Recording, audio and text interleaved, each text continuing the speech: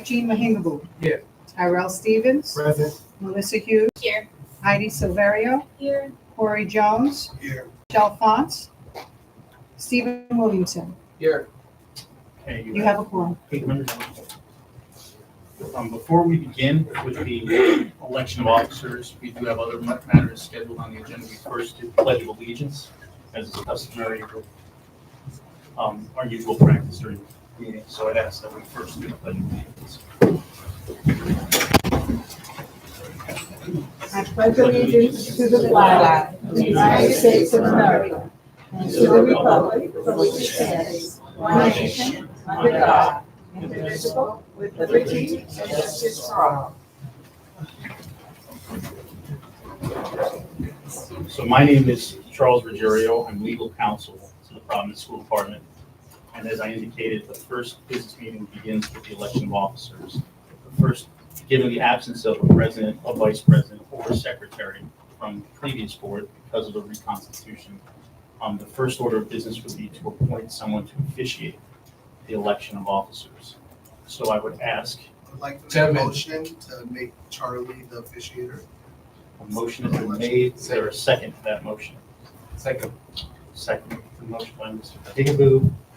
Are there any other nominations for the officiant of the election? Okay, nominations are closed. Is there any discussion on the nomination? All those in favor of the nomination, please indicate verbally by saying aye. And we should do a roll call. So I ask for a roll call vote for the officiant of the election. Mireya Mendoza. Angel Newman. Aye. Jenny Mercado. Aye.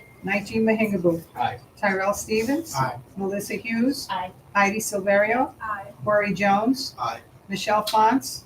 Stephen Williamson. Aye. Okay, so the motion passes, and I will accept the nomination. Chairman, Yes, sir. I move that the Providence School Board elect the following slate for the board leadership.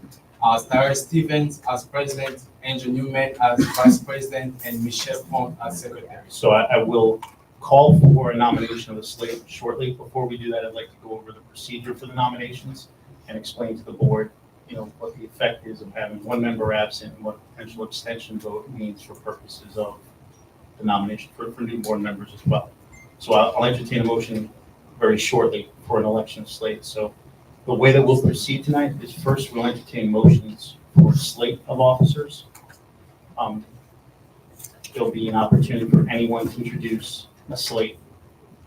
Afterwards, should that motion for a slate not be approved, then we would proceed to each of the individual officers and elect a president, a vice president, and a secretary until there's been an approval of any of those nominations. So the only other thing I would mention is pursuant to our revised bylaws, we have a modified version of Robert's Rules of Order. If you abstain, it is if you are not present. And the count of existing members would go from 9 to 8.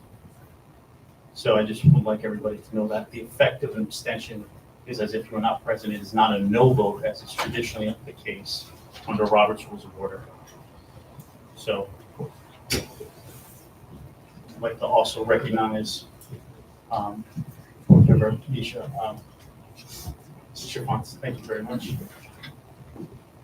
So that's okay. So now, with the first order of business, I would call for, is there a nomination for a slate of officers for the Providence School Board for the 2025 session? Chairman, Yes, sir. I move that the Providence School Board elect the following slate for the board leadership. Tyrell Stevens as president, Angel Newman as vice president, and Michelle Font as secretary. Okay. The slate of officers has been nominated. Is there a second to the nomination? Nomination has been made and seconded. Are there any other nominations? Chairman, I'd like to make a nomination for a slate with Heidi Silverio as president, Corey Jones as vice president, and Melissa Hughes as secretary. All right, another slate of officers has been nominated. Is there a second to that nomination? Second. That slate has also been seconded. So is there discussion on the two nominations? recognizing Mr. Mahingabu's original motion, I would call for a vote on his nominated slate of officers, starting with, I believe it was Mr. Stevens, Ms. Newman, and I'm sorry, who was, Michelle Font. and Michelle Fonts as the secretary.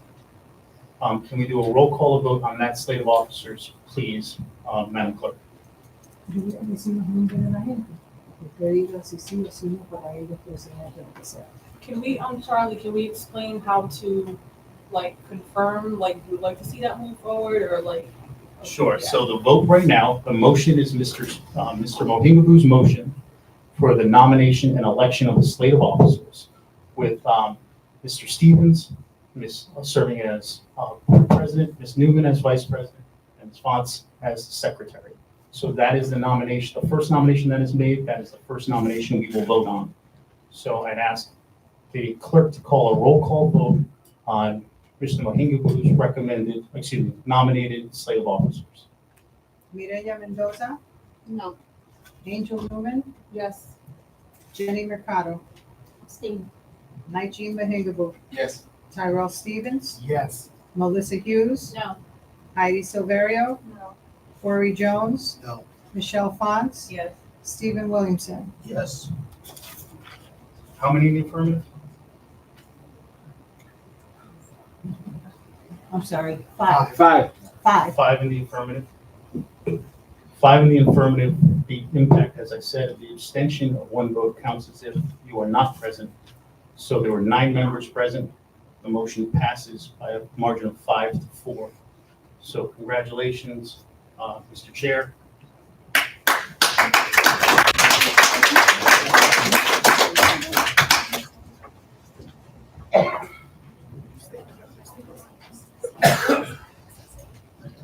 All right, Terrell. Okay, sorry.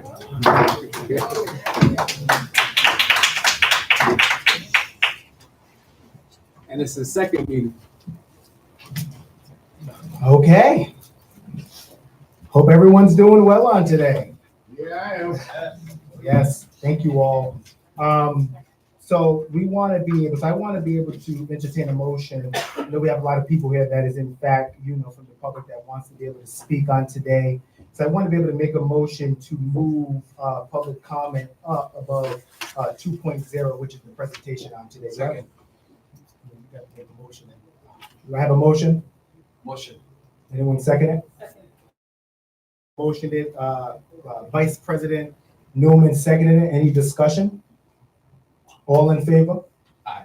No. The ayes pass. We have how many? You gotta help me out. Go ahead. Sure. Yeah, no, I think I heard 5, but I didn't hear 6. So it has to pass by a majority vote of 6. So if there's. Can you, all right. It shall be open for discussion after. the Clerk, motion can you is- call the roll? Before you do that, Mr. Chair, after the motion is made and seconded, we first call for any discussion on the motion. So I didn't hear that part of it. Any discussion? Yes. Yeah. Look. Okay. I would just, my question is just what part of the agenda do we want public discussion to be moved forward in order for, the public to give us opinion on before we vote? That's just my question. I don't have a question. I think a lot of people here have work tomorrow. Some of them have kids that are at home.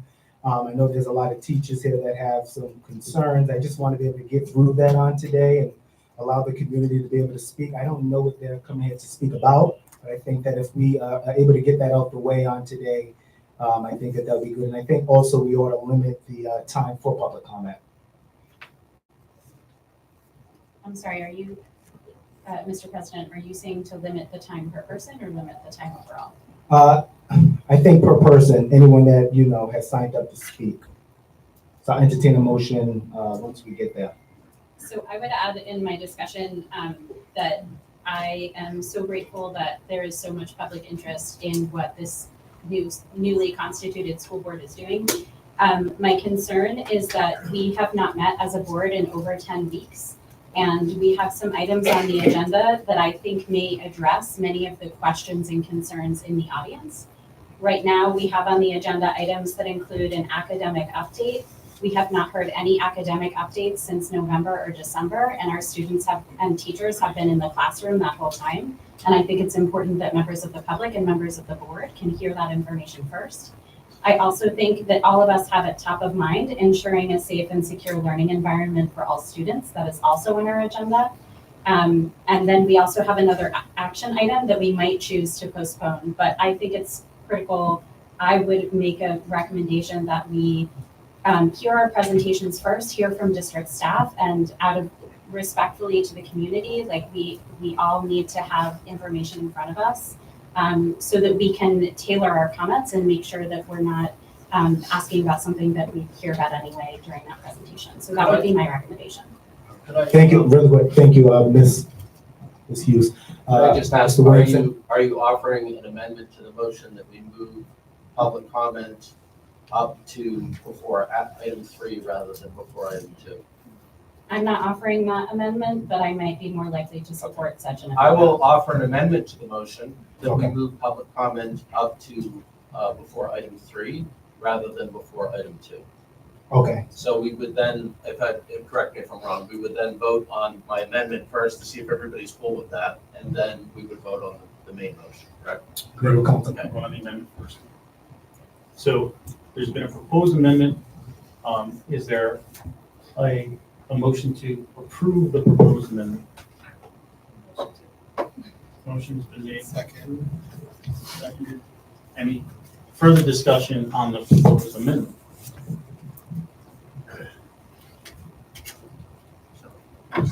no, you're good. You're good. I'm up here and I'm nervous, so I'm sorry, No, y'all. that's right. Okay, there's been a motion, there's been a second. Any discussion? All in favor, signify by saying aye. Aye. Any abstains? Any noes? Nay. All right, 1 no. The motion passes. Presentation, come on up. Ms. Sandy Stewart, how are you?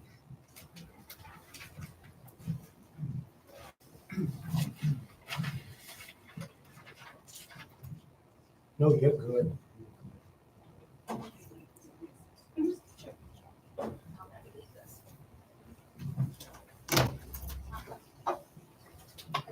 How are you, Miss Paula?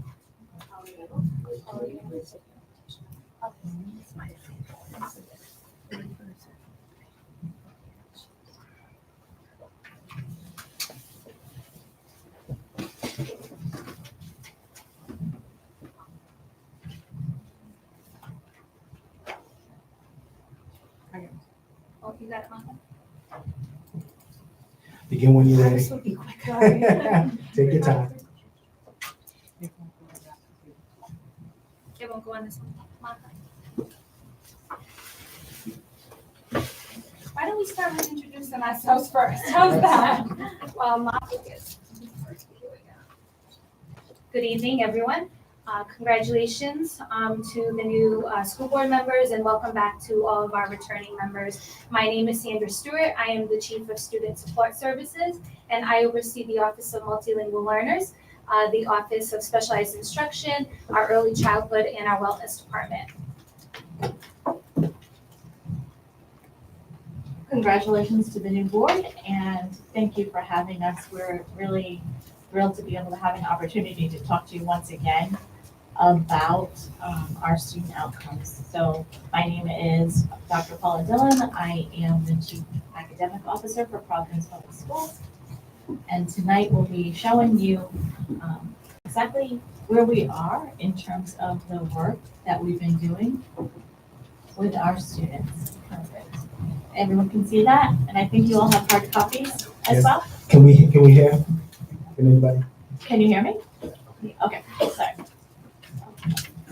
So we have broken down the TAP goals into 4 specific areas that we want to focus on tonight regarding the academics. So academic achievement, student attendance, HQIM, which is the high quality instruction materials, and cycles of inquiry, which is when we sit together and we look at where our students are in terms of their academic progress. So those are the 4 things that we'll be speaking about tonight. Of course, you know, TAP is much wider and broader than that. But as we talked about with the Council of Great City Schools, what are our student-based outcomes that we're really narrowly focused on? so that we can make sure our students are growing academically. I have provided a key for you. That key shows on several slides, you'll see the colors green, red, and yellow.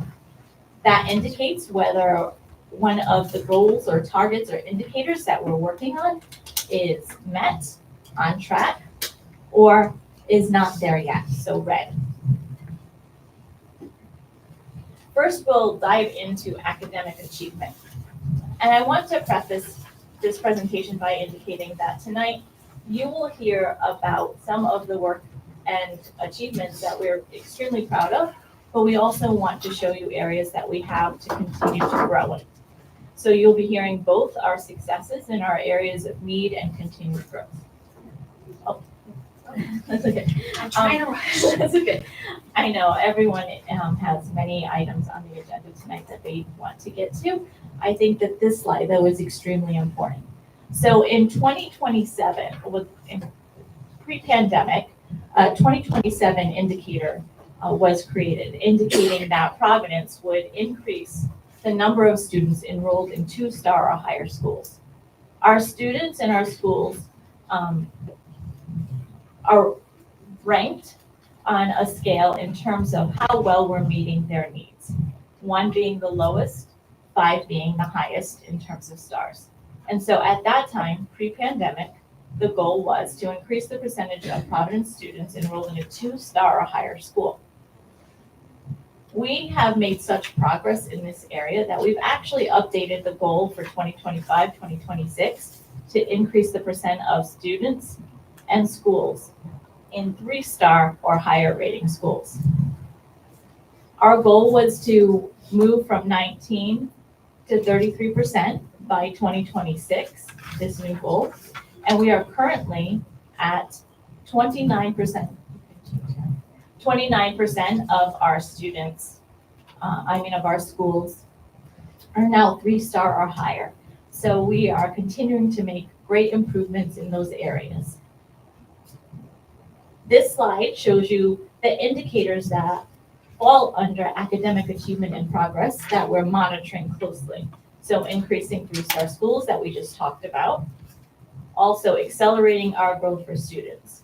We're focused really carefully on students who need to grow at an accelerated rate because they're more than 1.5 years behind grade level. And at this point, halfway through the year, of the students who are 2 years or more below grade level, 44% have grown 1.5 years in ELA and 52% in math. So we are right on track toward the end of the year in meeting that goal of supporting all students who are 2 years or more below to reach that. So that is also excellent news. We're looking at our redesigned schools. Those are our schools that have had historically the lowest performance in the district. And one of our goals that we're monitoring is increasing the number of students who are proficient on the SAT to 18%. So we have adopted and are implementing a readiness assessment where we're able to touch in and see how the students are doing toward those standards. And so here we have an increase in ELA and math on our PSAT assessment readiness, an increase in ELA, and some areas of need represented in our math SAT readiness. We're also looking at accelerating our students. So not only do we now have, as you know, advanced academics in all of our middle schools, but we've increased our AP enrollment from 349 students last year to 419 students this year.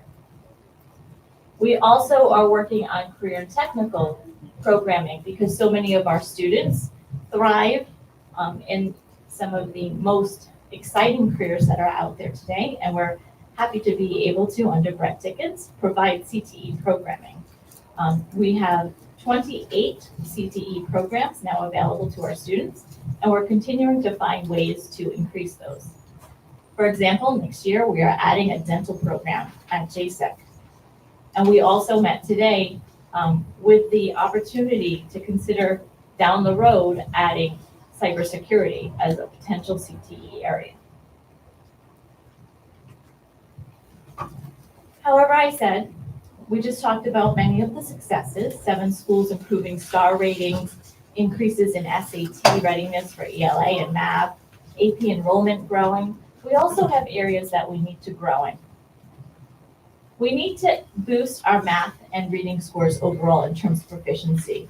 Our students are showing high growth, and now it's time for us to also focus on overall proficiency. We are working on strong Tier 1 instruction. We've developed an instructional model, and we are focusing on small group personalized instruction. We have a walkthrough tool where principals and transformation officers are coming together and supporting the teachers through coaching and professional learning based upon what they're finding on those walks. We are also noticing a need for targeted interventions and high dosage tutoring for the students who are not making the accelerated growth, particularly in the middle school and 9th grade areas. One of the things that we're excited about for the future, for progress and next steps, are our PK8 schools. PK8 schools show that students in the middle school levels in PK8 schools, because of the sense of community and having that relationship grow with their families throughout the years, or in standalone middle schools. So that is an important next step for us. We're also focused on improving high quality instruction in math and ELA and science. We have the high quality materials, and now we're looking at how do we ensure that those materials are being used with fidelity and that students are growing because now they have those tools. And we're focusing on the right interventions and inquiry cycles, which means that we're sitting down at the table, we're looking at our student progress, and we're making plans at the individual student level for those students that aren't growing. I know that when we've met with Council of Great City Schools, they talked about attendance can be a student-based outcome or it might not be. And so I want to focus on attendance here because for Providence, attendance is a student-based outcome. And how do I know that? So one of the things that we had the opportunity to work on with the Department of Education is the data that connected the state assessments with attendance. And what we saw very, very clearly is that as academic or chronic absenteeism decreased, the students who were chronically absent in the past were able to close their gaps and improve academically. So for us in Providence, attendance matters greatly, and we want to stress that. We had significant improvements in the area of chronic absenteeism. We dropped nearly 12% across all of our schools, and we set a goal for this year of students in chronic absenteeism being below 31%. So we're looking for 30% or lower.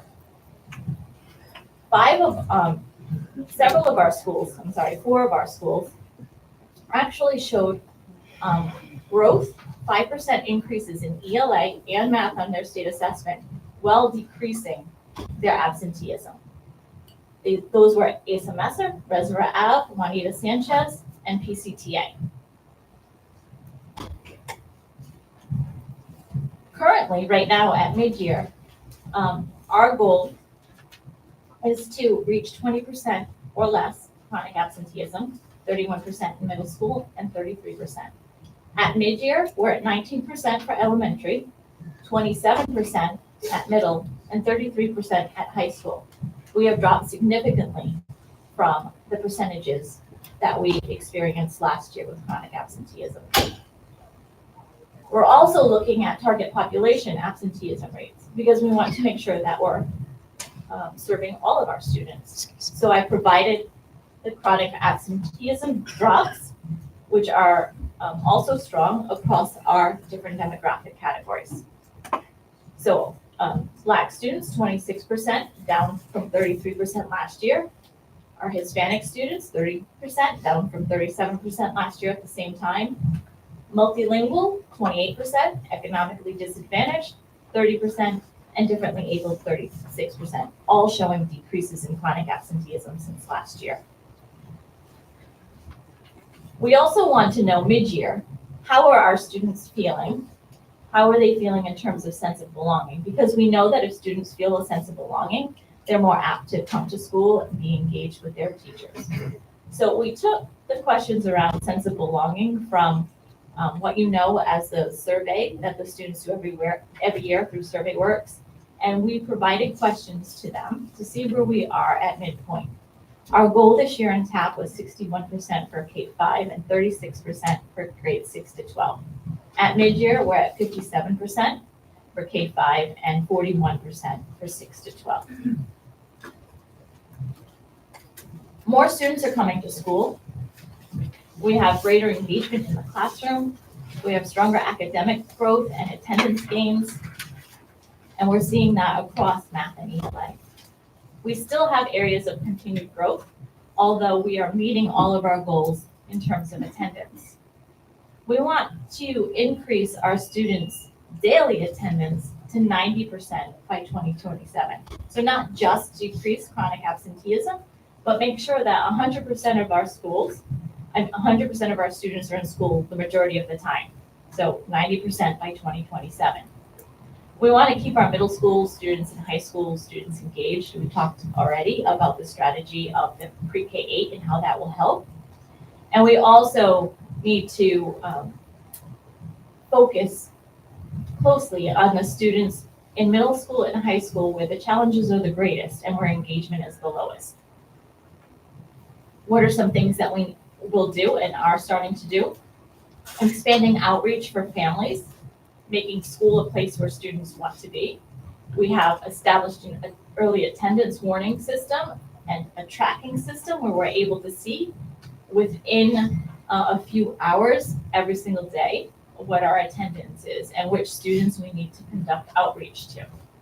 We want to make our schools feel like a place where students want to be and there's a strong sense of belonging, student engagement, and mental health. And we want to provide support where it's needed the most, and we're continuing to need to target interventions and resources in those areas. Our next area is high quality instruction materials. If you remember, there's a law that was passed that indicated that in math, science, and English language arts, all schools had to adopt high quality instructional materials that were rated such. Providence has adopted the high quality ELA, or English language arts curriculum, math curriculum, and science curriculum. And one of the ways we know whether or not the curriculum is doing what it needs to do is to look at our student performance. And so we've been measuring and monitoring. For this particular indicator, we're looking specifically at student performance on ELA, English language arts, on our RICAS state assessment for grades 3 through 8, and our SAT assessment at grade 11. We have a chart from pre-pandemic to now that shows you our change over time in terms of student performance. We are at or above pre-pandemic levels for almost every category. And one of the greatest improvements we made this year was in working with our English language learners, our MLL students, who increased on their access targets, their individual access targets. Last year, 25% of those students met their goal, and this year we're at 44%. So there has been significant time and attention through Ms. Stewart and her team and Jen Neflon in focusing on curriculum and instruction and the quality of MLL programming in the district, and our data is showing that that's working.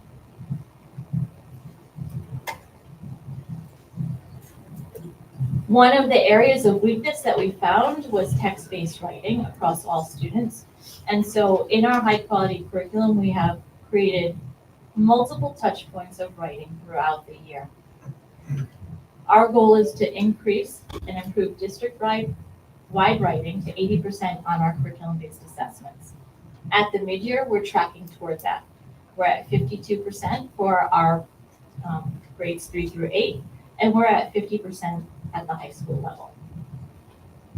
In addition, we are looking at the access scores that we talked about, and so we have 43% of the students meeting their targets. And we are increasing student proficiency on their iReady and SAT readiness scores across the district. We've talked about the areas that we're proud of and the areas that we're meeting, but we also need to look at next steps and areas of growth. We want to continue to grow and reach the access scores targets for 2027, which is 67%. So continuing to work with Ms. Scott and Jen Eplon and her team to implement new curriculum next year that really reach the secondary MLL students. We're also focusing on early literacy and math, and we've added interventionists and high dosage tutoring across our schools. We'll continue to grow that in order to meet the needs of these students. And we are also making sure that our high quality materials are being used the way intended so that our students can have the greatest growth and the greatest opportunity. Finally, our cycles of inquiry. So if you recall, when we met with the Council of Great City Schools, they talked about a need to convene and look at student outcomes throughout the year on a regular cycle. So we do that in a few ways. We have something at the school level called Common Planning Time, where teachers and principals come together and look at the students in their building as a whole. We have something called multi-tiered systems of support, where we're looking at students who might not be hitting those targets and make plans for them. And then on a regular basis, 6 to 8 weeks, we have cycles at the district level where we're looking to see for trends across schools, across grade levels, so that we can send in different people to help support schools that might be on track or needing support. So that's what we call our cycles of inquiry. We're looking specifically here in terms of math performance and science performance for this particular indicator. We're also looking at the TAP indicator that our 9th grade students will hit secondary success rates of 69% by 2027. You can see through our what we call PDSA cycles where we are landing in terms of our math and ELA performance at this point in the year. Currently, our 2024 goal for the TAP 2027 targets was 49%. We're at 48%. So we're on track, but we still have a ways to go for that 69%. What are we doing? What are the areas that we have continued support around? We're expanding our MTSS support. We have interventions for students who need tier 2 intervention, which means over and above what they're doing in the classroom with their classroom teacher. Our goal was 15%, and we hit that early in the year. So we expanded that already to 25%. We are also working on the 9th grade readiness because we hit the 48%, but we really want to get to that 69%. We're expanding our data-driven instruction, which means that when those teachers are looking at their data, they're grouping the students based upon need and really focusing in on the students. We're also strengthening our math and ELA foundations, adding additional resources in grades 2 to 8 to ensure that the foundational skills that are necessary in order to accelerate learning are there. And we're enhancing our support for our learners. So that's just a small insight into where we are with our academic portion, our excellence in learning targets for TAP, our TAP goals. And I know that over the next few weeks, we'll be meeting more and more about TAP goals and setting board goals as well. So I'm looking forward to that. Any questions? Mabel? This morning, I have like 2 comments. Is RIDE doing or the district doing any campaign on the attendance this year? I know you guys done an attendance campaign last year. I don't know if you want to talk about that. Sure. So there is a state attendance campaign, Attendance Matters, and there's also a district campaign. We also do continued outreach through Parent Square We also call individual families and students based upon what's happening with their attendance. The schools have attendance celebrations. There's attendance plans, thank you, I couldn't think of that. There are attendance plans that are now being developed through the MTSS system, so that in addition to academic plans in there, we're creating attendance plans where we're finding out what is the obstacle or what is the reason why your attendance isn't where it needs to be, and how might we help you and help your family to be able to have stronger attendance. So yes. Thank you. I want to thank RIDE and the state and actually the districts for running this campaign. I think that this campaign are effective. And also another recommendation that I have, regarding attendance. I think that the districts and RIDE should look into the programs that we already have, like bilingual education. We have seen schools that have these programs. These schools tend to do well, and also we have seen an example. We have seen the increase in attendance and reading level. I think that we should still start having a conversation how we can expand bilingual education across the district. Thank you. It is one area that we have in terms of a goal and continued dialogue, and we should engage in that. I agree. Mr. Jones? First, I want to say thank you, Paula, for giving that presentation. You talked about accelerating the goals for students who are 2 years or more behind. Do you have a count of how many students that is in the district? We do have that. I didn't bring the number of students with me tonight, but that's about, I don't want to misspeak, but I have the count and we can bring that to you next time. Yeah. Absolutely. And then you talked about some of the star ratings increasing. And I know I did a lot of research about, how school closures can sometimes play a role in star ratings, but I don't know. I would say that's not the case for us because we had no 3 stars and we went from 7. So if you could talk about if, how school closure played a role in that, because, I like to believe that when a school closes that the students are going to a better school. Yes. So one of the ways that we looked at that, because we had the same question in terms of percentages, with overall number of schools, but also number of students served, right? So for us, it was important to understand, are the numbers of students served in schools that are 2-star or higher, meeting or exceeding the TAP 2027 goals?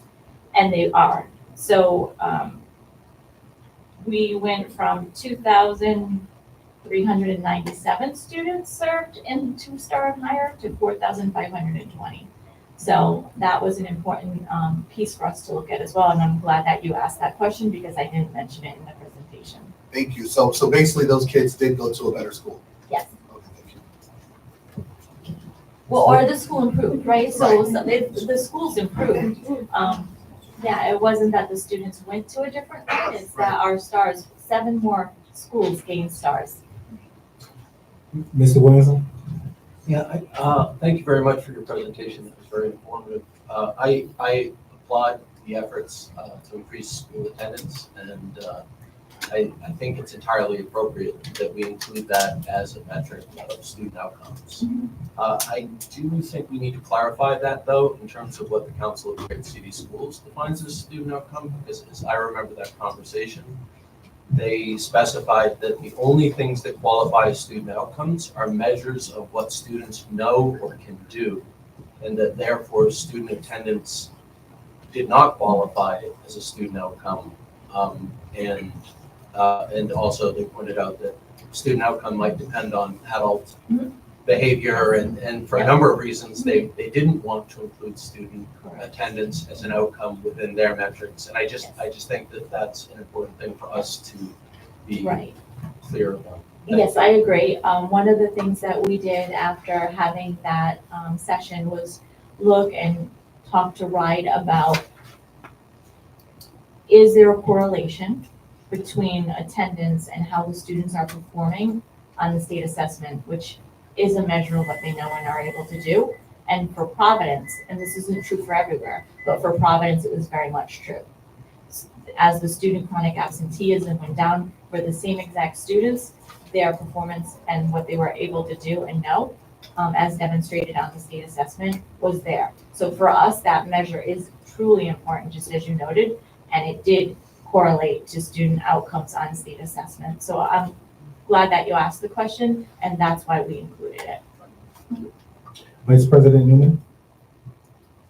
Thank you so much. I really love how you zoom in into different parts of the TAP, and that was really informative. I know we're gonna talk about the Great City Schools like in a bit. I do think there's like, it's clear that attendance is like, whether we call it an outcome or an input, you can't have one without the other, right? You know what I mean? So I think it in some ways becomes like semantics where it's like, we need kids to be in school for them to know and do things, right? So I think it's really important. I also just wanted to share that like my 2 kids go to Kennedy, and I can tell you like they've been like sick, and I'm like, you have to stay home because you're sick. They're like, no, like I'm gonna miss the attendance celebration. And I'm like, dude, you're like coughing, like you just can't do this. You know what I mean? And I just wanted to like acknowledge, just like as a parent of a kindergartner and a first grader in Kennedy, it's really worked. It's put a battery in the back. I know as like students get older, I'm sure the challenge and the incentives need to shift a bit. And I guess that was going to be a question. I know for younger kids, like being able to pick out of a toy box, or like, believe me, my kids have all the certificates. Like, I was here. How do you see things shifting kind of in like the upper grades, like in middle and high school? Like how are teachers and schools addressing the incentive piece of that? I think there's a few pieces to it. Some of the secondary schools have started to adopt these celebrations as well. So for example, Del Sesto is running an attendance campaign right now. And they're running it for both staff and for students. And they're going around to the individual students and to the individual staffs and celebrating. So even a certificate at the secondary level means a lot to students, right? So we are doing those types of things. They're also doing different activities where there might be an additional opportunity to have some time in the gym or in other activities as a school to celebrate, or to just have some time together as a community and build that. But the most important thing at the secondary level is engagement, right? Students who feel that the adults around them care about them and want them to be there, believe that they can learn and have high expectations for them, and are providing them with instruction that really connects to the world beyond the classroom. That's the strongest pull for secondary students. It's part of the reason why we're trying to expand CTE programs, but even for students who don't want to go into CTE programs, offering that same kind of learning in the more academic setting, and making sure that we're doing everything that we can to make a student feel welcome as soon as they walk in the door, making them feel like they have a sense of belonging, that this is their school, that everyone there believes in them and believes that they can learn at high levels. That's the greatest incentive there is for secondary students. I mean, we still have contests and things like that, and different incentives that are more tangible than that. But honestly, the long-term piece for secondary students is, do I feel wanted and belonging, and are my classes engaging, and I want to be there because I'm learning something every day. This Severi. I saw in the high quality instructional materials that you had stated the multilingual learners went from 13% to 23%.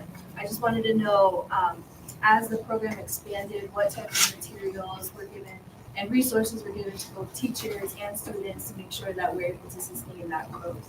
Right, so a few things, and Cindy, please feel free to jump in. A few things. One, we have dedicated coaches who work with our teachers who might not be ESL certified, so that we're ensuring that all teachers, regardless of ESL certification, have the strategies to engage with multi-language learners in the classroom and know how to break down those lessons and reach the learners from that perspective. We have also expanded so that in our bilingual schools, the curriculum materials are available in both English and in Spanish in the bilingual schools. We have been evaluating our secondary ELD, our English language development curriculum, and Jen Eflon and her team has made a recommendation to change that curriculum, and we will be updating that next year. So that's an additional piece. In addition, the district has invested heavily in helping teachers to become certified who are not already certified, and making it a requirement to be certified if you're teaching in certain areas. Did I miss anything? I think. Misuse?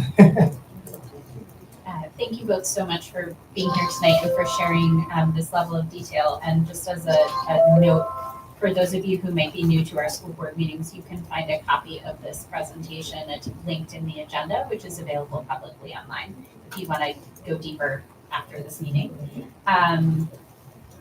One of the things that others have touched on, I think Vice President Newman's point was important, that like whether we call something an output or an outcome, there's lots of factors that go into helping our students be successful and get where we want them to go. You touched on it very briefly, talking about planning for pre-K through 8 schools. I think that was on slide 7. I was wondering if you or someone else from the team could talk a little bit about which schools we are in the process of moving to a pre-K through 8 model, and then talking about how that might, how we think that might affect student outcomes, particularly for kids that otherwise might be in a traditional middle school environment now. So I would like to recommend that maybe we put a future presentation on about PK, because I believe there's a lot of information that I would want to share and share deeply.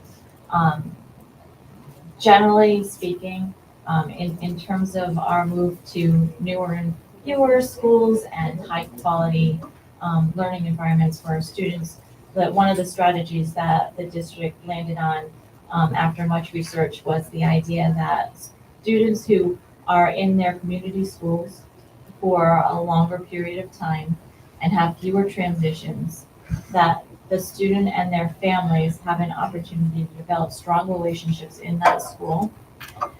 The school gets to know the student very, very well, is able to program for their individual needs, and is able to develop better means of outreach and communication with the families. When that occurs and is done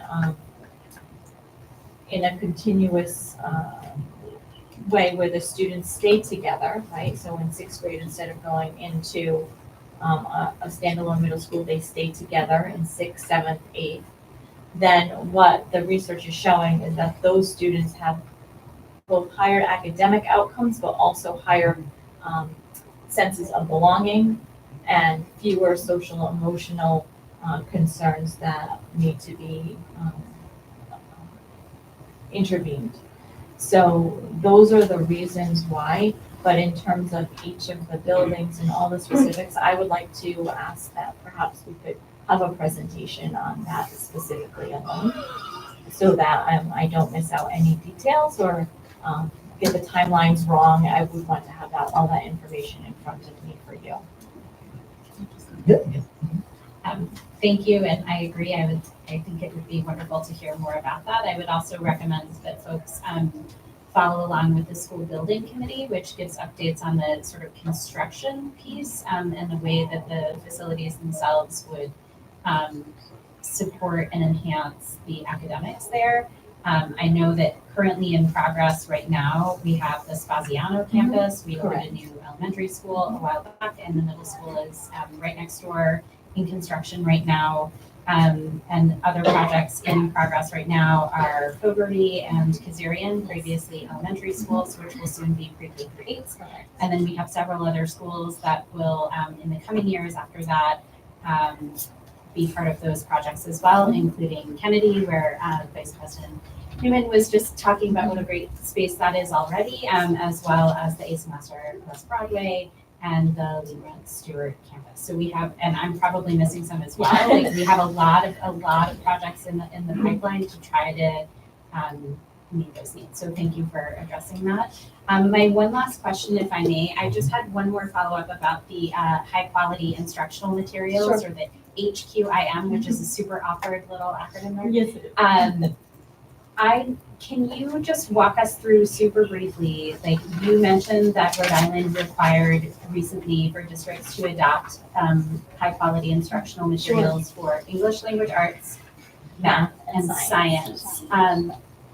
One thing that we've heard before our board before is that you can't just like get a new curriculum and then like the next month the kids are doing awesome, the teachers have everything they need. Can you just briefly tell us about sort of that process and sort of the timeline of like what does year one look like, year two? Yeah, absolutely. So year one adoption is one of the most challenging, right? Because you're providing professional development to teachers. They are receiving new materials and then they're using those materials to instruct the students. So there often requires a considerable amount of coaching that happens at the school level into any professional development that might be provided through the vendor of that particular material. It takes 3 to 5 years for any real meaningful results to be evident in academic outcomes typically for most curriculum. And then in year two, the teams come back together and they talk about what went well in year one and what did go well in year one, where they'd like to make shifts. So in year two, there's an opportunity for those conversations, new coaching to happen, new guidance to be put out. And then by year three, most teachers have kind of acclimated to the curriculum. And so we're at the point where now we're starting to look at the additional aspects of the curriculum. So perhaps it has performance-based tasks that we didn't do in year one and two. And so we're adding those in and pulling those in. In Providence, one of the ways that we do that is through our common planning time, so that we're having conversations and looking at lessons and breaking those down together. Another way that we've done it over the years is through coaching. And the other way that we've done it is through before or after school professional development sessions. We were fortunate with ESSER funds to be able to provide additional professional development. Unfortunately, those funds no longer exist. And so we have the added challenge now, anytime we adopt a new curriculum, is finding a way to do that within the constraints of the school day or funding teachers for professional development. So I just want to name that as something the board should know about in terms of funding and challenges that come along with any new curriculum adoption. The other piece that happens kind of continuously is as we add new teachers. Every time we add a new teacher, that new teacher also needs to be onboarded to that curriculum if they didn't teach using that same curriculum in their previous setting, or if they're a brand new teacher who hasn't taught before or is moving grades or that type of thing. So in addition to the implementation strategy and all of the professional development that happens in those first 3 years, we're also onboarding new teachers parallel to the teachers that we already have been working with for the implementation years. Any other comments? All right, I have a couple. Can we go to slide 6? I had a chance to read through it yesterday. One of my questions is, so do the existing 3-star schools have the physical space and resources to accommodate more than 2,000 additional students? So it varies. Some of our schools are at max capacity in terms of the number of students and classrooms that we have in them. And then other schools might have physical capacity, but might not have teaching capacity. So that varies by school.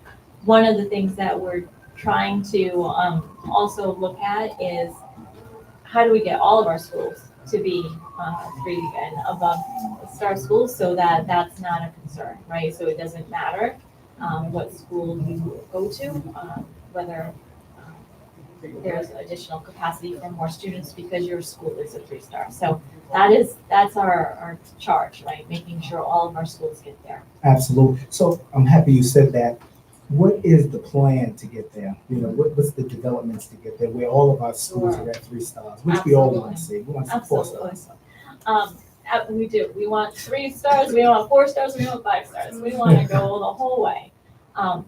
The strategies that I've been talking about tonight in terms of getting the high quality curriculum fully implemented, working on the multi-tier systems of support, getting the additional supports in for students who need acceleration of learning, the high dosage tutoring, those are all the strategies combined that move the schools from under 2 stars to 5 stars. So the strategies I described tonight are the strategies.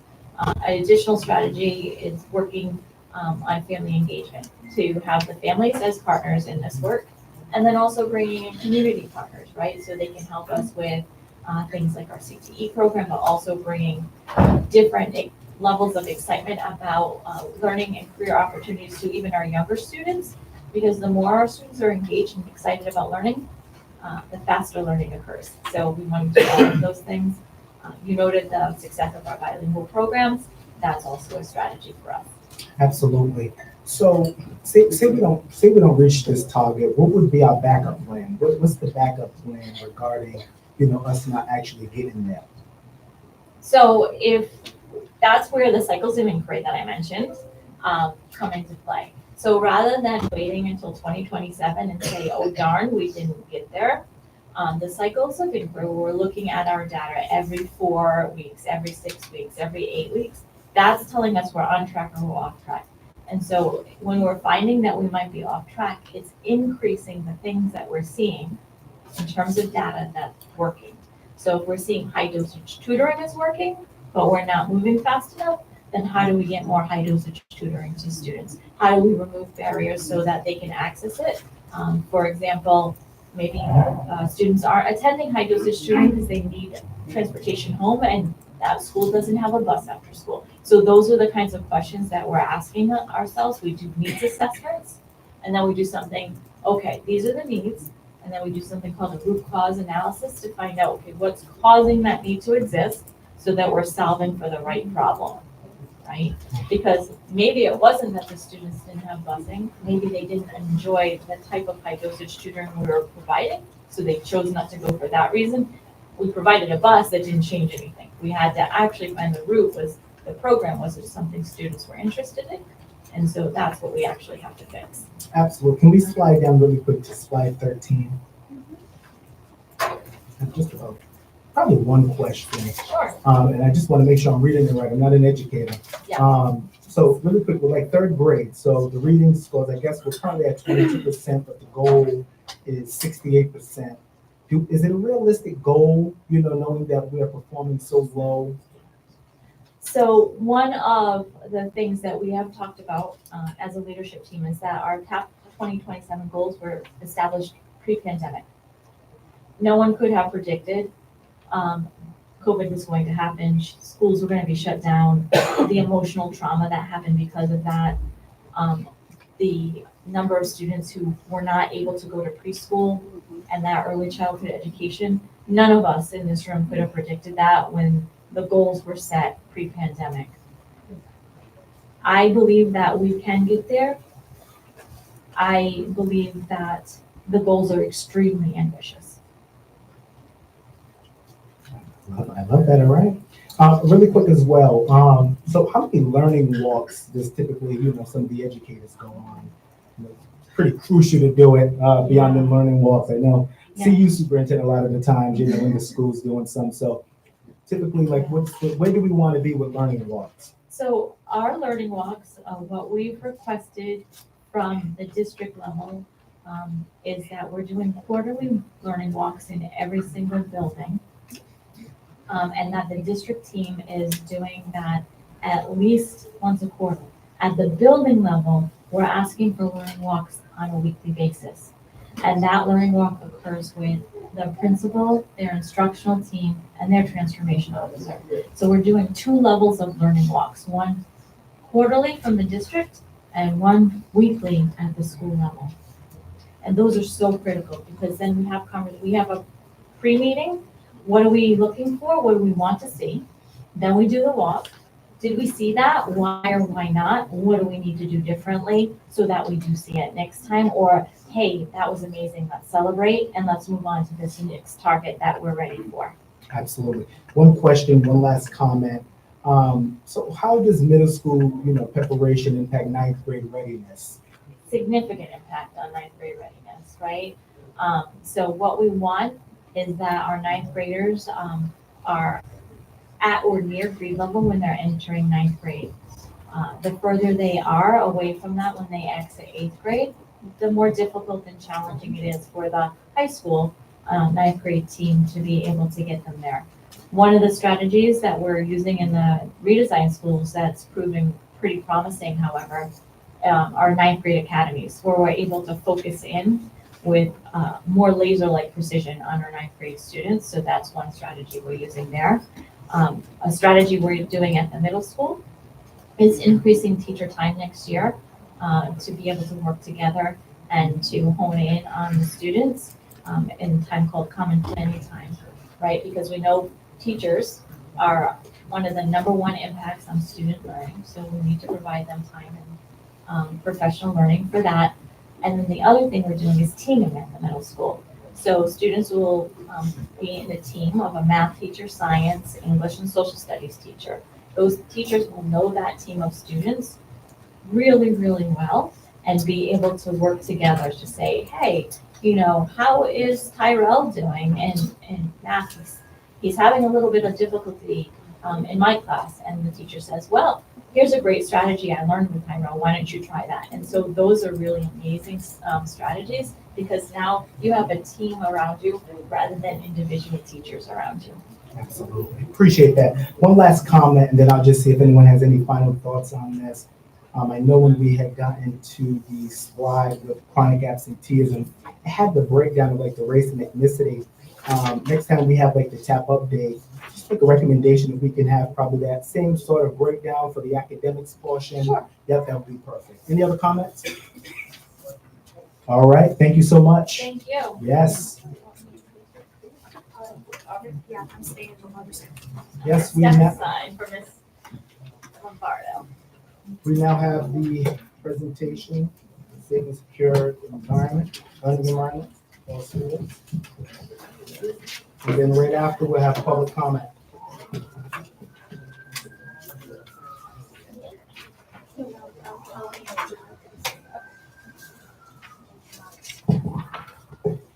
Whenever you're ready. While Martha is so while Martha's getting our presentation up, as you can see, I'm joined tonight by Attorney Lombardo from the law office of Peñas, Carroll, and Lombardo. We're extremely grateful to the work that Attorney Lombardo and Attorney Carroll, and plus in addition with Attorney Vigerio, have been helping us in reviewing all of the executive orders that are coming very fast and furious. And so they are looking at those orders, they're providing guidance to us to help us as we're looking through all of our policies, procedures to ensure compliance, but most important, to ensure the safety of all of our students. And so in your folder tonight, I just want to go over with you, you have a copy of our presentation. There are links that are in that presentation. However, sometimes the links aren't always accessible. So tonight, we're going to be presenting on the guidance by the Attorney General. So you have a copy of the complete guidance document. You also have a copy of the update that was given by RIDE, Commissioner Infante Green. So you have a copy of the complete document of that. And then later in the presentation, I'll be sharing with you a family resource that our FACE office provided to families. So you have the complete document for that, okay? So now that we got that, we can get started. Okay. So tonight we'll be sharing a very brief presentation of the guidance that was shared by the Attorney General and also RIDE Commissioner Angelica Infante Green in relation to the most recent executive orders and the actions that we as PPSD have taken to become compliant with those orders, but most importantly, to always ensure the safety of our students. And then lastly, the second part of our presentation will be a glimpse into some of the student supports that we're providing along with the family support. So for this portion, I'm going to turn it over to Attorney Lombardo. Sure. So first off, Hi, everyone. I have not been before you as a group before. So congratulations, and I'm very happy to be here. Thank you so much. So as Sandy said, we're just going to delve a little bit into the relevant guidance right now with respect to the executive orders, keeping in mind that we could probably be here for 3 hours, which I know no one behind me would be happy about. So this is a very brief overview. And also it's something that's evolving. So day to day, we're getting new guidance and information, and there are new lawsuits. So, keeping in mind that this is something that we're going to have to update you on continuously, I would think. So first, we're just going to go over, as Sandy mentioned, the governing law regarding access to schools, the governing law regarding collecting student information, and the governing law regarding warrants, notices, orders, and subpoenas, relying on the Attorney General and RIDE's guidance, and then a separate document from RIDE and Commissioner Dante Green. So I first just want to say this initial guidance with respect to keeping students safe in school is in response to a change in policy and in guidance with the administration, where protected areas such as schools from ICE raids are no longer protected areas. And that's of January 20th, 2025. So in response to that action, on January 27th, the Attorney General and the Commissioner issued guidance to LEAs, and RIDE also issued specific guidance at that same time to the LEAs. And so the guidance provides, in the first part regarding access to schools, that access to non-public areas of a school may only be had with a judicial warrant issued by a federal district court or magistrate judge. The non-public areas of schools include classrooms, hallways, and other locations that have restricted access and/or entire campuses when school is in session. So most of the school area. This guidance also delves into access to open school areas that are open to the public, which is something that we need to plan for, obviously, as a school department also, and that we have done a lot of planning around, meaning the fields around the schools, what happens when we have athletic events, what happens for field trips, what happens during sporting events. So we've tried to plan for all of those scenarios, that we have something in place to protect students at all times. And so as far as our PPSD action, as a district, and it was really all hands on deck, and I feel very lucky to work with a group that was so focused on this and so focused on the safety of students almost immediately when we received this change in guidance. We reviewed the district school safety plans, including the visitor protocols and procedures. We developed a comprehensive SOP outlining guidance to district staff. So really taking the guidance that we received from the Attorney General's office and from RIDE and putting it into a complete but succinct document that everyone can follow. And included in that SOP, and I think this is really important, we have a section on documentation and what kind of documentation would need to be presented in order to verify that an immigration enforcement officer was legally allowed to be in a school, and that includes a chain of command. So each school department, each particular school building has a chain of communication to the superintendent's office. The superintendent then immediately gets in touch with legal counsel, and we've made a commitment that if there is someone alleging to be an ICE officer or a federal agent at the school, that we will come down to the school personally, verify that this is a judicially issued warrant, and all of the principals know that. We developed a Q&A document for the front office staff, keeping in mind that they are really the front line to the school. So it's important that they know exactly what procedure they need to follow when someone's at the door. A lot of this is something that they already knew, because they're always conscious of letting people into schools, but just reinforcing for the moment, knowing that there is a new sense of urgency and importance to all of this. So just having that all in a very step-by-step document for them, which really is just handing this over then to their building administrator and then to the superintendent's office and to legal counsel, so we make sure we're all working as a team if this scenario were to arise. I trained with Sandy and some of the other administrators, all of the building administrators on the Attorney General's guidance, on the RIDE guidance, and on our own SOP. And it was really a train the trainer. So all of the building administrators were in with us, and then they went back to their respective schools and trained their staff on the SOP. And I know worked individually with their front office staff on that Q&A and exactly what happens if someone were to come and present at the school and we needed to take action. And that was all on January 24th. So it was pretty immediately after we received this guidance and the change. So the next slide. Okay, the second section of the Attorney General's guidance is the governing law regarding collecting student information and responding to requests for disclosure. So a lot of this has to do with our registration office and what kinds of questions we can ask at registration. Most of these things we already had in place in a very comprehensive SOP. The registration office had very recently been trained on this prior to this administration change, but we did go back again and just go over the protocols again. And so that guidance says when we're enrolling students, we can verify student information such as their age and their proof of residency in the district, but we do not require things like a birth certificate or a passport. We enroll students without a birth certificate or a passport. There are other ways that we can find out grade level information if we need to. Also, when enrolling students, we never inquire about a student, parent, legal guardian's immigration status as part of any residency verification process. When we enroll students, we can request information such as place of birth or native language spoken.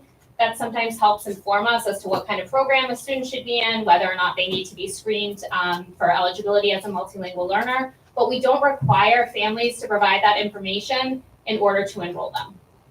And so all of that was emphasized again to our registration staff to make sure that they understood it. It was policy and protocol that we were working under anyway, but just to emphasize that, particularly now that students and families may be more hesitant to share that situation because of the circumstances.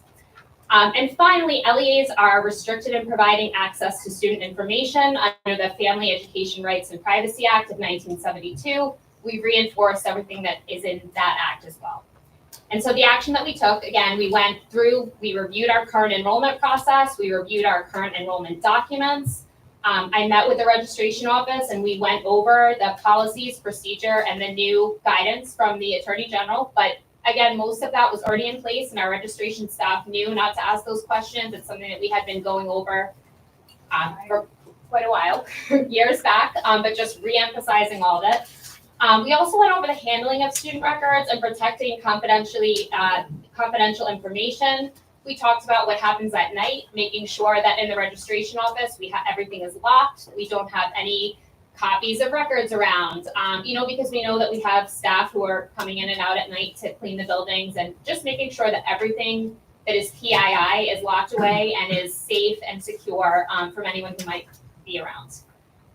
We also went over if they receive a request from an immigration agent or from ICE, they don't hand anything over, they immediately get in touch with the superintendent, hand it to legal counsel, we figure out if this is a judicially issued warrant.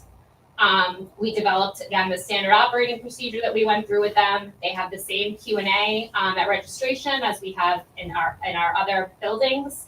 And we just, trained generally with respect to all of this. The other change that we made is with respect to FERPA. Previously, directory information under FERPA, which is like a name, date of birth, things like that, are things that families would opt out of receiving because there may be reasons why families would want a media outlet or, you make Allstate, you got the honor roll. Those are things that previously we had as an opt-out. We now made that an opt-in, so families would have to affirmatively opt into any media outlet or any third party requesting a name or any kind of directory information that they would have to opt into that, just as an extra layer of protection for students recognizing that the times that we're in. Sorry, Andy, jump in any time if you have anything to add. So the third section of the Attorney General's guidance is with respect to warrants, notices, orders, and subpoenas. And again, I think the big takeaway from the Attorney General's guidance and also the big takeaway we wanted everyone in our buildings to understand and pay particular importance to is that ICE warrants notices to appear and administrative subpoenas are not judicial warrants, and those by themselves don't authorize access to non-public areas of a school or to school records. They're not a court order, and so that's why all of this is going to be run through the superintendent's office and legal counsel to make sure that we have a judicially issued warrant before we allow anyone into a school or allow access to any student records. Part of the guidance is that LEAs are not to interfere with or obstruct any law enforcement or immigration officer in the performance of their duties. But again, that's only if there is a valid judicial warrant signed by a federal judge or magistrate. School personnel are not required to assist with the apprehension of a student or disclose a student's education records identified in an administrative warrant. We want to make sure that our front office staff is not in a situation where someone comes in and potentially asks for something and they don't know what to do. So we have a really scripted process where people know exactly what they need to say. They say, I have a standard operating procedure that I was told to follow. They're polite, but they say this is what it is. And administrative subpoenas do not require immediate compliance. They can be challenged in court. So we want to make sure that we run those through our legal counsel also. And so as far as our actions go, again, we reviewed all of our plans. We developed the SOP, we developed the Q&A, and we trained the administrators. And I also want to say another piece that we focused on with respect to records and registration is we know that we may have students who could have a parent or legal guardian who is detained, maybe while they're at school, or they may not be detained. And so part of our review with the administration, and I know the superintendent in particular was very focused on this, and rightly so, we want to make sure that we have emergency contacts for all of our students so that we don't have a student who is home and afraid and alone. And we know if a parent is detained, if a legal guardian is detained, we know who to get in touch with to make sure that we are providing the appropriate supports for that student.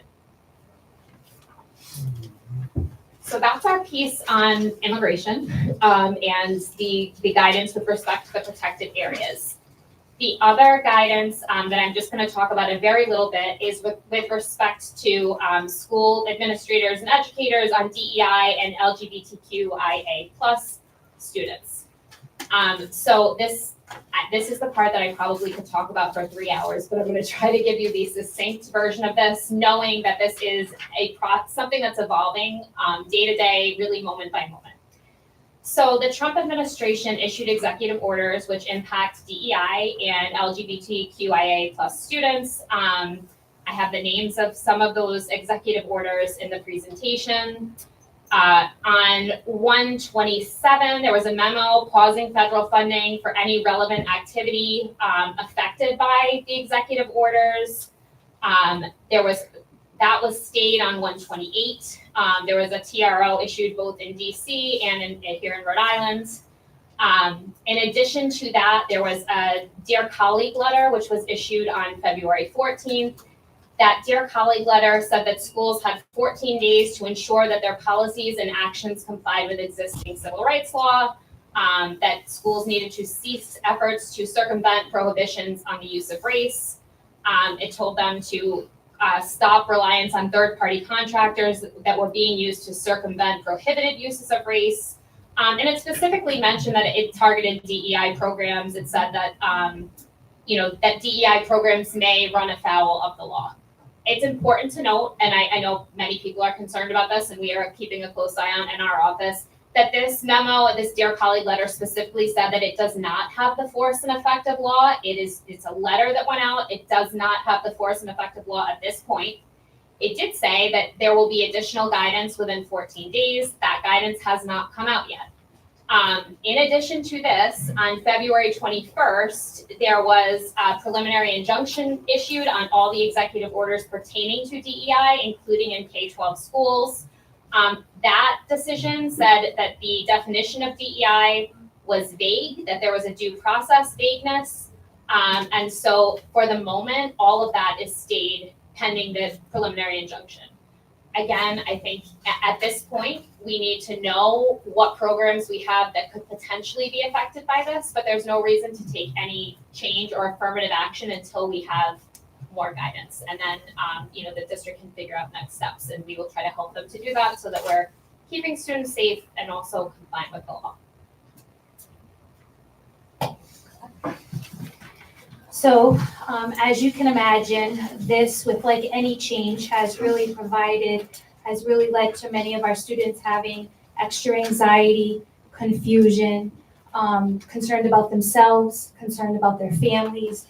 And so we wanted to spend a little time. I probably could do a separate presentation just on all of the fabulous things that we do as a district to support students, particularly our students with SEL and mental health. But I'm just going to name a few. So we actually have a dedicated office here in PPSD, which is our SEL and mental health. It's part of our wellness office, which also includes health services. We are one of, I think, the few districts that actually have that. We've been asked many times to actually share our model with other districts. So we have said that this is a priority for PPSD. The other thing I want to also mention is the fabulous student support teams that we have at our schools. And of course, students could go to their teachers, administrators, any adult in the building. But particularly, I want to talk a little bit about our teams. So we have about 67 school social workers, and that is amazing. Our ratio is about 1 to 258 students currently. National norm is 1 to 250. And so we have pretty much, since this administration has come in to PPSD, we have pretty much doubled the number of school social workers. So excited about that. We have school psychologists. This continues to be an area of need. So if there's anyone watching, we need you. Please come and apply because this is definitely an area, a hard to fill area. School counselors, really happy to announce too with our school counselors, we have 1 to 250 students, which is the national norm. So those are really important things to be proud of. Nurses, all of our schools have nurses. And then also last year, we started the addition of our registered behavior technicians also in the building. So as you can see, we have really provided a team that students can go to if they need to talk or they need some support. Also, want to just also share that we partner with many community agencies. And so we have, in addition to that, we have counseling services from Bellamente, Family Services, Providence Center. We just added, thanks to RIDE, at no cost to PPSD, Hazel Health, which will be a telehealth service for middle and high schools. And so, as you can see, we have added another layer. We also have our mobile crisis unit. So we have a mobile crisis unit from Family Services and also from TIDES for students who are immediately in crisis and need that immediate support. So we're not sending them to Hasbro and other where they're waiting hours and hours at the hospital. So those are just, believe me, a very high level. But what I would love to have you walk away with is understanding that we are prepared at the school to support our students in any way that they need. Additionally, we have also heard a lot from our families. I know that Chief Pinto is here somewhere in the room. She oversees the FACE office, and there have been a lot of families that have called looking for support. And we obviously cannot provide any kind of legal support, but they come to us because they trust us and they want our help. And so her team has created a resource document, and I believe Dr. Montañez sent a letter to families, and it was a direct link. And one of the things, as these resources are becoming available, it's a live link. They can go back, keep referring back to it.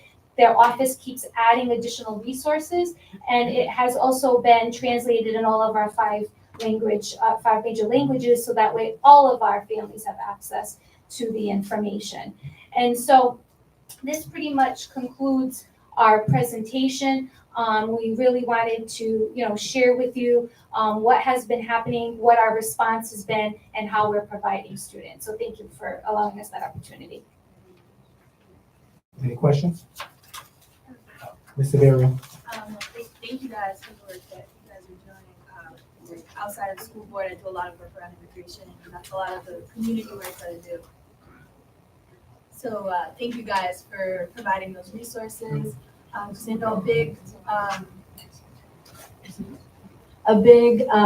worry from the community was especially what you guys were talking about of a student being home one day or in school and then getting home and potentially a parent being deported and not having someone to either pick up the student So I know you guys have said you have been proactive in making sure that there are emergency contacts, because that was a big worry about what are we gonna do with these students? Are they gonna be put in foster care or put in some sort of care? So thank you for clarifying that. And then another point that I had, and I know some other states are doing, especially for our high school students who are filling out FAFSA, they are very worried about putting their home address because they don't have status and they're worried about the government having that information.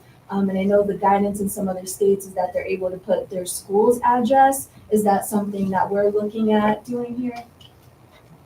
So that is not part of our guidance, but I certainly think that it's a good idea. We have read it in other states. I think that it's something that we could talk to our school counselors about, because it is a concern, and I think that it's a good idea. Mr. Mahigabo and then Mr. Jones. Thank you, Mr. President, and thank you, Sandy, and sorry, what's your name? Aubrey. Aubrey. Thank you for the presentations.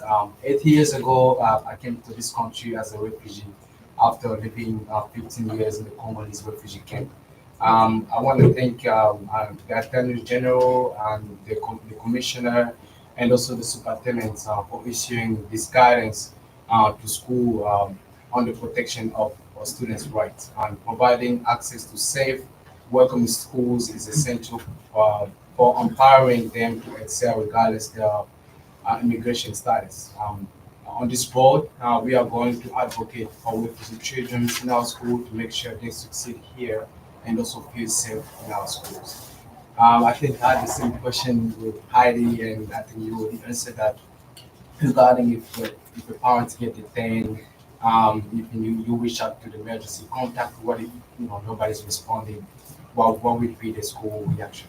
So I think what we said to our building administrators in the training, and they asked a lot of questions about this, and we're already proactively thinking about it. If you have families who've been reaching out to you because they are concerned, and we know there are families, make sure you have a plan in place with respect to those families. If there are students in your school who you have concerns about, make sure you're being proactive about reaching out, about making sure that we have a plan, about knowing that you are a safe person to talk to, and just, circling back with families and making sure that we potentially have multiple emergency contacts, that they have a plan in place as a family, which many of them do, and I think have shared with our building administrators. So just really trying our best to make sure that we have multiple options for students, and that they know that schools are a safe place to come and look for help. Thank you. And also a question for Sandy, and my recommendation would be, and we know who the students are and their family. And my recommendation would be like reach out to them. Like if, for example, the Congolese community, even the whole African community, they are even scared to reach out. In our country, we don't speak up because there's consequences. I think that the district should reach out to their family. We have interpretation services, and I'm asking the district to actually use them, reach out to their family, and show them that we are here for them. I agree, and I think one of the things we've tried to do over the years is help our students so that way they're aware when they're starting to feel like they need some support, and to advocate for themselves and know where to go. And many of you might remember we've done a lot of presentations on Project Aware, where we had a whole campaign on letting it out, and we had QR codes in schools where kids could take pictures, because they all have phones, even though they don't want us to know they have phones. And so they'll take the picture, it would go right to where they could go to get help. And I think part of, a lot of what Dr. Dillon talked about a few minutes ago, which is so important in our schools, are relationships. Relationships with kids is so important. That is, where a student will come and share that they're afraid, they need help, and so that we can direct them into that, to get the services they need. And you're right, we have phenomenal translation services, and so we should be using them. That's why we have them here. And all of our, leaders have been trained on how to use that, our district offices. So everybody is, that's all free to them. Schools have to pay. We do that at the district level, so they should be utilizing them. Thank you. Another question is, let's say, ICE doing rates, different schools at once. How many legal team that we have? Aubrey's really quick.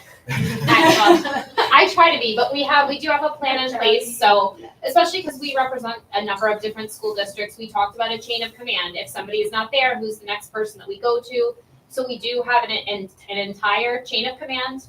We've been very clear with building administrators that they're very polite, but they ask people to wait and say, you know, we have been told that we have a standard operating procedure in place. Please wait outside or wait in a designated area while we take the time to go through that process. And so I think we have ample people to be able to, I mean, if they went to every school in the district, we'd have to say like, okay, slow down a second while we go through, but everyone knows to remain calm. And that's, I think, part of the biggest thing about having a plan in place is so that everyone feels confident that despite, you know, obvious anxiety and nerves, if ICE were at one of our schools, that everyone, you know, knows that they can look to that document and say, okay, this is my role and this is what I know I need to do, and then hand it to the next person who knows their role and hand it to the next person. So I think that we are as prepared at the moment as we can be for something that it's hard to ever be fully prepared for. But I think everyone's been trained, everyone's ready. We are certainly ready in our office to do what we need to do, and we know that this is probably the most important thing that we would ever do as legal counsel. So we're up for that, and we, you know, I hope we have your full confidence to be able to do it to the best of our abilities. Woohoo! Yeah, and you know, two more questions. You know, we have, you know, lunatics that support these administrations, and you know, so sorry. Yeah, my question is like, who are we training to make sure they are ready when ICE shows up? So we trained all of so I, in you know, conjunction with the superintendent and with other central office administrators, trained all of the building administrators. The building administrators went back and trained all of their staff, including one-on-one time with the front office staff, again, because they really are like our first, you know, line of defense against anyone coming into a building. And then also, I know Jay Menard worked with the athletic directors and the coaches. The bus company has issued guidance for students who are riding first student. So we feel like we have tried to cover all of the bases that we can think of. I mean, again, knowing that we don't know exactly what this would look like, but trying to plan the best that we can for any potential scenario. You know, we know the building administrators are covered. Superintendent, do you want to speak to this also?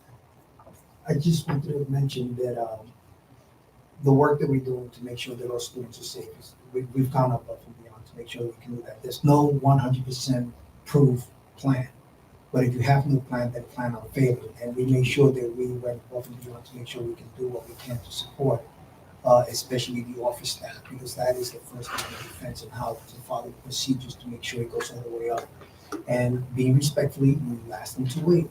And honestly, I don't care if you have to wait 5 to 6 hours for us to get there. You're going to wait 5 to 6 hours until the legals get there. So I'll be faster than that. Oh, Aubrey totally would be fast. no, I'm saying, like you said, multiple places at one time. They'll have to wait. You're not just going to walk in. And yes, the TOs were trained. I'll also add that we have received questions, and not on anyone coming to a school, but we've received questions just about, you know, requests and students, and the building principals have been, I'm very happy, like have been contacting me and asking pertinent questions, and I think everyone is on high alert at the moment, and we have to remain on high alert. And so they've been really thoughtful about making sure anything that looks out of the ordinary or that they have questions about, that they've contacted one of the attorneys and asked, you know, what should I do here? Can you take a look at this? What do you think? And we've been happy to review everything. And I think everybody knows how important this is and is making sure that we're all like dotting our I's, crossing our T's. Thank you so much. Yes, really quick, Superintendent, I'm gonna let you speak, and then right after Mr. Jones. And just keep in mind that we're doing this out of abundance of precaution. Nothing has happened in any of our buildings, but we just want to be ready just in case. My question is there any concern? I mean, first, thank you all for the work that you're doing. I want to reaffirm my commitment, and I'd say the board's commitment to not only the immigrant community and the folks that are under attack right now, but the LGBTQ community as well. We have to fight for all of our community. So my question is there any concern with how much we put on paper? Yes. Yes. I think we've tried to be thoughtful about, straddling the line between making Providence a target, making any particular subset of students a target, but also letting people know we are being thoughtful about this and we have a plan in place. So yes, we've tried to straddle that line.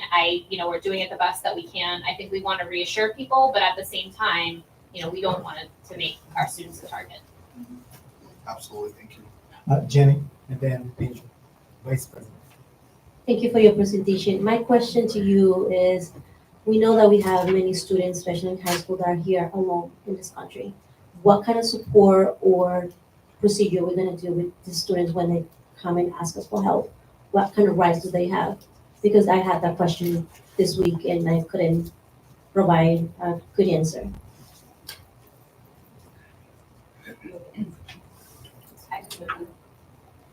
So this might be one where we don't want to get too specific, I prefer not to, please. but we have, I want to Just assure for you the that, safety of yeah, our students, not because we don't want to be truthful, it's just because we want to protect our students. yeah. And I think for both Sandy and I, because of the work that I do for the district, and of course the work that Sandy does for the district, we are so cognizant of protecting those students. I can reassure you, and we can speak offline about the kinds of things that we're doing. But I think, to Mr. Jones' point, we don't want to be too, we don't want to talk too much about specifics. Thank you. Vice President. Yeah, I really appreciate just the nuance and the intentionality you all are bringing around, just how much to say. And I'm also teetering that line of what questions to ask and what to suggest. And, I think one thing that is been apparent to me over this administration, which feels like an apocalypse. I don't know, it feels very reminiscent of the pandemic, but it's a man-made pandemic. And I've been thinking about how scary COVID was and all the things that we had to do to prepare for the unknown, and there were having to do different types of drills, and have different types of standard operation procedures you all are talking about. And maybe without going into specifics, it sounds like you all are doing a phenomenal job, and I just appreciate the guidance as well too, because running a youth program, I've looked to the guidance from PPSD and I've looked to the guidance from the Attorney General to figure out what we need to do at AS 220 to keep our students safe. But that's just one area that I'm looking into more, is just what have we learned from COVID, and what have we learned about having to face the unknown and the emergent sort of nature of this pandemic, this new man-made pandemic, right? And I've been finding just a lot of lessons there. And so yeah, without going into too much detail, but I think drills could be important too, just thinking about fire drills, you know what I mean? There's lockdown drills, there's all types of drills. There may be some drills that need to come out of this so people can get in their body what to do versus a theoretical sort of exercise, because I think that's what freaks people out is man, I have an intention of what I might want to do, but when it happens, am I gonna freeze kind of thing? And just as a dancer, rehearsing is the thing, right? So that's one thing. I am thinking a lot about staff. I'm just wondering about, I've been thinking a lot about just equity and what it means nationally in this moment. And there are groups, people's organizations who just individuals who have more privilege and more ability to stick their necks out in this moment, and there are people who just don't, right? And based on just different types of intersectionalities. And I'm just wondering about how to keep our staff safe in these moments, and if there is some type of allyship that could be built in the schools, where it's if I am a person who is I have my paperwork in order, right? And I have a certain amount of privilege and ability to bounce back from maybe even having a confrontation with the officer, or potentially getting arrested. I think about civil rights marches and how like allies were able to step in and like jump into the streets, you know what I mean? In ways that like some of us just weren't able to because we don't have the same privilege. I'm ranting now, but like, is there like some type of like organizing that can happen or is happening amongst staff to make sure that even our most vulnerable staff like have cover and protection during this time so they're not having to bump up with an ICE agent if that is like a thing? I think that that's an excellent point. I think we can talk about that, you know, with our building administrators at the school level. I mean, I will say, you know, I think that's one of the reasons why we've been very intentional in saying like, I will go to the school. You know, so that the building principal who, you know, may be feeling more vulnerable in that moment and may not have the privilege that I have will not have to feel that heat, that I will actually like come in person. It's one of the reasons why we thought it was a good idea for me or someone else in our office to come in person and say, I'm an attorney and I'm the school district's attorney and, you know, with some authority. And so, yes, I think we've thought about that on probably like a bigger level, but I think that's a good point and we can think about it at the school level also, you know, amongst the staff. Thank you. Can I ask one more question, which is maybe more general, and I'm just not sure who to even pose it to, Superintendent. I don't know if I pose it to you, but I am looking at Dr. Onye in the back and just loving all the work you do and going to Project Respect Summit was just like, I mean, transformative in the past couple of weeks. And I am thinking about just like, at what point, like as a district, where is the conversation to be had about like our ethos and our values as a district? And like what that means for when and if these laws actually like come to full fruition. And like, what do we do when the laws are wrong? Like, what do we do when the laws aren't just? Like slavery was like lawful before. Do you know what I mean? Like there was a lot of like heinous things that were lawful. And how do we like, I've been talking with folks at AS220 about this, like in this moment, I think it's really important as a district, as a state, you know, as Rhode Island, that we find our center, and that we like figure out what our values are, what our guardrails are, so that way when we're faced with really hard decisions about what programs we're gonna keep, what we're not gonna keep, how we're gonna do business, that we are moving from like a moral center that we all can agree with, or at least feel aligned with, if not agree on every single point. And so I guess that's a bigger question, but I'm wondering about how we facilitate a conversation around values and guardrails and what we do and what we are unwilling to do as a district.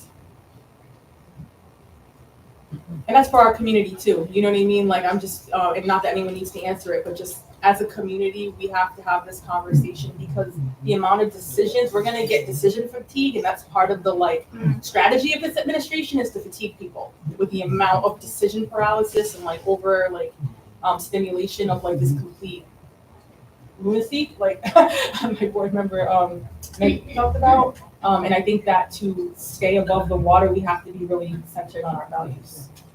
And I just appreciate the work you all are doing, so thank you so much. Yeah. Miss Melissa, and then after Corey. I just want to thank you both so much for all of the work you're putting in here, and that's a huge ask to have you and your team to be on nonstop call. Never knowing when it's going to happen. She already is, just so you know. I believe it for sure, but like recognizing that that's a huge ask for you to be available at all times to help keep students safe. And I'm so grateful as a board member and as a parent of students in these schools to know that there's a whole community of people that are working together to keep my kids and all of our kids safe. To that note, and again, not wanting to belabor the like, what are we publishing and what are we not? This document that you included for us tonight in our packet for the board, the resources for families in Rhode Island, and it was created by the FACE office. So I just want to do one more shout out on the record for our Family and Community Engagement Office, or FACE. And I'm going to just read it into the record. Their email address is FACE, F-A-C-E, like your face, at ppsd.org, or you can contact them by telephone at 401-456-0686. And I've had the privilege of working with that team over many, many years in my parent role. And they will be able to direct you if you're scared or you're not sure what resources are available. As a family, as an educator, please do reach out to the FACE office. They will be more than happy to help direct you to appropriate resources. And if it's something that we can't help with here in the district, then they will help point you to some of these other spaces. Thank you. Mr. Jones? Yeah, I just wanted to add to Angel's comment, the first one about folks doing that organizing. I know there's some folks in this room that are doing that organizing. So, community definitely has been at work. And shout out to those folks that are doing that organizing, making sure that folks are prepared and ready to do that work. Because sometimes, community has to pick up, government and, state agencies and, can only do so much. But we have to organize outside of our positions a little sometimes too. Anyone else? Okay, I'll close off with some comments. As we know, we have a whole bunch of ridiculous executive orders that is coming down from the federal government, which is ridiculous. My question is this, what is sort of the pulse as it pertains to educators, as it pertains to parents, as it pertains to students? Like, what's the pulse? What are we getting? Is there a drop in attendance? I think for the students for attendance, the first week that it started coming down, our attendance was a little lower. I don't know the exact numbers and I would have to share that with you. But I think you look at some of our schools we did, but I think that has started to increase and we're back to being normal. But I think the initial, it was low as far as our staff, I'm not sure, but that's something I can ask Mr. Catone and Mr. BK to help us and get that information to you. Absolutely. Yeah. We're talking about a lot of, DEIB.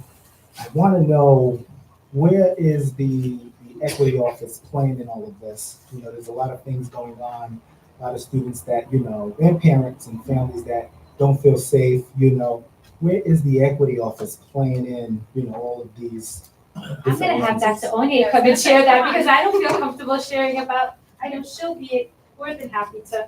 All right, Dr. Onye.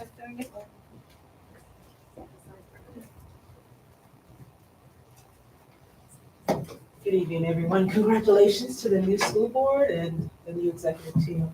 Appreciate you very much and appreciate your patience in listening this evening to the work that my colleagues have shared with you. I love what you had to say, Board Vice President Newman. Angel, Dr. Onye, just this is a tricky slope, but I think at the end of the day, this is about our values and our morals. And what I will say for now is that for my office, nothing has changed. We have policies and SOPs in place to support and protect all students, and I mean all students. Keeping in mind, I'm an office of two, but the two of us, like Aubrey, we have roller skates on and we are everywhere. What I will say for now is that we're really blessed to have an amazing law firm to support us, including Attorney Ruggiero, to provide guidance to us to make sure that we stay healthy, well, and free. But we also know that as administrators, you take an oath. As teachers, we take an oath to protect all students. So at this time, the Office of Equity is in full force. Please go to our website. Nothing has changed on the website. All of our policies are there, our SOPs. I have put together a set of resources that I'll be putting in the principal's bulletin tomorrow. And I will also have that on the website as well for families. So I have been constantly asking families and students to go to the website, to look for resources there, support. My information is there. My cell phone number is on every email that I send. That's my personal cell phone number. So if you get an email from me, that cell number is not a work cell number. It should be probably, but it's not. I can only deal with one phone at a time right now. So people have complete access to me and no one has abused that. And I do have students reaching out to me, and thankfully my neighbor and my colleague and also someone I can call my friend, like we're right next door to each other, so we rely on each other, constantly sharing information, and I'm making sure that everybody gets what they need. It's a scary time for families. I'm first generation Nigerian American. And I remember the stories that my parents told me when they came to this country. And I never forget where I came from. It doesn't matter what we drive or what we wear, we are who we are. So, you know, we're in it. And I think the idea of really, I do like the idea, and I know we're gonna go there, like the constant communication about figuring out, like, what are we willing to do? And where do we draw the line? So I could say more, but I'm thinking about the organization. So I'll stop there. Hope I've answered your question. It was mine, but thank you. I appreciate it. You're welcome, President Stevens. Thank you. Appreciate you. Last comment, Superintendent, what do you need from the board in a situation like this? You know, there's just 100 things going on, you know, and coming down from Washington, you know, what do you need from the board to support you, your administration, your team? What could we do to be an asset to you? It's simple, always be there ready to support some of the work that we're doing, always bounce ideas, challenges without thinking, and making sure that when the rubber hits the road, we're doing it together. Thank you. Ms. Stewart? Oh, no, I was just. Oh, okay. Thank you so much. We appreciate you. Thank you so much.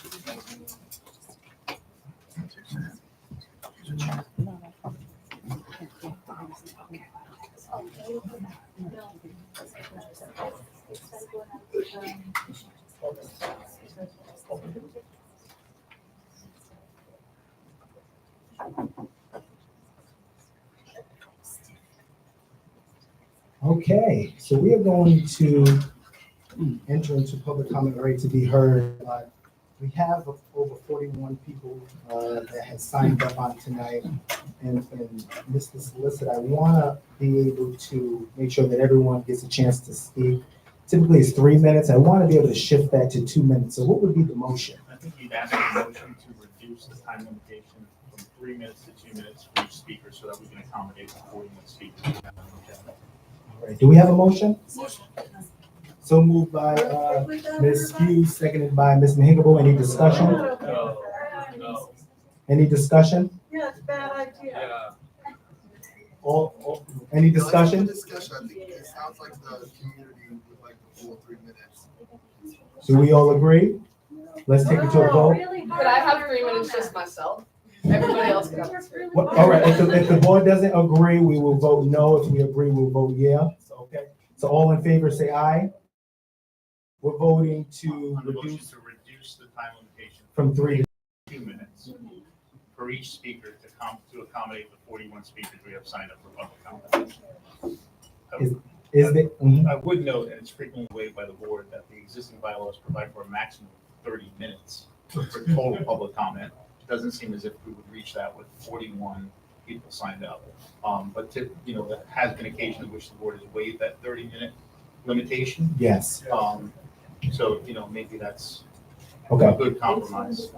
Yeah, we're in discussion. For discussion, I do, I think the goal of what we're trying to do here is hear community. And so if reducing time is not gonna allow community to feel like they're heard, I don't think we should reduce their time. Especially because we made we negotiated to not have public comment. He moved up in the agenda. I would personally feel like we should give a full 3 minutes. All right. So there's a motion on the floor. There was a second. There was a discussion. All in favor signify by saying aye. Any nays? Nay. Any noes? No, like we don't want to. Anyone? Yeah, no. Any abstain? All right, the motion passes. You abstaining? All right, we have one abstain. We have 9 noes, which means the motion passes. There'll be 3 minutes. There's currently, the motion failed. There'll be 3 minutes to each individual. All right? I'd like to make a motion to waive the 30 minutes. We have a motion on the floor to waive the 30 minutes, seconded. Well, motion by Mr. Jones, seconded by Secretary Font. Any discussion? All in favor signify by saying aye. Any nays, abstains, motion passes.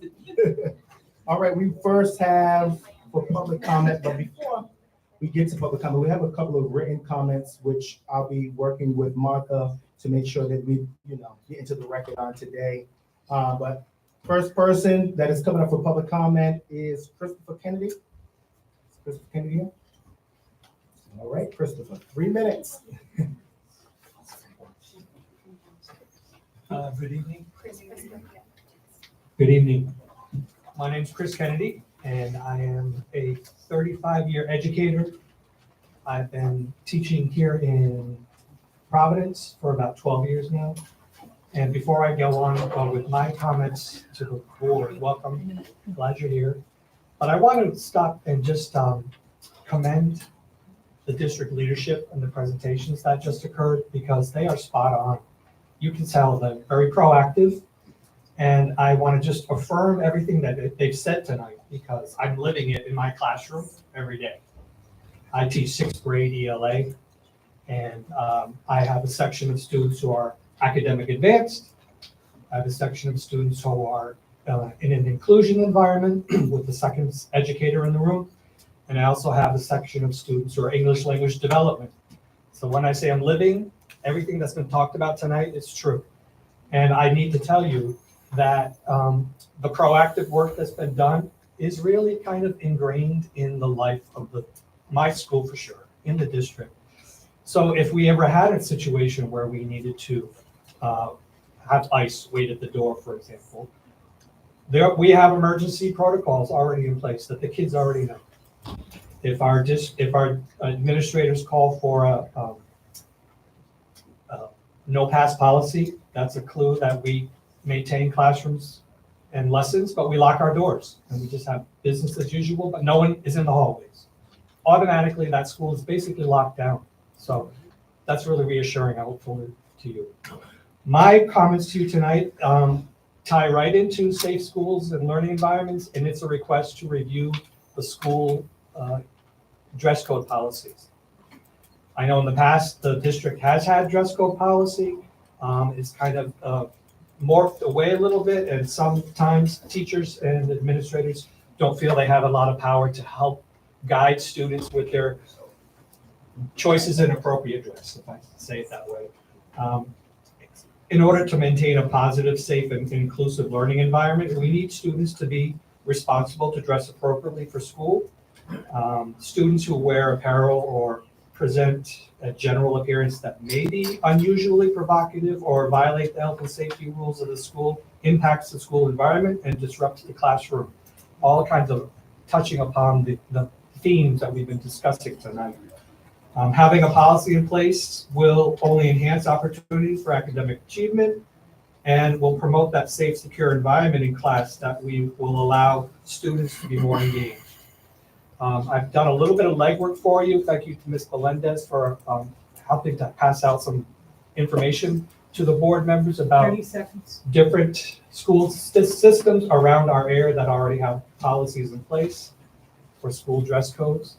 And I also have the ACLU's legal guidance on it, because I know that we want to make sure that we are following the law and providing affirmative action, but also not neglecting any marginalized groups when you're thinking about a policy. Thank you very much. Thank you, Christopher. All right, Kathleen Weimer. Kathleen Weimer. Dylan? Is there Dylan? Is there Brandy Tucker? I am here. Are people but there's a good 100. So if people's downstairs and I have called them, they can come up, and when they come up, we'll just have them speak. Downstairs as well. Okay. So they know. Yeah, so if they come up, we'll have them speak when they come up, okay? Tyrell, may I please ask that the very last 3 people on the list are youth from Arise? I would love if we could let them speak before I go. Absolutely. Let's make a motion. So can we make a motion to move the last 3? Are we sure that they're the last 3? Tyrell, could we add in some other folks? We got some other names, please. As long as they're students. Yes. All students. So I want to make a motion that all Providence Public School students that are here right now go up before any other person during public comment.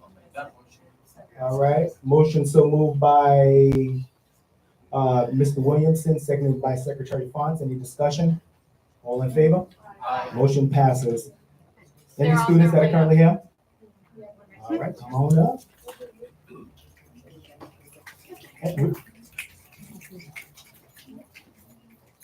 Read your name in the record for me.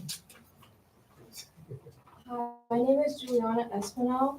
To begin, I'd like to start off by reading an extended version of a statement I gave to press this morning. Quote, "Unfortunately, it seems like we find ourselves in the exact same position we were in nearly 1 year ago. Our demands for more transparency within the district have yet to be answered, all the while students, families, and teachers remain in the dark about important decisions that could greatly affect the trajectory of their experiences with PPSD. Yet again, it seems as though many of the teachers at risk of losing their jobs were not given ample notice and or reasoning for their non-renewals. And I personally can't help but wonder how much this number will increase when we get closer to conversations about the upcoming budget season. We desperately need to get our act together," end quote. For years, the Providence Public School District has struggled with teacher retention, and we are in no position to continue to drive them out. Additionally, and rather inappropriately, the integrity and qualifications of the 3 non-binary educators at risk of losing their jobs is being called into question. I can, with complete confidence, say that anyone who puts as much time, effort, and consideration into our schools as these 3 educators have is deserving of a spot in our district. 2 teachers moved across the country to become a member of our community. The other has well over 10 years of experience working with students and has numerous accolades. Through PVD Corps, the organization that these teachers pertain to, we have seen the first waves of tangible progress in student-teacher relations in decades. I am no stranger to this school board. Starting last year, I have shown my face and spoken at countless meetings. Independently, I dedicate nearly every waking moment of my life fighting for better conditions in the city that I call home. And amidst all the uncertainties of what I do, the conditions that surround them, the presence and support of the teachers in PVD Corps is a constant. Even though Brandy Tucker, Sam Wallace, and M. Schluter are not my teachers, their collective commitment to supporting us makes me feel like one of their own. Thank you. Bravo. Thank you, Juliana.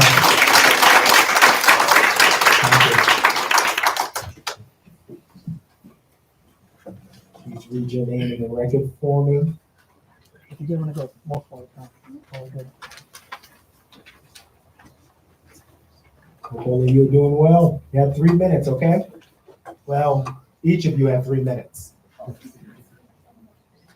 Good evening, everybody. My name is Aaliyah Rivera. I'm a junior at Classical High School, and I'm also a youth leader with Arise. My name is Juan Luciano. I'm a youth leader with Arise, and I go to Central. I'm in 11th grade. Good evening. My name is Christopher Garcia Diaz. I am a youth leader with Arise, and I'm a junior at Central High School. Tonight, we'll be reading a press release released by our school's Providence youth leader cohort regarding the recent non-renewals of 3 non-binary educators and organizers with Providence Corps. Providence students oppose non-renewal notices to non-binary educators, call for transparency from state and district leaders. On February 14th, 3 non-binary educators and organizers with Providence Caucus of Rank and File Educators, PVD Corps, a caucus of the Providence Teachers Union, received non-renewal notices, effectively ending their teaching careers in Providence Public Schools. These non-renewal notices come with little explanation against the backdrop of a hostile federal political climate regarding the LGBTQ+ community, union organizing, and public education as a whole. It is so important that youth feel represented in their schools. Removing LGBTQIA+ educators not only erases role models for queer students, but also sends a message that our identities are not welcome, said Maya Hiwasaki Okira, an 11th grader at Classical High School and a youth leader with the Providence Student Union. As someone who has siblings in Providence schools, it is important for them to learn to love themselves as they are. These teachers inspire students all over Providence to have the courage to be themselves and help others. PVD Corps shows up consistently to build community with these youth leaders, offering their ideas as teachers to improve Providence schools, said Jesselyn Melendez, a former student at Central High School and a youth leader with our school's PVD. In December, our school's PVD hosted a youth-led community conversation with over 100 participants about the future of Providence Public Schools. Participants evaluated the need for Providence to retain and support teachers who advocate for students and reflect their lives. Experiences are the top priority. Having teachers with diverse backgrounds makes a difference. During our community conversation, students voiced their concerns about many of the teachers they love being taken out of their schools. The teachers that truly care are changing kids' outlook on school. And to get rid of them is a great disservice to the youth, said Naim Isom Agazi, an 11th grader at Providence Career and Technical Academy and a youth leader with Arise and Providence Student Union. Our school PBD works towards a vision of dollars, democracy, and dignity in public schools, which requires that we have affirming teachers across lived experiences. These teachers organizers have shown up for the community inside and outside of the school building. They supported us throughout the school years. So in return, we must show them the same support, said Malia Odom, an 11th grader at Central High School and a youth organizer with Arise. Last spring, student organizers in Providence led a school walkout after nearly 60 teachers received non-renewal notices, illustrating how students are impacted by the removal of supportive teachers from their schools. Same decision-making. Voted. Unfortunately, it seems as though we are in the same exact position we were nearly a year ago. Our demands for more transparency within the district have yet to be answered. Students, families, and teachers remain in the dark about important decisions that could greatly affect the trajectory of our experiences within PPSD. This was said by Juliana Espina, an 11th grader at Classical High School and a youth leader with the Providence Youth Student Movement, PRISM, who was part of last year's walkout. Our school's PBD encourages youth and community members to attend tonight's school board meeting and testify in solidarity with PBD Corps and supports Council President Rach Miller's call for transparency and accountability from Superintendent Montañez and Commissioner Infante Green. Our school's PBD is a community alliance of Providence school youth-led organization and allies, including the Alliance of Rhode Island Southeast Asian for Education, Arise, Providence Youth Student Movement, PRISM, Providence Student Union, PSU, Youth in Action, Young Voices, Parents Leading for Educational Equity, PLEA, Rhode Island Center for Justice, and the Center for Youth Community Leadership and Education, CYCLE, working towards education and PPSD. Our school's PBD came together in 2019 with the goal of ensuring that state control of Providence Public School District results in an educationally just and equitable system that adequately serves and censors the voices of leadership of all students and families. I apologize. I have a major headache. You're fine. Thank you so much. I'm not done. I'd like to add, right?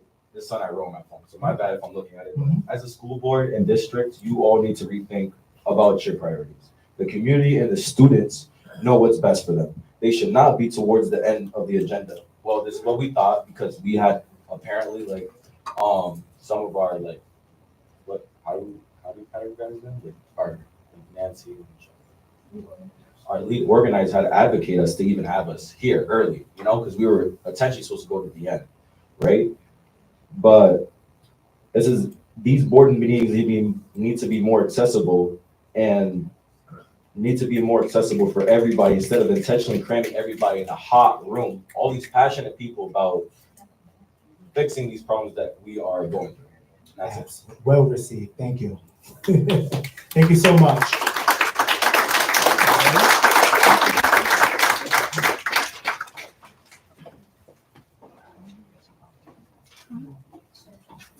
How are you? Can you read your name in the record for me?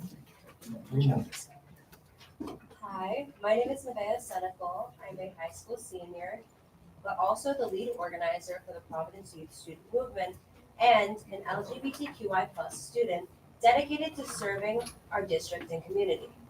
The ongoing school year has subjects us to continuous testing and conflicting demands, leaving us depleted and negatively impacted by the decisions of leadership. It is bizarre that in PPSD's very mission statement, it states that they support and develop children in our incredibly diverse district.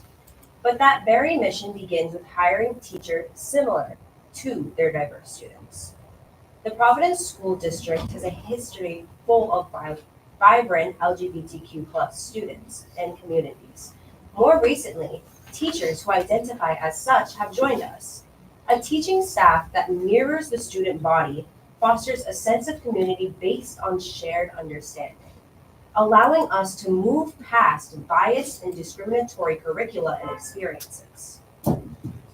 With teachers who understand and relate to their students, school becomes a place where students are welcome to become happy, content, and thrive in a supportive and non-threatening learning community. This district, once outwardly supportive of transgender and gender expansive individuals, are now practically firing teachers who identify with that same community. If the teachers are so unlike their students, how can we ever hope to foster a comfortable classroom atmosphere? It feels rather discriminatory, if you ask me. It's appalling that our district cannot even retain 3 non-binary teachers for more than 5 years, yet claims to support and protect transgender and gender expansive students. I implore PPSD, please guys, as a student with a similar identity to the teachers who are harmed, to overturn their unfair decision. This is vital, not just because of the blatant targeting of non-binary teachers, but also to cultivate a future of student-teacher connection through shared identities, thus realizing PPSD's real goal of a diverse district. Thank you. Thank you.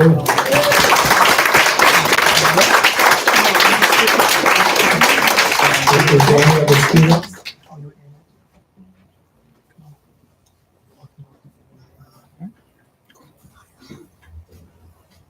How you doing?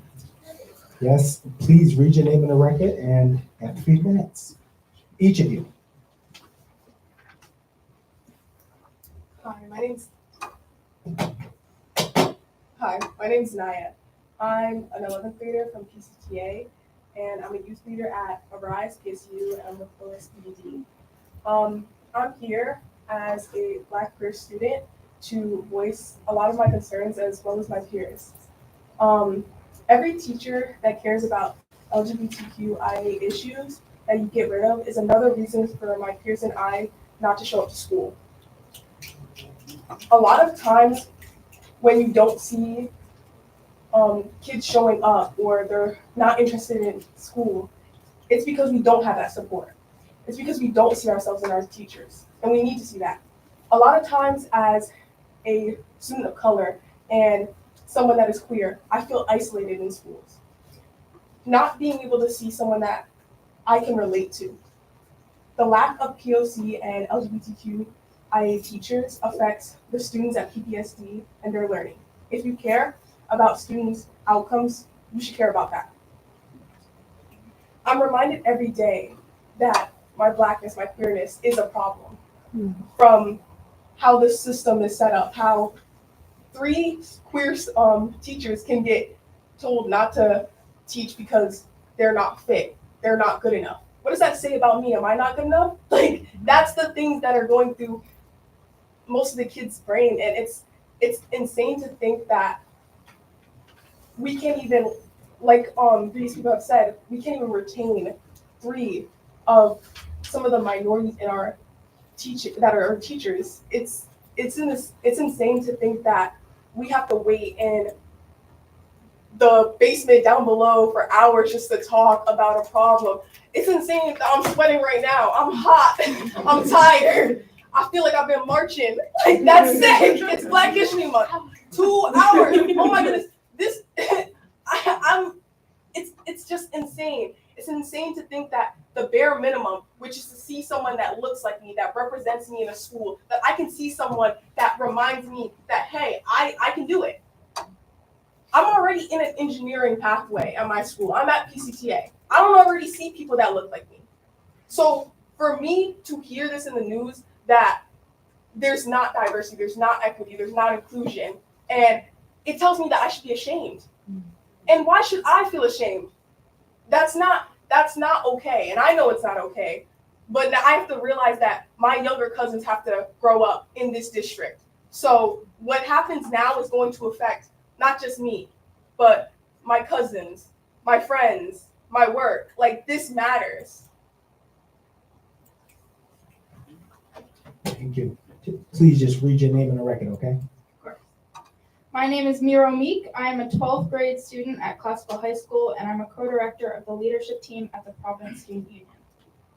We already have a serious deficiency of representation in education for people of color and for queer and trans students. By picking on queer educators, you are claiming that they are harmful by default, that because of something they will never be able to control that is innate, their gender identities, they are worse at their jobs in some way because of this thing. Queer and trans people are not different from the general population. They don't have a higher chance of pushing an agenda on students more than any other teacher. Picking on them is blatant discrimination. I am a trans student, and I have never met a non-binary teacher. I have never met a trans teacher. And every queer teacher I've met has never once spoken about being queer. Not even once. I found it out from some rumor or something. That in itself is very concerning. That means that these 3 non-binary teachers that the school board is picking on, that PPSC is picking on, are probably a humongous percentage of all non-binary teachers, if not all of them. I have never met a non-binary teacher, and I'm pretty sure that most students that you ask will have never met a teacher that is openly queer or openly trans. This is a symbol of the discrimination that has been going on for centuries against queer and trans educators. And as Naya just said, this is reflecting on students and making them question whether they can achieve the same things that their cisgender heterosexual peers can.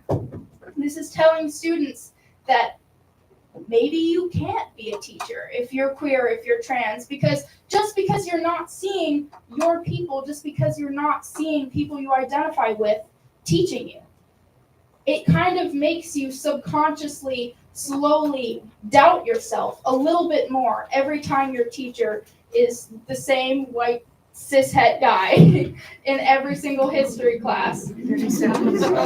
And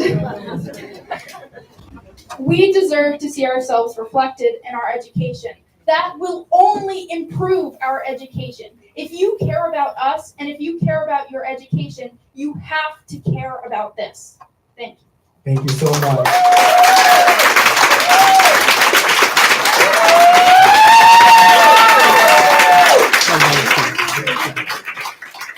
Thank you so much. Thank you. I don't know if Kathleen had came upstairs. How are you? Sorry. That's good. All right, please read your name and record. You have 3 minutes. My name is Kathleen Weimer. I was a student at the Master's in Library and Information Science program at the University of Rhode Island with Sam Wallace. Over the course of our time together, Sam demonstrated a level of expertise and experience at the top of our class. They not only engaged with their peers, but consistently taught us how to be better educators and community members and engaged us in supporting Providence Public Schools. For this reason, I'd like to call into question the challenge to Sam's experience and call for the removal of their contract, along with the other non-binary educators who are being challenged today. Our system is already strained, and it doesn't make sense to cut experienced educators who are already in the system and are already demonstrating so much care for their students. That's all that I have to say. Thank you so much. Thank you. Thank you for coming. Is there Dylan?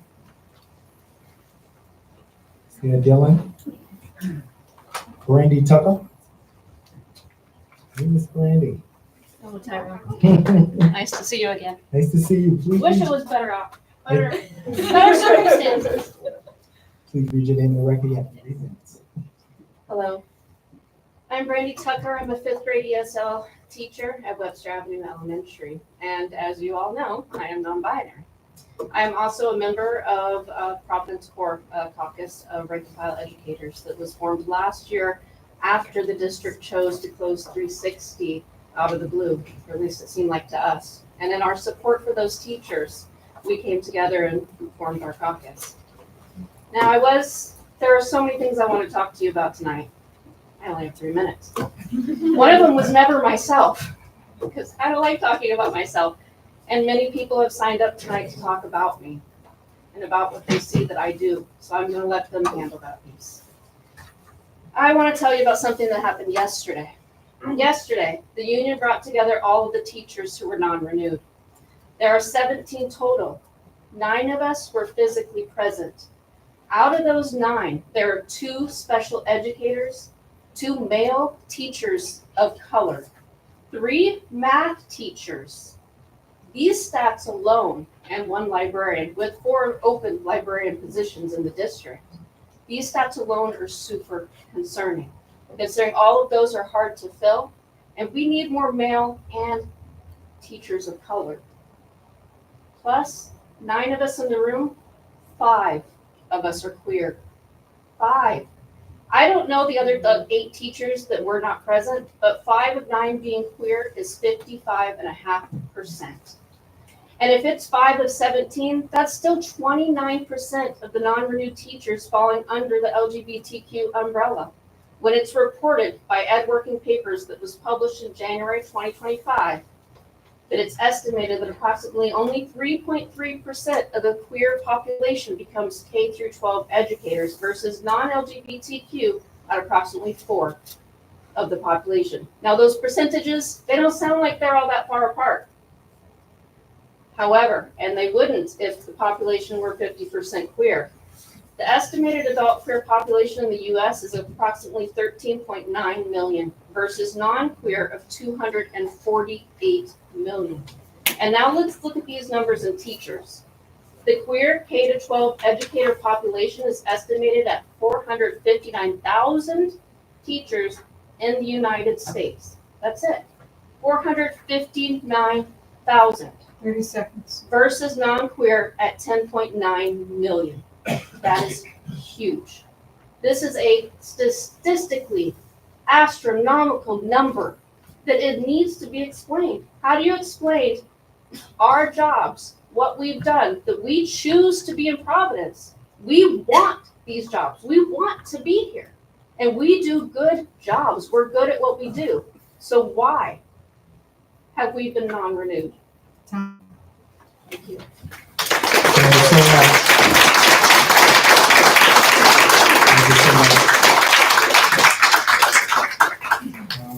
Sam Wallace, Jerry Sam. Okay, thank you. how you doing, Sam? Hey, everybody. I'm doing bad. I'm so sorry. Listen, Me too. please read your name into the record, and you have 3 minutes. Awesome. My name's Sam Wallace. I'm a Providence resident. I use they, them pronouns. So when you talk about me, you can say they are currently the Del Sesto school librarian, and lucky to be so. I'm here today because I want to stay the school librarian, you guys. It's so much fun. You should be jealous. But I've been non-renewed, and I'm really, really pissed. I had to leave the best Beauty and the Beast musical rehearsal. We had to stop rehearsal so that Em and I could submit testimony. We had to be like, hey, everybody, we got to fight to keep our jobs. And the kids were like, why? And we were like, we don't know. They're looking for a more qualified teacher. It seems like that's been walked back, and maybe it's a financial reason. But my library's been under construction for like 2 years. A lot of money's been put into that. So if this position gets cut, I would really like the board to like assert itself and look into that, please. I also want to let you know that our kids are scared. Our families are scared. Our communities are scared. I appreciate so much, and I know that folks are working like so hard to deal with like all of the terror that is coming in. We have students who have been hearing about TikTok rumors about ICE raids consistently, and they are not coming to school. If attendance matters, we need to communicate with our families. The language that we've been hearing when we've been asking for things like Know Your Rights training, both in person and virtual, and training for school staff, which I have not yet received. We also need to be proactively sharing, community supports like the ICE Alert hotline brought by our partners in Amore and ONM PSL. We need unaccompanied minor policies. We need those. We need to be aware of what's going on. And we need to retain teachers. But we have heard the language around try not to be a target. Don't talk about this. And I want to be clear. In my time at Del Sesto, I've had 4 different principals with a total of 9 different administrators.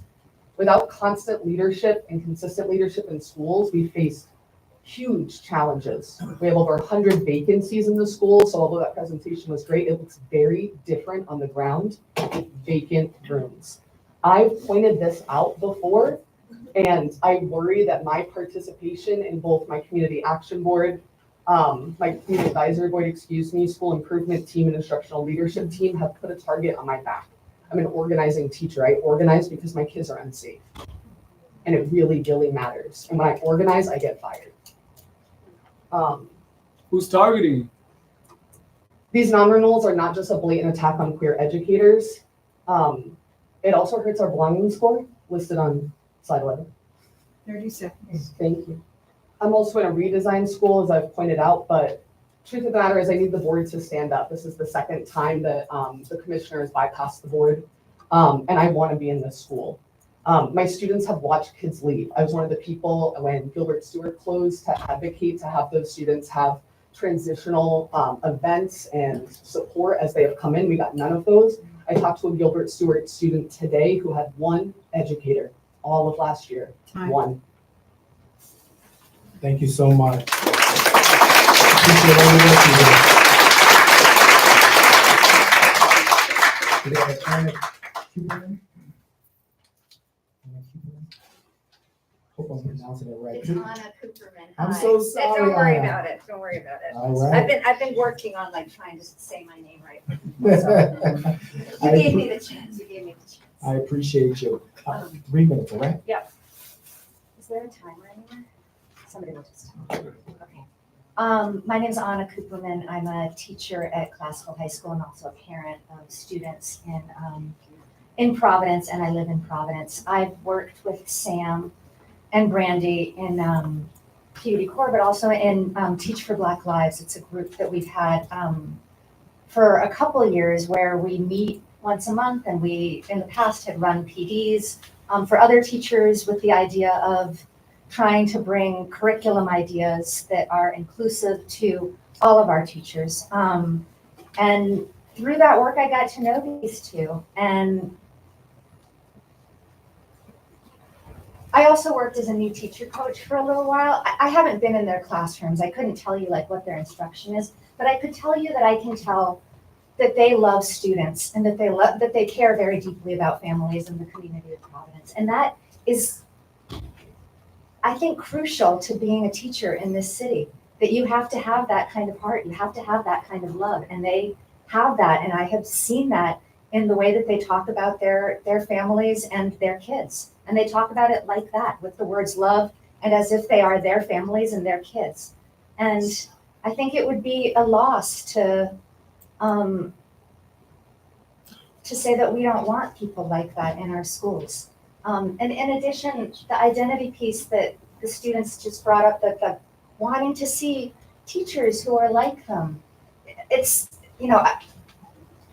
I think it's incredibly important that we bring teachers of color to Providence. That's been one of the things that I've worked on, and that Teach for Black Lives is one of the principles. But it's also obviously very important to have non-binary and queer teachers in our classrooms for kids to see that and to see that we support that. I didn't bring my glasses. I also wanted to speak very quickly about the presentation about ICE. I super appreciated the letter that we got at the end of January. I don't know that very many teachers read it. I don't know. I think we really do need, and I appreciate that like staff and that the front desk people are getting training. I think we really need to start thinking about our teachers. We need to start training our teachers, and we need to start, and I recognize that some teachers are not going to want that. I think a lot of us do. I really do. I think most of us do. We work in Providence because these are our people and we feel like that. But I think it needs to come from above. It needs to come from the district, that we're going to have trainings for teachers. We're going to, and that's the kind of the kind of tenor that we're gonna set in our schools is that our teachers are here for you, and that they know some of the things that the front desk people, it seems like, are getting trained on. And just the last thing about being targeted, my dad was 9 when he was in a ghetto in the Ukraine.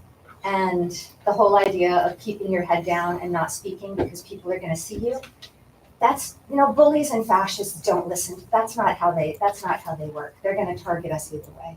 So I go for the drills. Thank you. Thank you so much,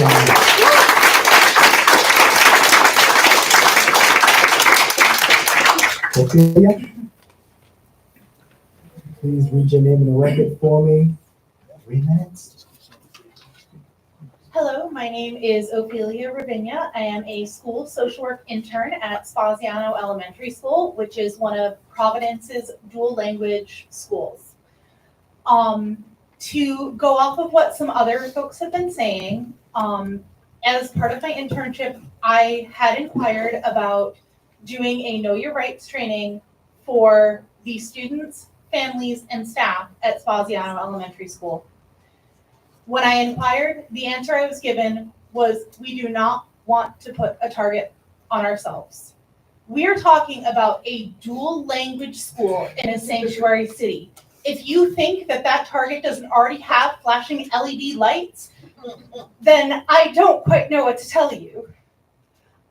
So I found that deeply distressing, and in talking with other members of PVD Core, that has been the same response that has been given throughout the district. And shoving our heads in the sand is not going to help our students, is not going to help our families, is not going to help our community or keep anyone safer. Additionally, one thing I would like to bring up is the non-renewal of multiple queer, non-binary, and Black educators in the district. We already have a shortage of educators. And to target these individuals, particularly because these individuals are going to be role models for our community. They're going to give students people to look up to who share their lived experience, who share their identities. And as a social worker, I know very well how important that is for the development of children, the development of their self-esteem, their development of belief in themselves and belief that they can grow up to do anything, to be anyone they want. And here in Providence Public Schools, we should be fostering that energy in all of our students. Thank you. Thank you. Lindsay. How you doing, Lindsay? Hello, finally. Good to see you. My name is Lindsay Paiva. I use she, her pronouns. I teach 3rd grade ESL at Webster Avenue School. Good to be here. I gotta tell you guys, this is your first convening as a board, and moving public comment to the end was not a good look. Very disappointing and shameful. So I'm not feeling it. Appreciate the motion, Tyrell, but I'm not feeling it. I understand you have agenda items to attend to, but I just want to remind you, as Angel mentioned, your first job is to serve the community and hear our voices, number one. Then you can get to your agenda, because we didn't set that agenda, but we're gonna set this agenda. At one point, there were over 120 people in the overflow room. It was 1,000 million degrees. Luckily, we brought snacks, but that's not the way that we want to be. Moving forward, we made multiple requests to move this meeting to PCTA or a larger venue. We knew there would be high turnout, so. But I can promise you it's going to take more than a couple flights of stairs to stop this movement, so no worries. I heard a lot in the presentations about prioritizing student safety, making sure students have trusted adults that they can go to when they need to. And I hope folks can see the absolute hypocrisy of that presentation in juxtaposition with the non-renewals of beloved educators who do that for kids every day, right now, not someone who may in the future become available to be hired. And to speak on the immigration and the policy that was mentioned, to echo Sam, teachers have been told that this information is on a need-to-know basis, and I do appreciate the thought that has gone into it. Dr. Montanez, I appreciate your letter. I think it was nicely done, but as a first step, but I gotta say, like, I'm charged with protecting and caring for 25 small people every single day, and I would argue that I'm on a need-to-know basis. Most of my kids are from immigrant families, and I'd really like to see the FACE office launch a more aggressive and supportive campaign in collaboration with community partners. It doesn't need to happen in a vacuum. This work is already happening. We're gonna do it no matter what, but we'd like to see the school district taking some ownership. Training staff members on how to support students in this difficult time. The kids are scared. They're not coming to school, and when they come to school, they're upset. And we all know that you can't learn like that. So this argument about becoming a target, again, is absolutely nonsense. We're already a target. But onto the non-renewals, I had to touch and go and add some stuff, so I'm almost out of time. But I just want to say, like, how are we non-renewing teachers in hard-to-fill areas? We don't even have warm bodies in 100 classrooms. Never mind excellent educators doing work. I just want to say a quick stat about Webster Avenue School. We have 55 students with IEPs. We've got 8 students getting services right now out of 55. That means 47 are not getting services. We have 2 empty self-contained classrooms, and we're non-renewing special educators. That is an absolute travesty. We have expired IEPs. I love my friends, but I don't have time to talk about them. But I think we need to be looking more at the shuffling around of administrators and how that creates instability. Thank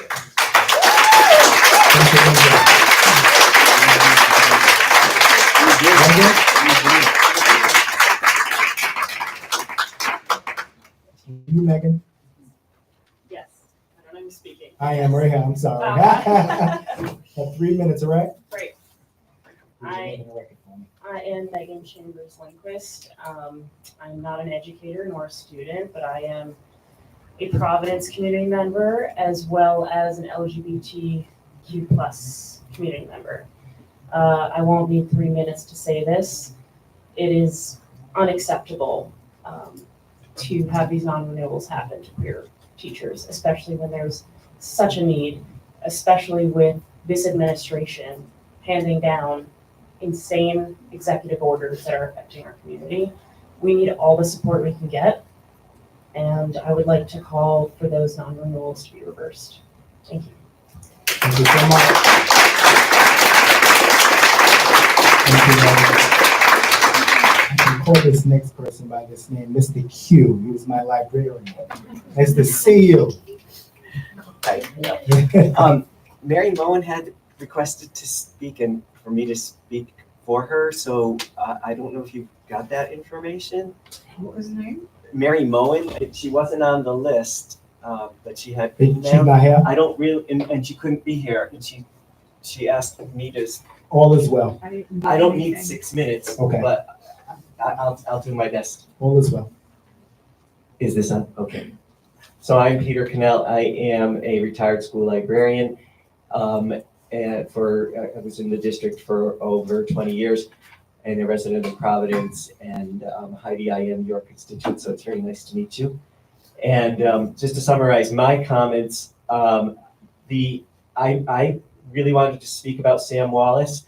As a colleague, I got to know her, I got to know them, and I actually, since retirement, have volunteered at their library and have observed their interactions with students and interactions with staff and found them to be really a core member of that community at Bel Sesto. And I just wanted to note that Sam also received from my professional association, School Librarians of Rhode Island, an award last year for it's an award for new school librarians showing leadership potential. I received that award when I got out of library school many years ago, and I do see a lot of potential in Sam. And one thing is that Sam took over a library that had been closed for 2 years, had been a mess, and really brought it back. And I'm telling you, if Sam goes and that library is empty next year and closed, you will hear from me again, and you will hear from a community. We believe in our students having school libraries. So this testimony is from Mary Moen, PhD, regarding the non-renewal of Sam Wallace particularly. My name is Mary Moen, and I am a concerned faculty member and coordinator of the RIDE-approved School Library Media Education Preparation Program at University of Rhode Island. I'm testifying to oppose the non-renewal letter received by Sam Wallace, the school librarian at Del Sesto Middle School. Sam graduated from the University of Rhode Island's School Library Media Educator Preparation Program in the spring of 2024 while working as an emergency certified school librarian at Del Sesto. So another thing to mention is that Sam took on the position and got emergency certified while working.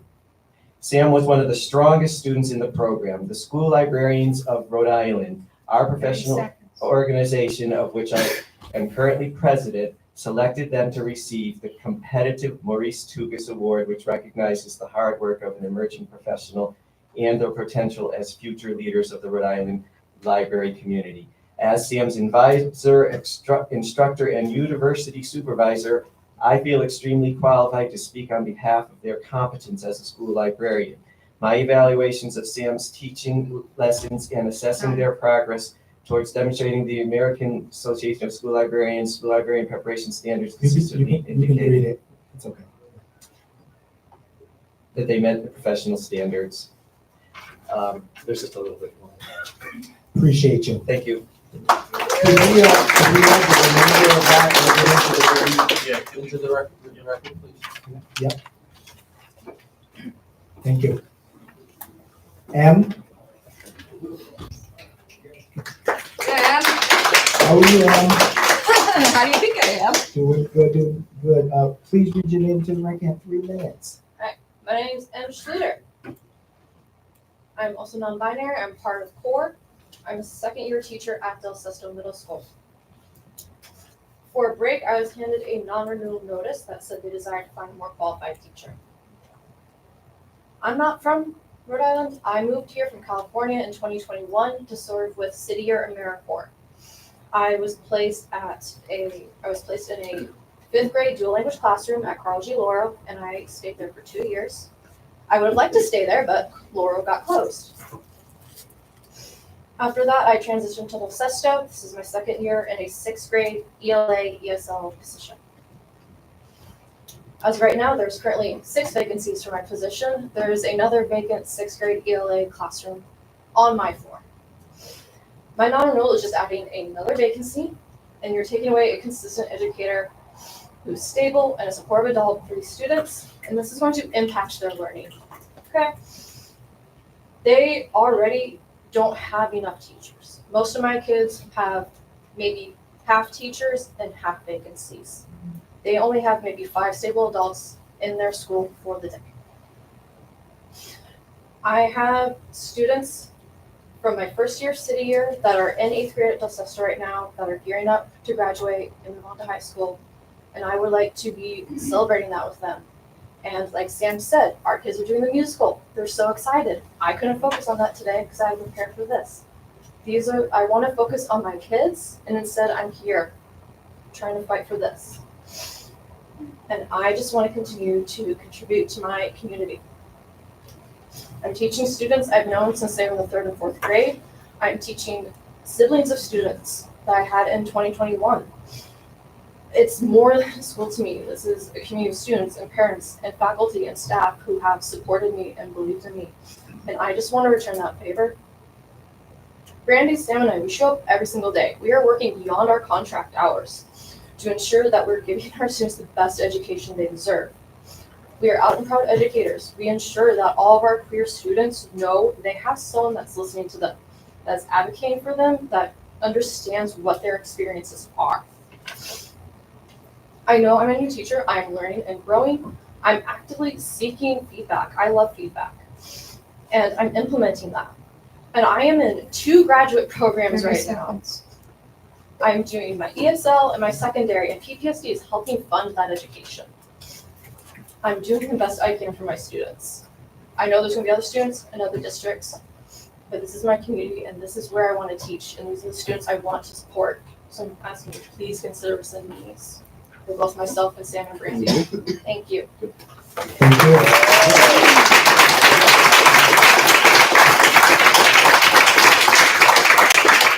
Holly, how are you? I'm good. How are you? Doing good. Nice to see you. Please read your name into the record. Make sure I pronounce it right. Nice to see you. 3 minutes. My name is Keely Rockwell, and I am Hey. it's all good. And I'm a social studies teacher at Hope High School. I'm here tonight to call on the school board to do everything in its power to protect our trans and immigrant students. The irony is not lost on me that exactly a year ago today, I sat in this same room, bolstered by similar levels of community support, to fight against the closure of 360 High School. A school, by the way, that had the highest levels of sense of belonging in the state on SurveyWorks, something that we claim to prioritize here. Since then, politics have shifted and leaders have turned over, but the reality has stayed the same. The district is not interested in listening to or accommodating the community. That is apparent tonight as we sit in a room that cannot fit everyone who wants to speak, and community members are in the basement, sitting on the floor. There's only 20 chairs down there right now. That was apparent 2 weeks ago when 3 of my beloved fellow teachers and organizers were non-renewed without cause. And that has been apparent this past month as students, parents, and teachers have called on the district to take a firm stance in defense of our trans students from discriminatory executive orders and our immigrant students from the threat of ICE. The district exists to serve our students and families, and yet is going out of its way to discourage our input. The school board exists to hold the district accountable to the community. You can insist that the non-renewals of Brandy, and Sam are rescinded. They are all excellent educators and role models for our students, as shown through the many testimonies that you will hear tonight. And our students deserve the very best educators serving them. The very best will stop applying to work in Providence schools when they see that this is how they may be treated.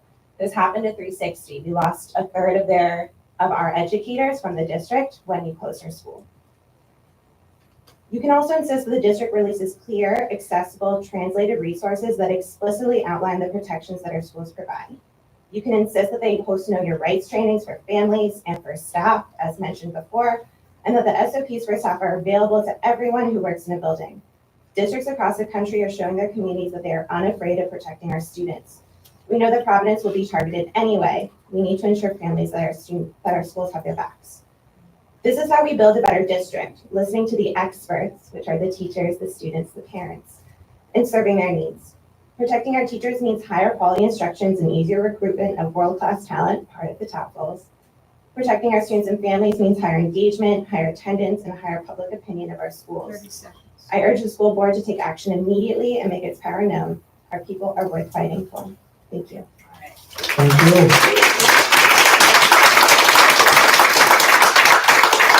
Thank you. Benjamin, please read your name to the record. Got 3 minutes. Benjamin Deeds, science teacher, Del Sesto Middle School, 6 years. Thank you for your time. I'm testifying today to urge the school board to reconsider PPSD's decision to non-renew 3 non-binary teachers. I'm testifying today for the school board to consider the motivations behind this decision. I'm testifying for the community to consider an individual's account of working alongside one of these educators. To find a more qualified teacher as yet unidentified. That was justification rubber stamped in the letters read to 3 non-binary educators. I hope with my testimony to help more people appreciate and see the level of commitment my colleague has shown to our school community. I would like this room to see what a public school administration is discarding. And above all, I hope this testimony gives another challenge to the cynical justification for these non-renewals, to find a more qualified teacher as yet unidentified. I feel my perspective could give the most insight to the faculty member I've worked with for my entire time at PPSD, Sam Wallace, the librarian for Del Sesto Middle School. In Sam's case, a teacher's qualifications, according to PPSD, cannot relate to how long a teacher has been a part of school. For 6 years now, Sam has been my colleague at Del Sesto. They began first as a city year impact manager, school culture coordinator, and now a school librarian. This is someone who has been consistent and vital part of our school's functionality, someone who has been continued to come back year after year. All 6 years, without exception, our school has been understaffed. We have seen the turnover of 4 principals and a majority of the faculty. Creating and maintaining structures for functional schools desperately calls for staff retention. PPSD should value educators that stay in this district like Sam. Again, in Sam's case, qualifications cannot be their educational certification or school involvement. The practical list of Sam's accomplishments in this field speaks for itself. They received the Maurice Tugas Award for their work in the library. They have a master's degree and 10 years of youth experience. They're in the building well before school starts and well after. When the director of school operation position was removed, Sam took on the role of categorizing and managing our school laptop inventory, a monumental task for a middle school of our size. For their first 2 years as our librarian, the library was under construction. This did not stop Sam. They ran book fairs on our stage during lunches and would roll a book cart to the cafeteria in the mornings before classes began. All of this with a full caseload of students. This year, the library media art space is finally open. It's a beautiful space that the students and staff treasure. I was shocked to hear at the culmination of so much effort to usher this space in, PPSD would like to find a more qualified teacher than Sam. What qualifications are they seeking? Conveniently, this is within 3 years of Sam's start date as a classroom educator. After 3 years, Rhode Island law mandates a reason to be given for a non-renewal. I think the answer is simple. PPSD is seeking to maintain a staff in precarity, and to this end, PPSD is clearly targeting marginalized voices fighting the hardest for our kids before they need to give real justification. Again, I urge the school board to reconsider this decision that was made by PPSD administration. Thank you. Thank you, Benjamin. Alberto? How are you on today?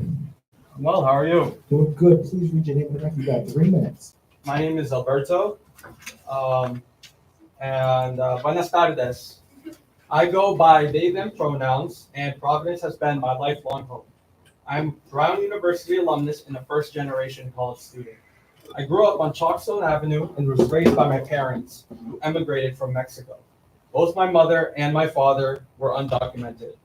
They worked as factory workers, janitors, housekeepers, and in healthcare. According to them, their biggest achievement was being able to provide for their family. To me, another great achievement was them teaching me the importance of education and compassion. My mother fought to put me in schools like Classical for 2 reasons: to ensure that I would have an education worth all her sacrifices, and to protect me from bullying. Much of this bullying was because of my parents' undocumented status, which was a source of deep fear and anxiety during my childhood. I feared being separated from my parents. I took on my parents' worries as they struggled to make ends meet. Through tragic circumstances, we even experienced a period of homelessness. I think I was too young to understand what was happening, but the feelings were all too real.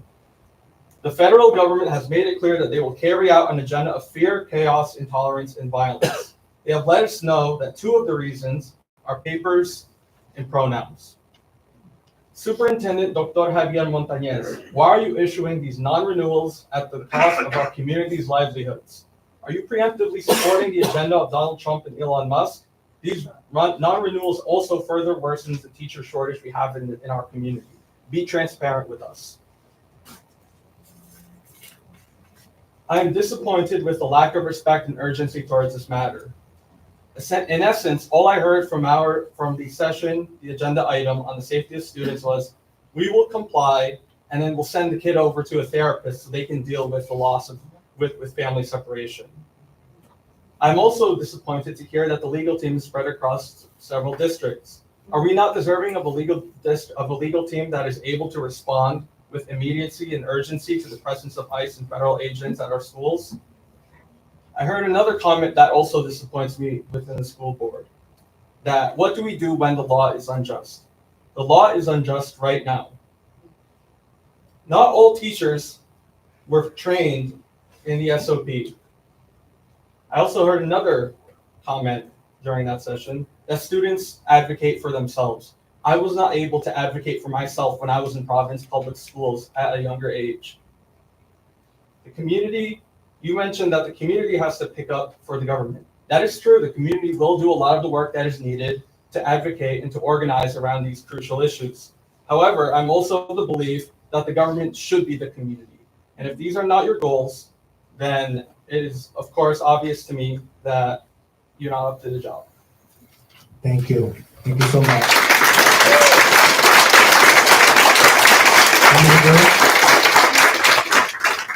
How are you? Have 3 minutes, all right? Read your name and record for me. Okay, I'm Emily Grace Lemay. I work at South Providence Library, which is part of Community Libraries of Providence. I'm here to speak today on behalf of myself and on behalf of a number of my fellow union members, as represented by USAW-RI.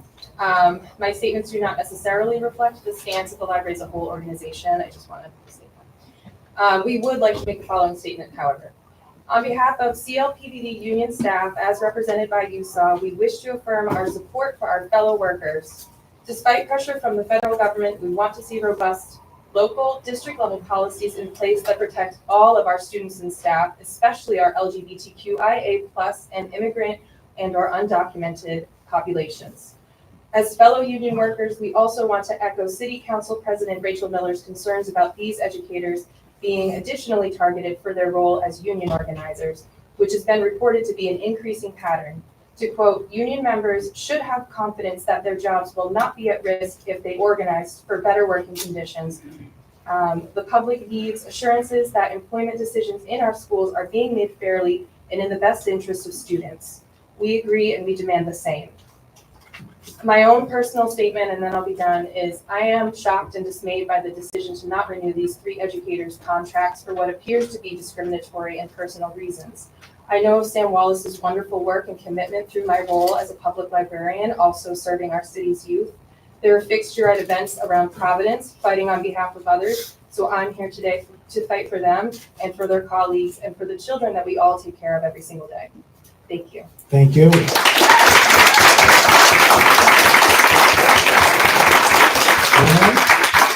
How are you? Good evening. You read your name in the record for me. Have 3 minutes. My name is Joanne Rich. I use she, they pronouns. I live in Providence. Earlier, we had very detailed presentations about how we're going to resist and protect our students from what's coming down from Washington. And I think you've had your answer from the speakers before me. Don't target queer teachers. Don't target dedicated organizers. I'm 58, and I've known since I was 13 that I was queer, even though I didn't have words to describe it. I certainly didn't see representation in the media or in my school. It was difficult and confusing. I felt like an invisible freak. I worked at schools my whole career, from elite schools in New York City to the International School of Amsterdam to Lincoln School to community prep school here in Providence that serves primarily kids from low-income families. And let me tell you one thing they all have in common. They all have LGBTQ and trans and non-binary kids there, every single school. They're just kids there who are trying to figure out how to be themselves in a scary world. I've served as advisor to the LGBTQ clubs at these schools. I have been known as a safe person in these schools. I know these students. They are in every school, and as you've heard, they are in PPSD schools, and more than you think, because not all of them are out.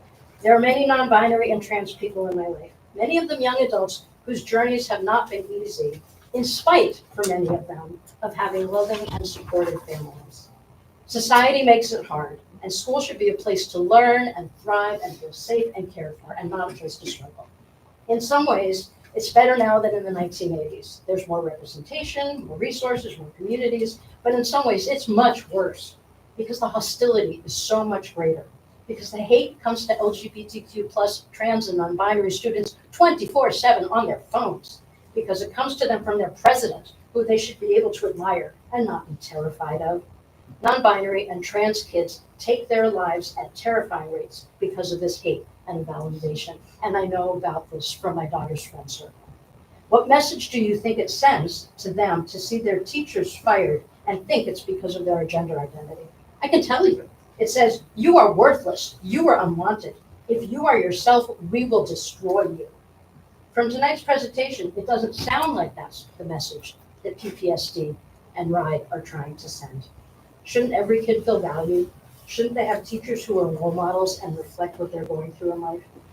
Given that there's a shortage of teachers, let alone excellent teachers who bring something truly valuable and unique to Providence Public Schools. Oh, am I done? No, okay.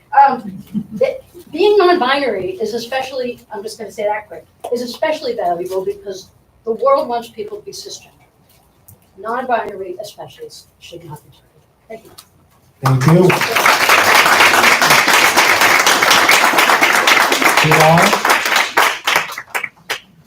Lawrence, She might be Judith, downstairs. Judith's not here. Sarah. Yes, here. Hey, Sarah. Right here.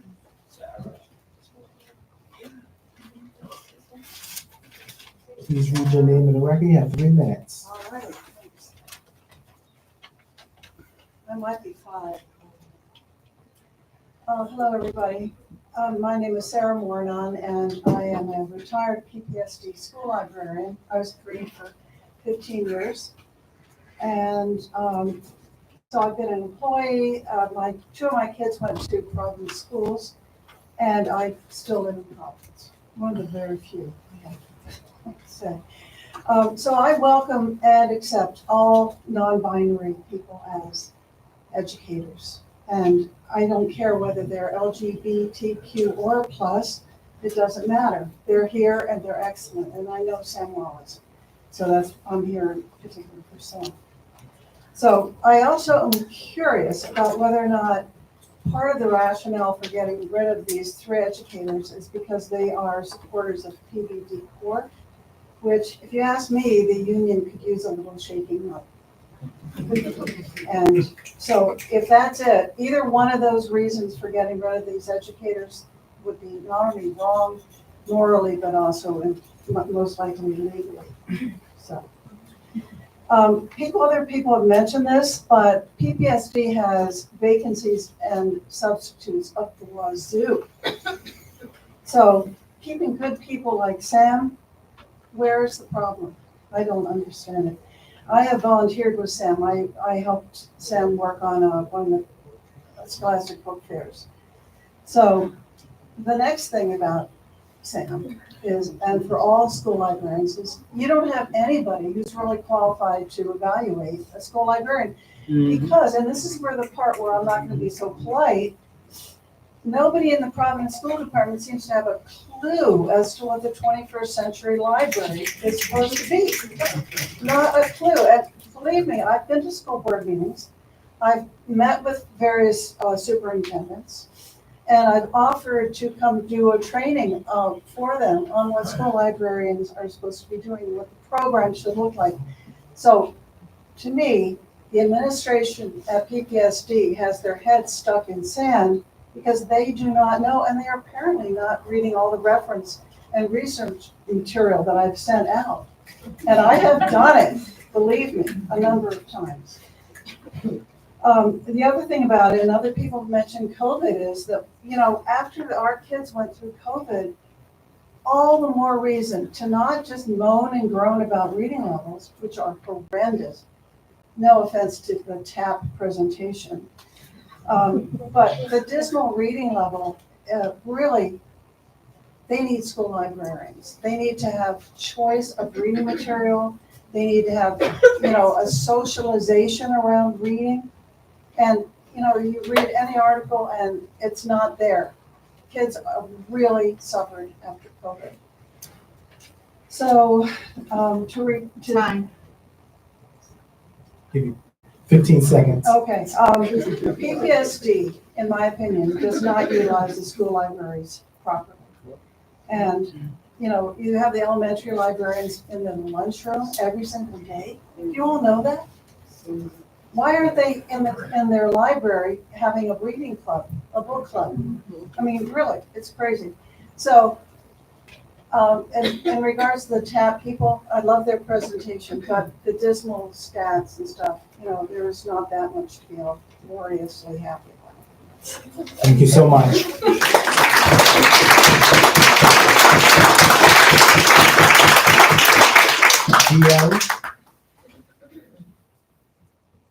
ADL, yeah.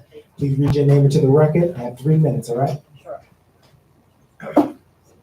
So my name is D.L. Helfer, and I thank you for my 3 minutes tonight. I'm a minister and a social worker here in Rhode Island. I live in Providence. I don't have kids, so I don't have children in the school district. But in my work and in my world, I certainly encounter many educators and teachers from this district. And while I'm grateful for the work you've begun around integration, I do not hear the same thing for LGBTQ individuals. And in case I didn't say it, I am a proud transgender individual. So in these times of increasing hostility and persecution of gender diverse individuals, as you named, we know that's what's happening. We sometimes forget that executive orders aren't law, that we have very real protections still in this state. We have laws, we have non-discrimination policies, we have Title IX, we have workplace protections. President Trump's executive orders are meant to marginalize, and we are obeying in advance. It is worrisome that these school districts, that some school districts are seeing fit to remove DEI. There was one slide that named LGBTQ individuals in 2 hours. Without being legally required to make these changes yet, sorry, it's close to my heart. Without being legally required to make these changes, at least just yet, we are obeying in advance. And it's just as wrong what we're doing to teachers who, I won't repeat what you've heard. I promise you, though, that these actions don't go unnoticed. We need assurances, as you name.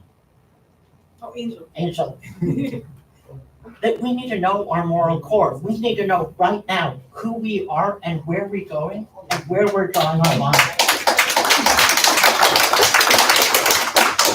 This is the time that PPSD has to reaffirm its commitment to the right of trans and non-binary students and staff, both. And there are a bunch of ways to do so. We can do trainings. I do trainings. Many of us do these trainings.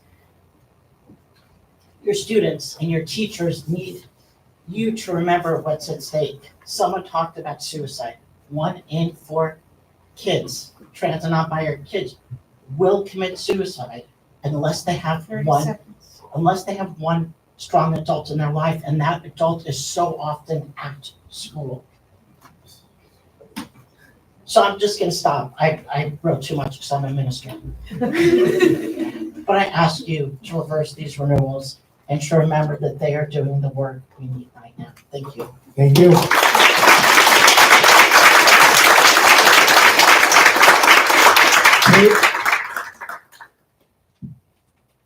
Hey, Kate. Hi there.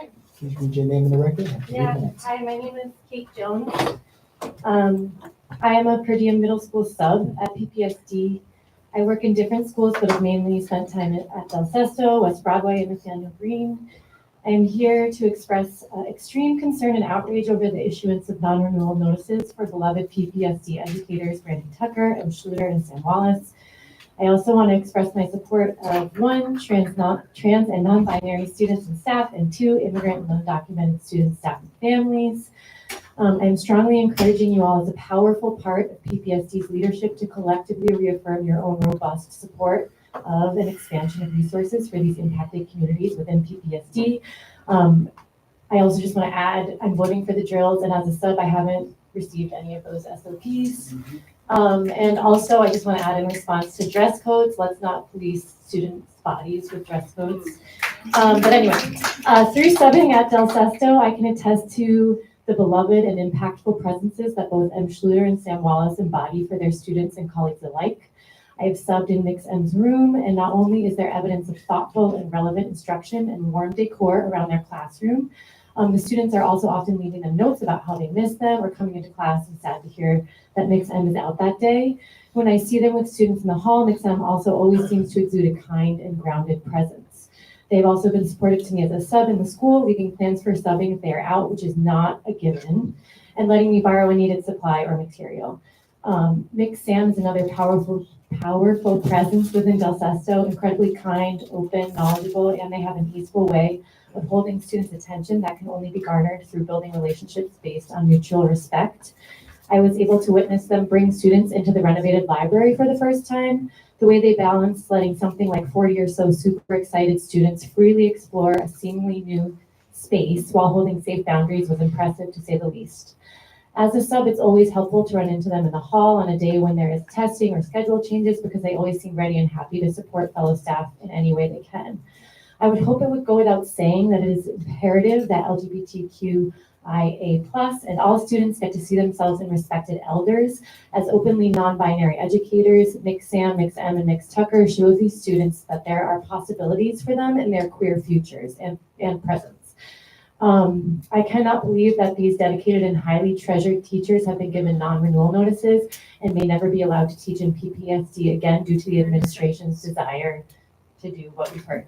Who could be more qualified? I have subbed in so many classes that haven't had a certified teacher for the majority of the year, where we per diem subs are filling in and being begged by admin to take on long-term sub positions for which we are not given proper support. There are currently over 100 vacancies in PPSD. It seems clear and is deeply concerning that these teachers have been singled out and punished unjustly either for their non-binary identities or their organizing and advocacy for the PPSD community. Thank you.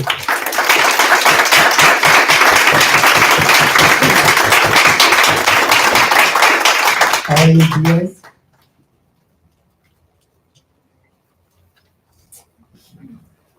Hey, Arlie. Hello. Please read your name and the record. You have 3 minutes. Thank you.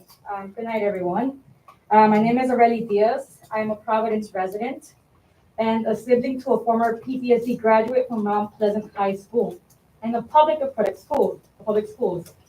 I would like to speak on the need for absolute transparency among actions taken by the school district and other positions of power within education, particularly during this time when all of the protections and advancements our progressive communities have fought for are crumbling around us and are being eroded by fascist operations.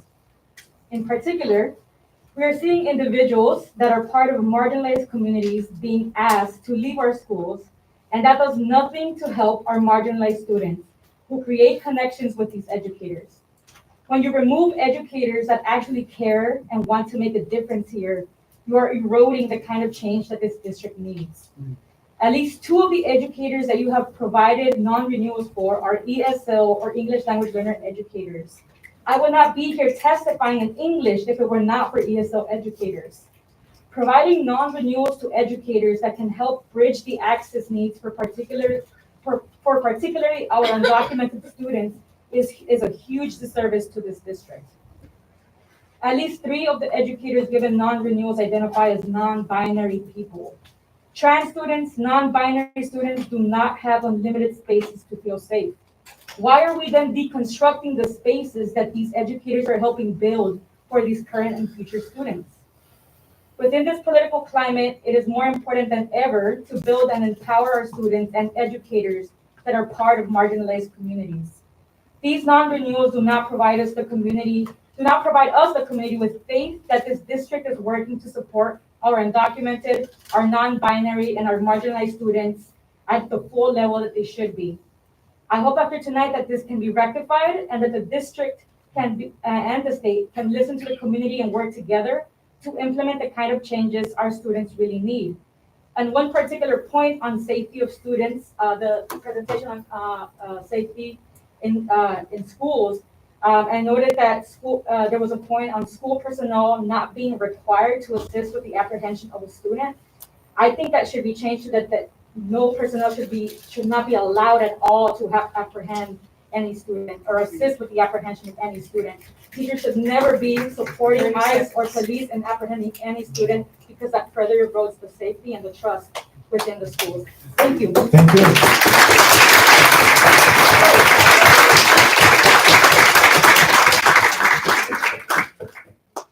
Christian? Hey, Christian.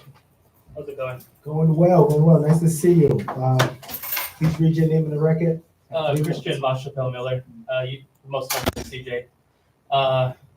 Born and raised in Providence. I work in the child welfare sector. Prior to that, I did a lot of work in nonprofit. And I'm here today as a private citizen because I was a product of the public schools. But I'm really here to talk to you because I've seen and heard things about the dysfunction on this body that I think contributes to some of why we're here today. And I came to not echo a lot of what's already been said. I am in support of it. I think it's a shame that we have to be here today to fight for this. And it's a stain on the moral fabric of this board.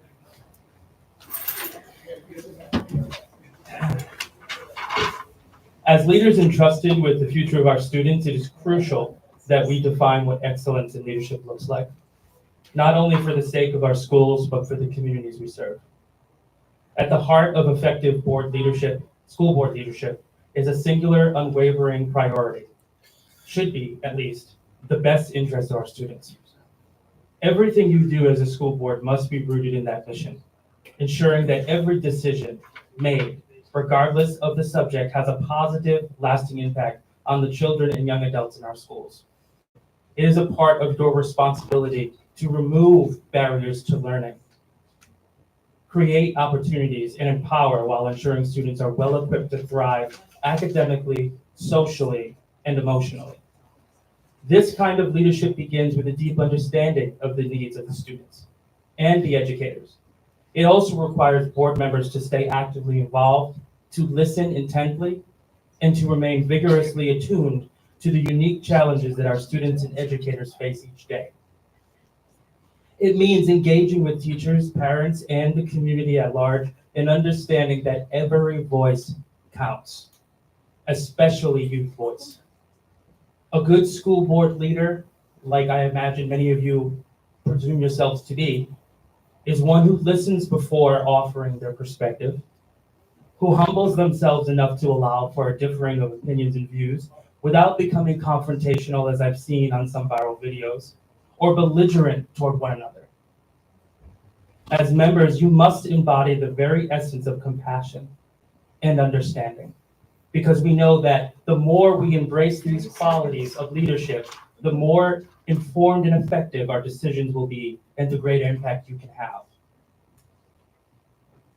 It involves transparency and accountability. You must ensure that the community trusts that you will make decisions based on the best available data, guided by a clear vision for excellence, and be open to this feedback, regularly evaluating your own policies, remain unbiased, and adjust when necessary to ensure that you're meeting the evolving needs of Providence Public School students.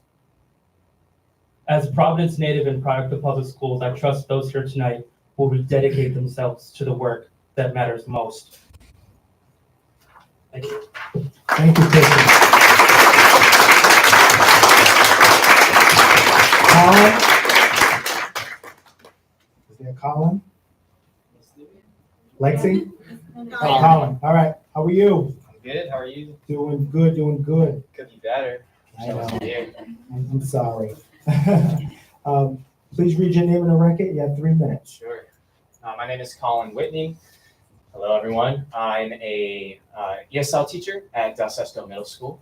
And when I first entered the district as a per diem substitute a few years ago, Sam Wallace was pretty much the only person who gave me any real practical, useful knowledge about how to navigate the school. We had a fire drill on the first day.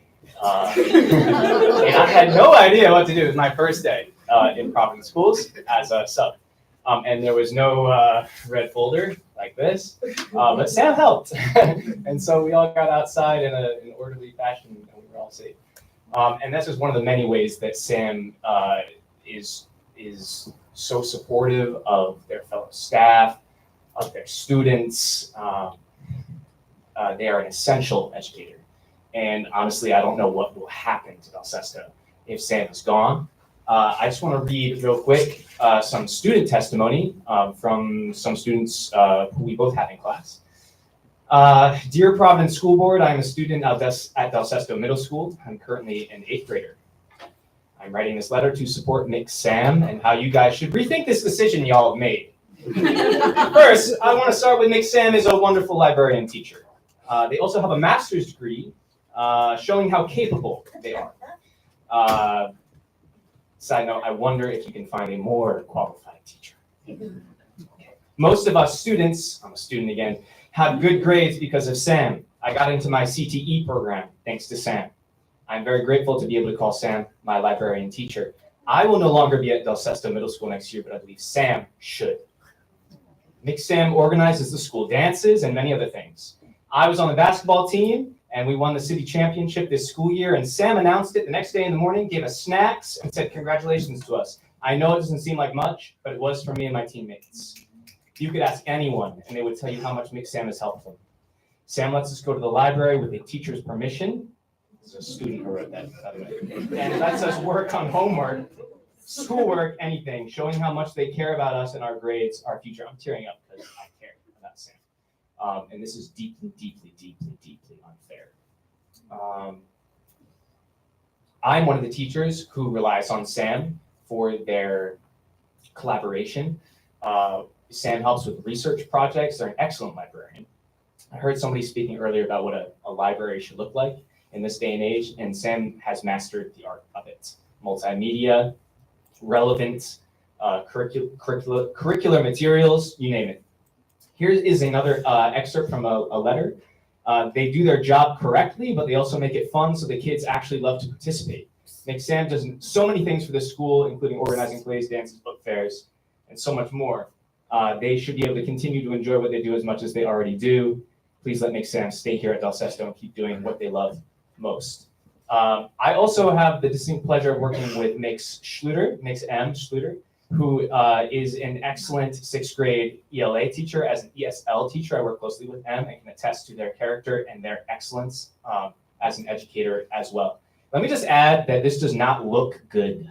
This is very clear targeting of queer educators and dedicated labor organizers, and it reeks of illegality, quite frankly, and immorality. You must rescind these non-renewals, and don't come back and say don't rescind them and then issue some more non-renewals based on finances, because it's going to be very transparent. Okay, where's this coming from? That's all I'm going to say. Thank you. Thank you.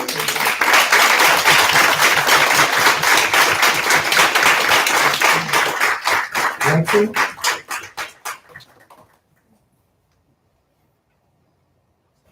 Hey, Lexi, Hi. please can you read your name in the record in 3 minutes? Yes. Hi, I'm Lexi Schnitzer. I'm a Providence resident, a former AmeriCorps City Year volunteer for Carl G. Loro Elementary School, and a current childcare provider. I'm testifying on the need for support and resources for trans and non-binary students and staff. In 2021, I moved to Providence from Michigan as a volunteer for City Year AmeriCorps. City Year is a nonprofit organization, and their mission is supporting students and schools, developing civic leaders, and sharing promising practices. I met M. Schluter, one of the teachers who received a non-renewal at Loro. It was their first year of City Year, and they went on to complete a second year of volunteer work through City Year. Immediately, I was struck by M's love for their students as well as their partner teacher. They love what they do, and throughout this have continuously told me, I just want to be able to keep my job. Whenever I'm with M, they are talking about how much they love their students. They light up. They are able to relate with their students, a skill so important for a good teacher. Little me would have been lucky to have M as a teacher. M is a hard worker and incredibly dedicated. They're courageous for publicly fighting this. Not only are they a teacher, they are a grad student as well. They're working on earning their certifications for teaching in Providence. Let me tell you, they are busy. They spend time after school working on grading and homework in their own classes. Weekends are filled with the same. So how does a district that hired M and are aware of them working and helping pay on getting certified going to issue a non-renewal because they're looking for someone more qualified? How often is this happening to new teachers? Why would potential teachers want to work for PPSD, knowing the district may also hand them a non-renewal notice 1 year into their career? It's not benefiting the school district that is already having trouble filling positions. It does not benefit the students who are affected by trusted teachers and mentors leaving, leading to confusion and feelings of abandonment. It's not benefiting the school itself in building community to better work together to achieve student success. I think it would be a better use of PPSD's resources to build and invest in teachers' futures. Thank you. to perhaps take a look at their own biases and challenge them. Our trans and non-binary teachers are important. It shows LGBTQ kids a future where they belong. They have a mentor to talk to who understands. Teachers' voices, perspectives, and impacts on students are important. What message is PPSD sending when they give 3 non-binary and trans teachers non-renewal notices? The non-renewal notices can give the reasons they want, but the truth prevails. This is not about M as an educator and dedicated teacher, but rather an attack on their gender identity. It's a flimsy political statement that's neither fair, just, or legal. It's not too late to do the right thing and renew M for another year for their amazing work that they will continue to do. Thank you. Thank you.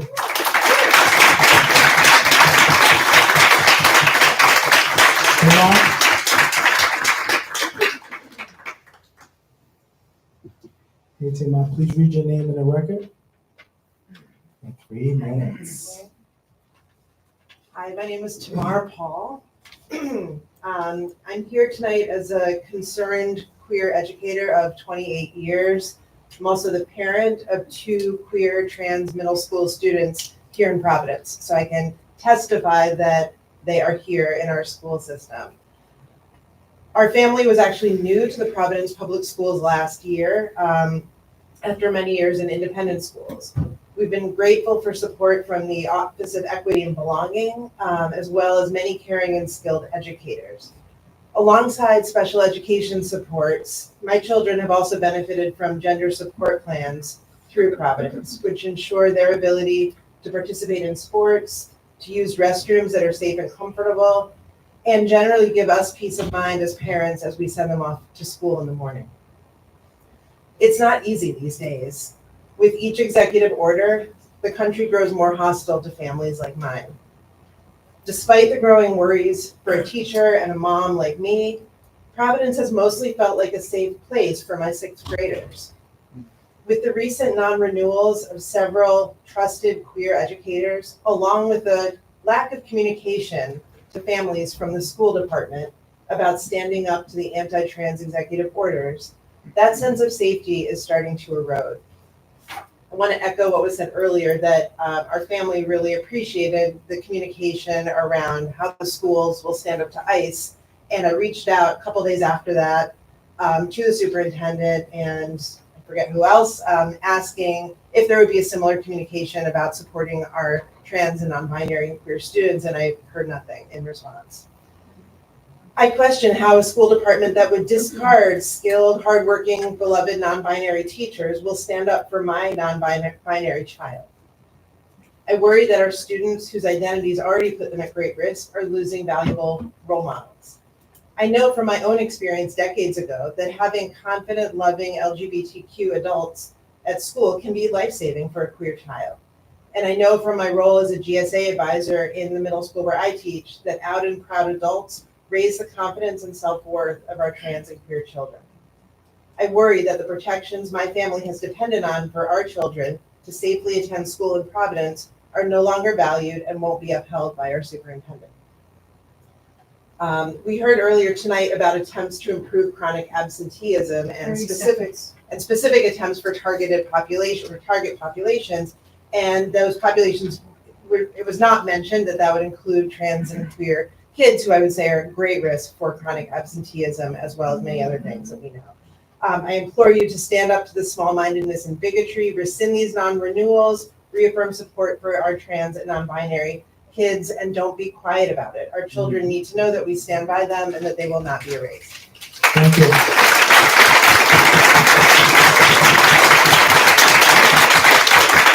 Jake?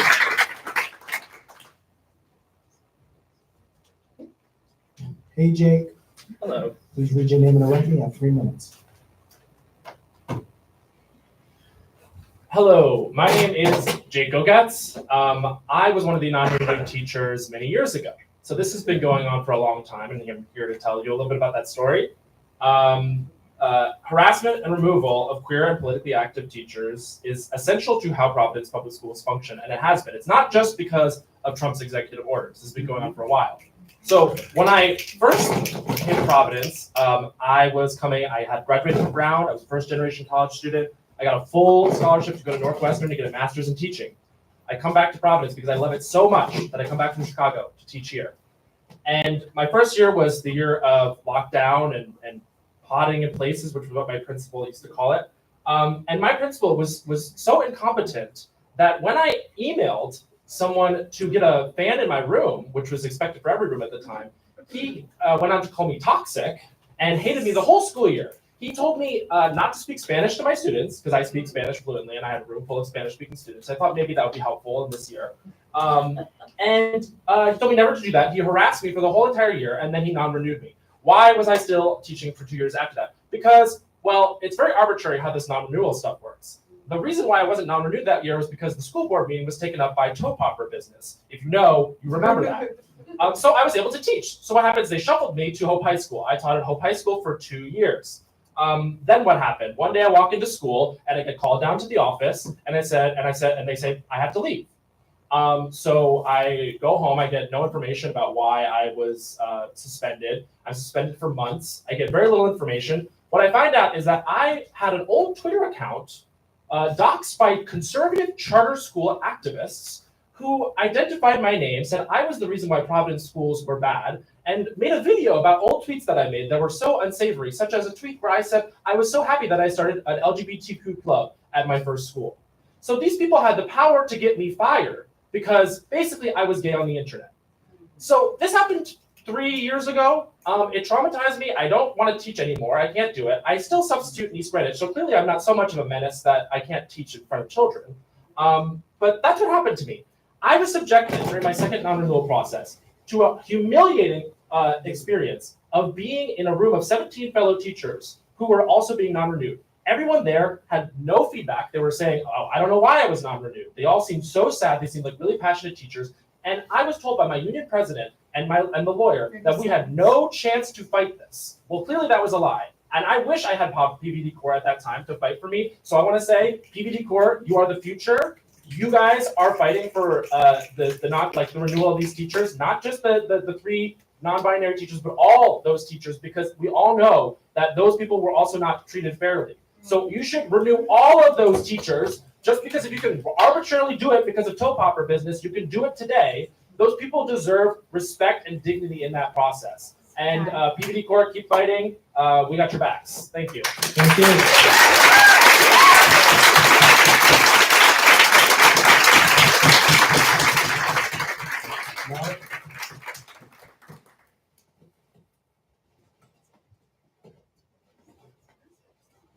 Mark, take your time.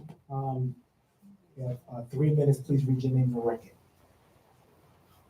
I love probably being the oldest person in the room. A lot of wisdom. I put my notes on 3x5 cards if anybody remembers what they are. My name is Mark Levy. I drove across 3 or 4 bridges to get here. I'm from Bristol, so I can take back to Bristol some of what I heard today. I'm an octogenarian, so I've learned to say to people when they do good things, you're doing good things. I've learned to say to people when they're not doing good things to get it together. When I graduated from college in 1964, I went to Mississippi, and I was part of Freedom Summer. I then came to New York City, and I taught. I taught junior high school for 4 years. I taught in college. I then left classroom teaching to work in the labor movement. I worked for several unions before I retired. And currently what I do now is talk about the civil rights movement, both at schools here and in England. So I was honored when some people asked me to come. And I wrote out a document, so I won't repeat that. I have 2 very quick things to say. One is there's a tsunami coming. We all better get ready for it. I'm glad that it sounds like you all have started, but I think there's a lot more to do to get ready for when it hits here at this school system. The second thing I want to say is that I'm honored that all the people back there invited me to come. I'm a kid of the 60s. There were a lot of us back then. I've been wondering how many young people are active. Even some of the people back there with gray hair, they're young too. But I'm honored to be included with them, and I second everything that they've said, and I don't have to go on any longer. Thank you. Thank you.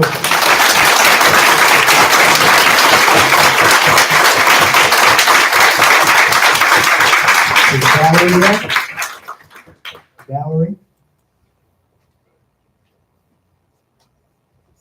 Huey? So that's actually not my name, it's my email, but my name is Steven, just so we're clear. All is well. It is me. Hello, can you hear me? Yes. All right, so hello, my name is Stephen Mackesy. My friends call me Fee, and my students call me Mixter Mac. I am a non-binary substitute teacher in Providence at the middle school level. I chose middle because it is the time when students begin to really explore and understand what it is to be part of a community full of misunderstanding and disagreement, and begin to develop the interpersonal skills needed to successfully navigate and participate in the world at large. Our students learn far more than we teach them directly. We as adults must model what good citizenship looks like this. We must model what healthy conflict resolution looks like and guide them through it. At most middle schools, I can expect to hear a slur or a denigration of my identity or someone else's on the regular. Students or staff disparaging others' race, gender, religion, or sexuality. And occasionally, even when my own identity is targeted, when I introduce myself as Mixter Mac with the pronouns they, them, those moments of conflict, I'm able to open up conversation and facilitate dialogue between students in order to help them better accept each other and help them develop deeper socio-emotional, metacognitive, and self-reflective skills. Hatred and fear are learned traits, and we must ask ourselves what it is that we want to impart on the next generation of students, or if we wish to demonstrate the value and strength in diversity, equity, and inclusion. I spent several months last year teaching at Del Sesto. It is here I came into knowing both Mix Sam Wallace and Mix M Schluter in various capacities. I have substitute taught their classrooms while they were out, following lesson plans they prepared, sadly a rarity, which included differentiated instruction and appropriate adaptations in order to assist each and every student to demonstrate, meet, advance, and deepen their learning, knowledge, and understanding.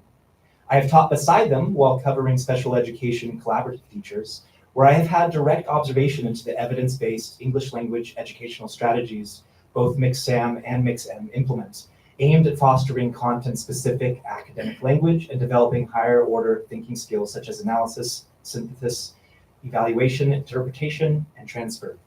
I had first-hand observation of their dedication and participation in preparing, conducting, and facilitating various school functions and activities, going above and beyond their contractual responsibilities.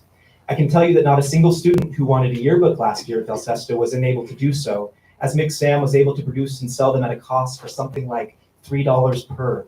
Talk about fostering a sense of belonging. I can tell you that many students who began the year with little motivation to achieve academically, who didn't see themselves or their worth in our society or the advantages of education, were able to do so by the end of the year, thanks in part to the teaching, acceptance, vibrancy, respect, honor, and dignity that are shown and on display in these two educators each and every day. When looking for examples of excellence at Del Sesto to direct students toward, I didn't have to search far. If educators and their caliber, Go ahead, just finish that last part. If educators of their caliber are whom the district and right have not chosen to renew, it calls into question the underlying motivation, discrimination, and politics at play. Thank you. Thank you.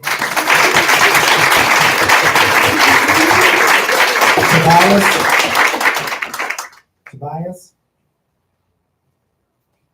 Gabriel? Hey, Gabriel. Hello. Please read your name and the record. You have 3 minutes.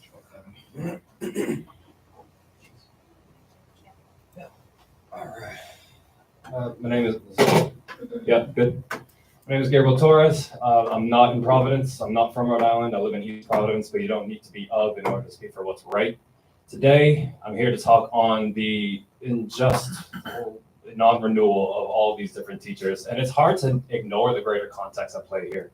It's the fact that we've been demanding transparency and this is what we're being met with is ludicrous. The fact that we've been in a basement where we submitted a request to change venues is an embarrassment. The fact that public comment was at the end of your agenda that we had no say in creating is ridiculous.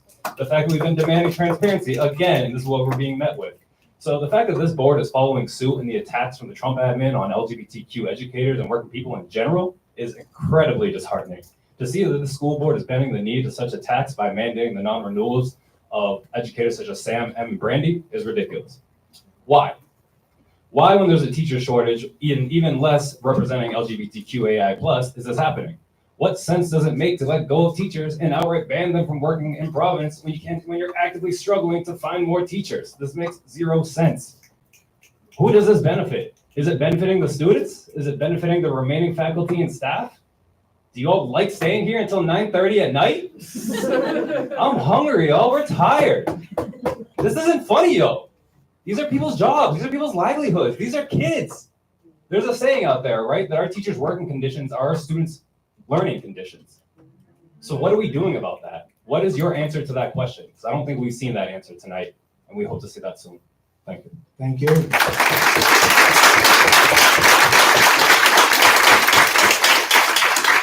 Dan? Hey, Dan. Sorry, I didn't have time. You want me to read that instead? Well, can you read that It's- first? Okay. Hey, Dan. All right, sorry. I promised the kid I would read something. I ran out of time and like, we're gonna watch this. So like, I'm gonna get called out in class. All Hey, right. Dan. Please read your name and the record. You have 3 minutes. Hi, everybody. My name is Dan Kittredge, and I guess I'm starting with this statement. So this is a statement from a student. So I'll read this. My opinion on the situation with you and Mix M, I believe you being Mix Sam. Since I came to this school, I've received a lot of hate. Although not being in any organizations like LGBTQ, I strongly believe that whatever may be happening, it's just horrible because it seems very targeted towards the only 2 non-binary teachers.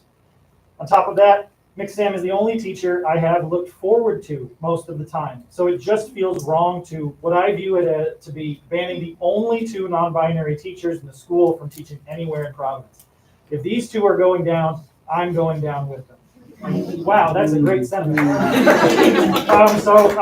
had written something. We'll see if I can squeeze it in. So I'm a resident here in Providence, hopefully soon a homeowner and a taxpayer. And I'm here testifying as a concerned citizen of the city because some of the decisions made by the folks in charge of our district recently have been dismaying. Ever since the state took over Providence Public Schools, they've said over and over again that their work is aimed at the best outcomes for Providence students and families. So it strikes me as a bizarre decision then to issue non-renewals to beloved teachers when the district has consistently struggled to fill dozens of teacher vacancies every single year. Pride's own consultants make this clear in their reports on the progress of the turnaround action plan that is supposedly aimed at improving our schools. It notes repeatedly that the district lacks sufficient teachers to cover all classes, as you've heard so many people testify today. Students end up with entire periods with no instruction at all, just directionless study halls because the district can't find enough teachers to work here. And Ride and their consultants have tried to blame the teachers union for this. If you read the turnaround action plan, there's a lot of anti-union nonsense in there. But when the union is the only organization fighting for a living wage so that teachers who come to Providence can actually afford to live here, that argument doesn't stand up to scrutiny. Every year since the state takeover, the district, now unaccountable to the people of Providence since the state took it over, has terminated numerous teachers while leaving dozens of classes with no one to lead them.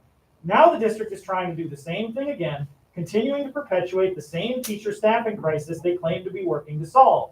This is a disturbing trend where the state's leadership blames our teachers for this crisis rather than properly funding our schools so we can properly staff them. There's endless money to hire private contractors so that they can make money building new buildings. But supposedly there's not enough money to hire enough teachers to staff the positions our kids need. I love this city. That's why I moved here, found a job here, and plan to buy a home here. Providence is not a city dedicated to union busting, to bigoted attacks on LGBTQ people, or to maintaining a permanent crisis of staffing in our schools. We are a city that celebrates diversity, that knows that good jobs and fair conditions The unions protect are what built this country and wants to promote beloved teachers, not fire them. These non-renewals fly in the face of that and must be reversed. Thank you. Thank you.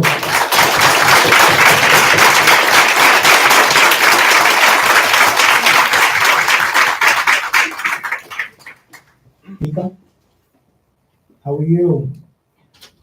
Please read your name in the record. You have 3 minutes.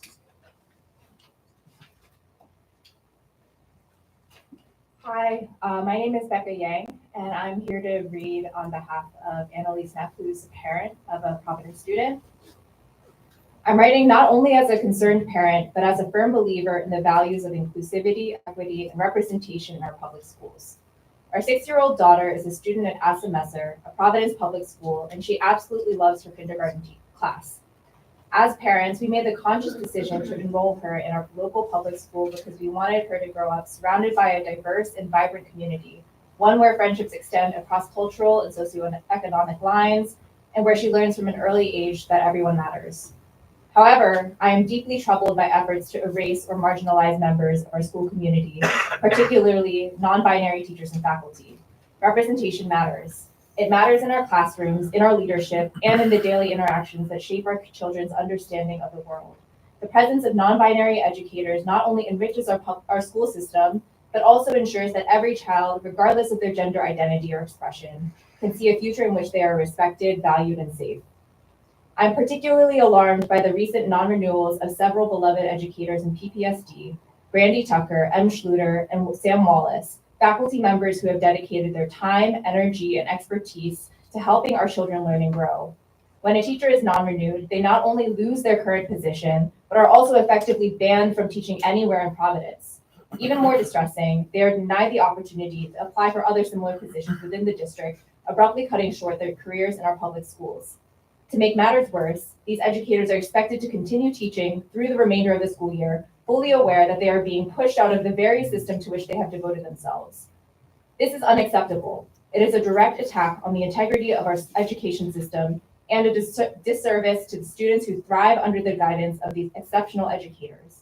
Removing non-binary teachers or any educators without due cause who foster a welcoming, inclusive learning environment sends a chilling message that identity rather than ability determines one's place in the classroom. It contradicts the values we should be instilling in our children, the values of fairness, dignity, and respect for all people. If my daughter ever comes to understand her gender beyond traditional assumptions, I want her to have trusted, knowledgeable adults to turn to. I want her to see that her teachers, like her classmates, come from all walks of life and are valued for who they are. Most importantly, I want her to grow up in a community where diversity is celebrated and not erased. Exclusion is a form of harm, and policies that alienate or remove non-binary teachers harm every student who looks to them for guidance, acceptance, and inspiration. I urge you to take immediate action to rescind the non-renewals of these educators and to ensure that PPSD does not continue down a path that prioritizes exclusion over excellence in teaching. I ask you, what kind of message do we send to our children when we remove them, when we remove people from their lives simply for being who they are? What kind of community are we building if we allow prejudice to dictate who is welcome in our public schools? We must stand together to protect those who uplift our children. We must ensure that our schools remain spaces of learning, growth, and belonging. The best interest of our children and of our entire community depends on it. Thank you. Thank you.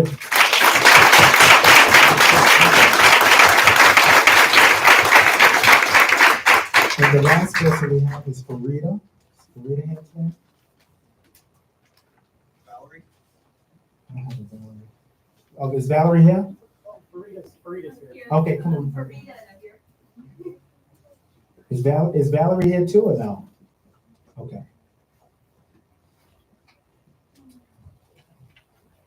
Hey, Farida. Hey, with a record, 3 minutes. Thank you for coming. Hi, I'm Farida Allen, and I'm here reading on behalf of Kayleen O'Leary. She has worked in Providence Public Schools for 21 years and at Del Sesto Middle School for 19 years. And these are her words. M is known to their students as the teacher that understands them, the teacher that doesn't get mad if they mess up, the teacher who actually listens to them. I know this because I have shared many students with M over the past 2 years, and a practice I have implemented in my classroom is weekly acts of kindness. Having students write an appreciation note to anyone who made their week a little brighter.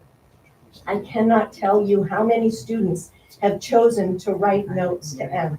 The connections M has made with our sixth graders is one that these students will remember forever. Sam seeks to understand people, not only students, but staff. Sam is genuine in all connections with others and aims to make everyone around them feel safe, valued, and empowered. From day one, I have witnessed Sam's ability to make connections with students. They are able to connect with students in the most genuine ways, whether it is speaking Spanish, finding a space or activity or sport in which they would thrive, building their confidence during high school choice time, helping students set goals for attendance or behavior. Sam makes sure all students that come across their way have had genuine contact. Sam and M, both inspiring educators, are showing up. They are doing what is asked of them. They are taking the courses, getting the certificates and degrees, and they are doing the extra duties. They are spreading acts of kindness in our school community that are needed for it to thrive. Yet PPSD has chosen to non-renew them and let another district get a hold of these outstanding teachers. Make it make sense. Thank you.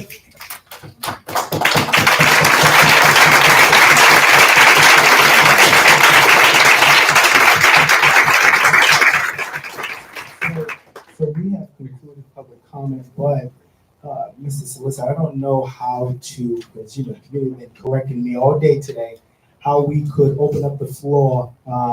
Maybe, hopefully some members in the community want to just share some thoughts on whatever that may be. Yeah, I think that could also still be incorporated under public comments. Okay. We still are members of the public. We don't have a specific designation for school board comments tonight. I think going forward we will. Okay. But that usually follows public comments, but I think we could also qualify that. Absolutely. That's public comment, if you'd like to briefly address that. Absolutely. Anyone in the community would like to give a word on today? Okay. Please read your name into the record. You have 3 minutes. Good evening. My name is Grisel Clementson, and I'm here with my husband, Kipling Clementson. We are both Providence residents and public school graduates. I also came over the bridge, 2 bridges, to get here from Bristol. I work at the Roger Williams Law School, and I stand here before you to urge you to consider the lasting impact of the decisions you will make today, tomorrow, and in the future. I want you to take pride in the school district, in this school district, Providence School District, and set standards for education. You have a unique and powerful opportunity to set a precedent that will guide not only this current generation of students, but those that will follow. I need you to lead with intention, with wisdom, and with compassion. Attempts to discredit and distract you will come, okay? And those are real issues that will create distractions in your process, in your work.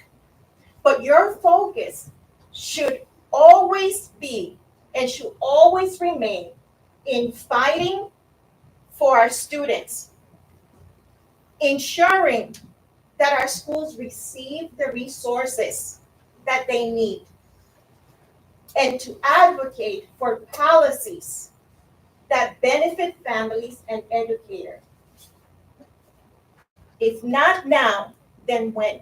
If not you, then who?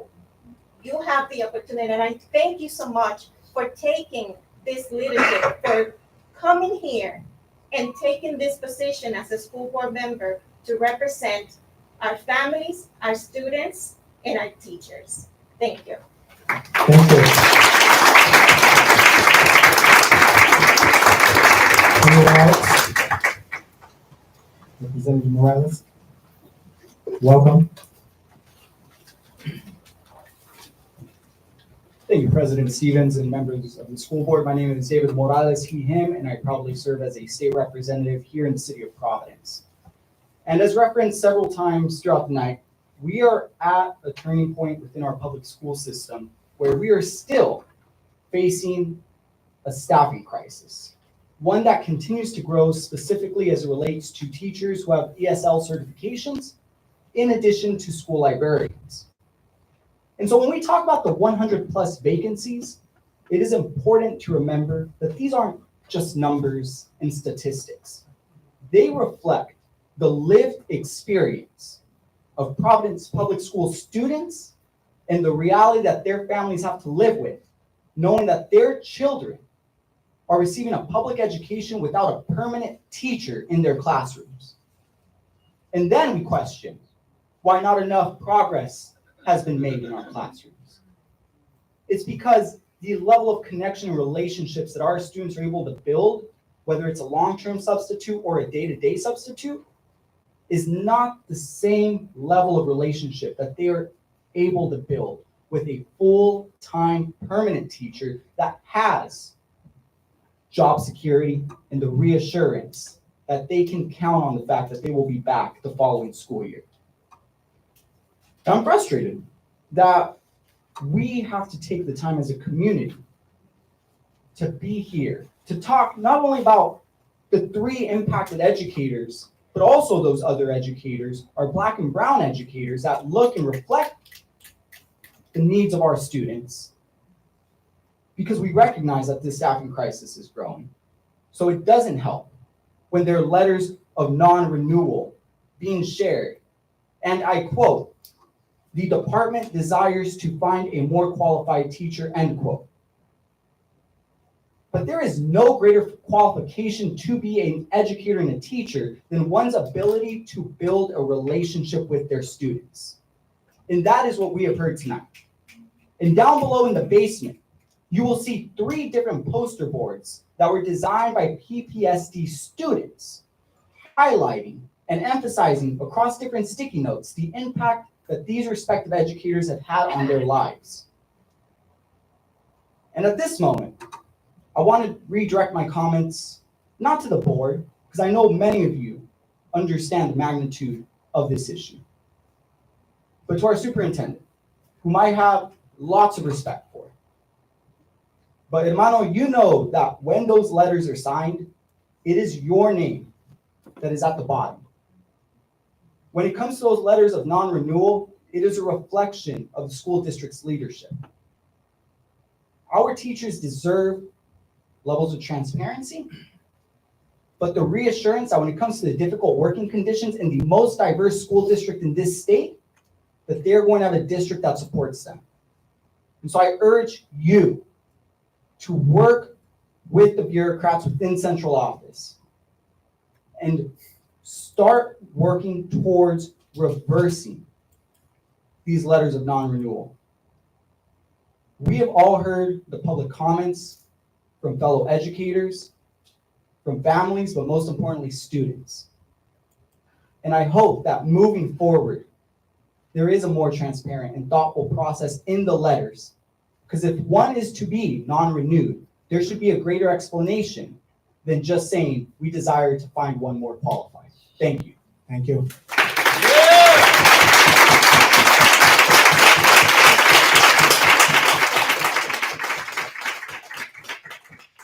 Yes, please read your name and the record. Hi, everyone. My name is Deborah Levy. I work for the Community Libraries of Providence, and I work for the libraries under a grant that we have through United Way to strengthen the connections between the school libraries and our public libraries. I've worked with Sam Wallace in my role there, as well as all the other wonderful school librarians in our elementary and middle schools. The school libraries are really important to the schools. You've all heard a lot already about what a great job Sam does to support students in the library, and I want to reaffirm that in my work with SAM, they've been a key member of that work. They've been enthusiastic about working with our public libraries. I know that working with community partners is a priority for the district, and SAM is very engaged in that as well as engaged in the activities that happen in school. I also support rescinding the non-renewals for the other teachers. I'm not going to reiterate all the reasons I've already heard tonight for that. But the other thing I wanted to add in my capacity as a Providence resident and community member is that I hope to be a parent of students in Providence schools one day. I'm not right now. But part of the reason that I choose to stay here and that I want to have a family here is because of the school district that we have. So it's, to echo what some other folks have said, it's not just about the students that are in our schools right now. It's about what we're doing to make sure our community is one that families want to stay in and that they want to come to. And when I'm thinking about my future family, my future children, which I want to have in Providence, my decision about whether or not to stay here and to send them to public schools relies a lot on how our district treats teachers, especially teachers who I know are doing a great job for their students. So thank you. Thank you.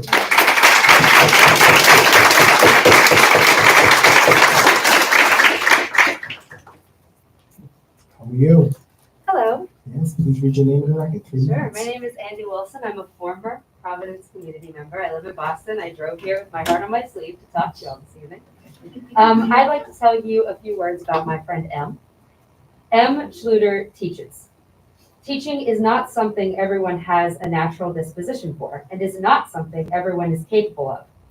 It takes someone with resilience and grit to teach. Teaching is one of the most underpaid, undervalued professions in this country, with one of the biggest payoffs, instilling knowledge in our next generation. M is everything that encapsulates a good educator: curious, knowledgeable, compassionate, and competent. M and I worked together in the Providence School District with City Year a few years ago, where I got to see firsthand M's passion and knack for helping the kids of this community grow into citizens who will shape this community in exceptional, uncountable ways to come. M is trusted by the students in their classes. As a kid that grew up in a failing public school system in the South, I know how rare it is to find a teacher you trust, someone who inspires you to come back to school day after day. Without those connections, students lose hope, and statistics show they are far more likely to drop out, limiting their futures. Education is the ticket to a life of ruthless growth and unlimited opportunity. The students of the Providence School District deserve that same trust. They deserve someone who cares about their education, their future, and their day-to-day wellness. There is no person better suited to care for them like that than M. Schluter. I urge you to reconsider your decision with these non-renewals. Providence cannot afford to lose these incredible teachers, and especially M, not with the 100+ vacancies already being covered ad hoc by substitutes. M will give their all for the PPSD students, your children, your future community leaders. And shouldn't you do the same for your teachers? Thank you. Thank you.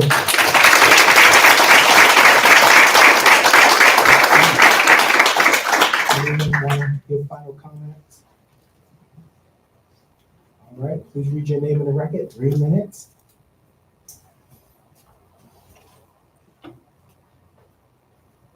Thank you for the 3 minutes.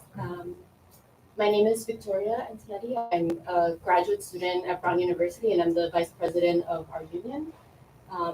GLOW being the name of our union. It's one of the fastest growing unions in Rhode Island. I'm also a resident of Fox Point, so I'll be speaking from some of these experiences.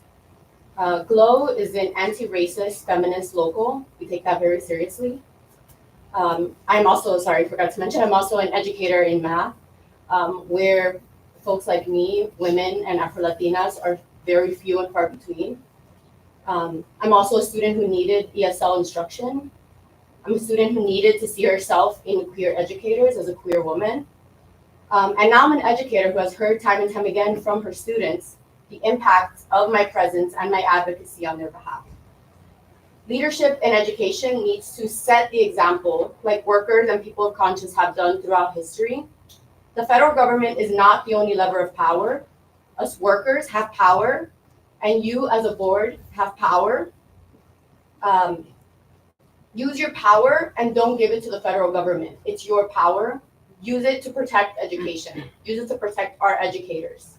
Because of that, I'm asking you to rescind the non-renewals, all the non-renewals now, to have rescinded them yesterday.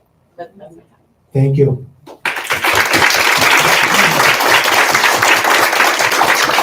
Any final comments? Okay, okay. Please read your name in the record. 3 minutes. Thank you. My name is Faith Anaya. I use she and he pronouns, and I'm currently a student teacher at the Met in Providence. But previously, I also worked with City Year AmeriCorps.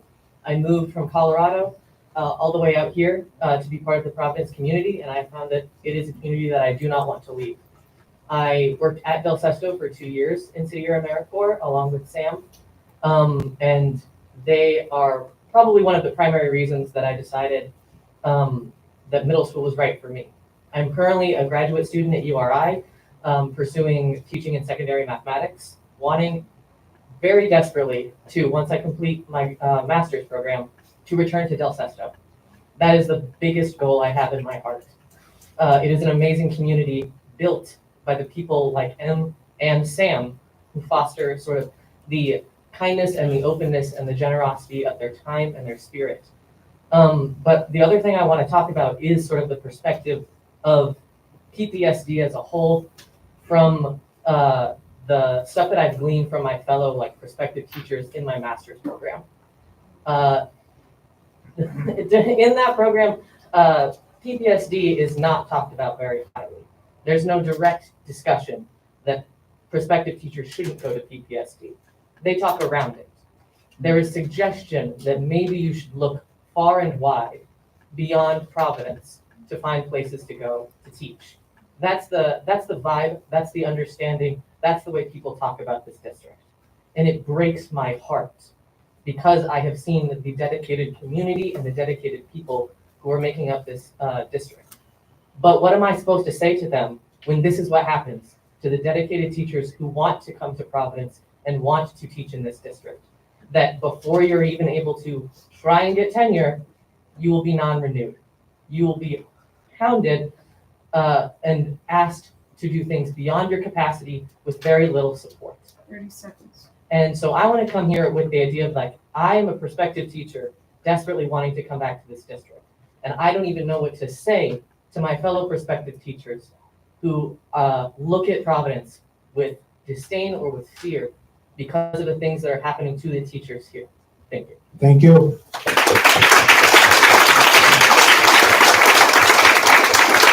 So really quick before we shift into our very last item, I want to let everyone know this is our very first meeting as a board meeting, our business meeting.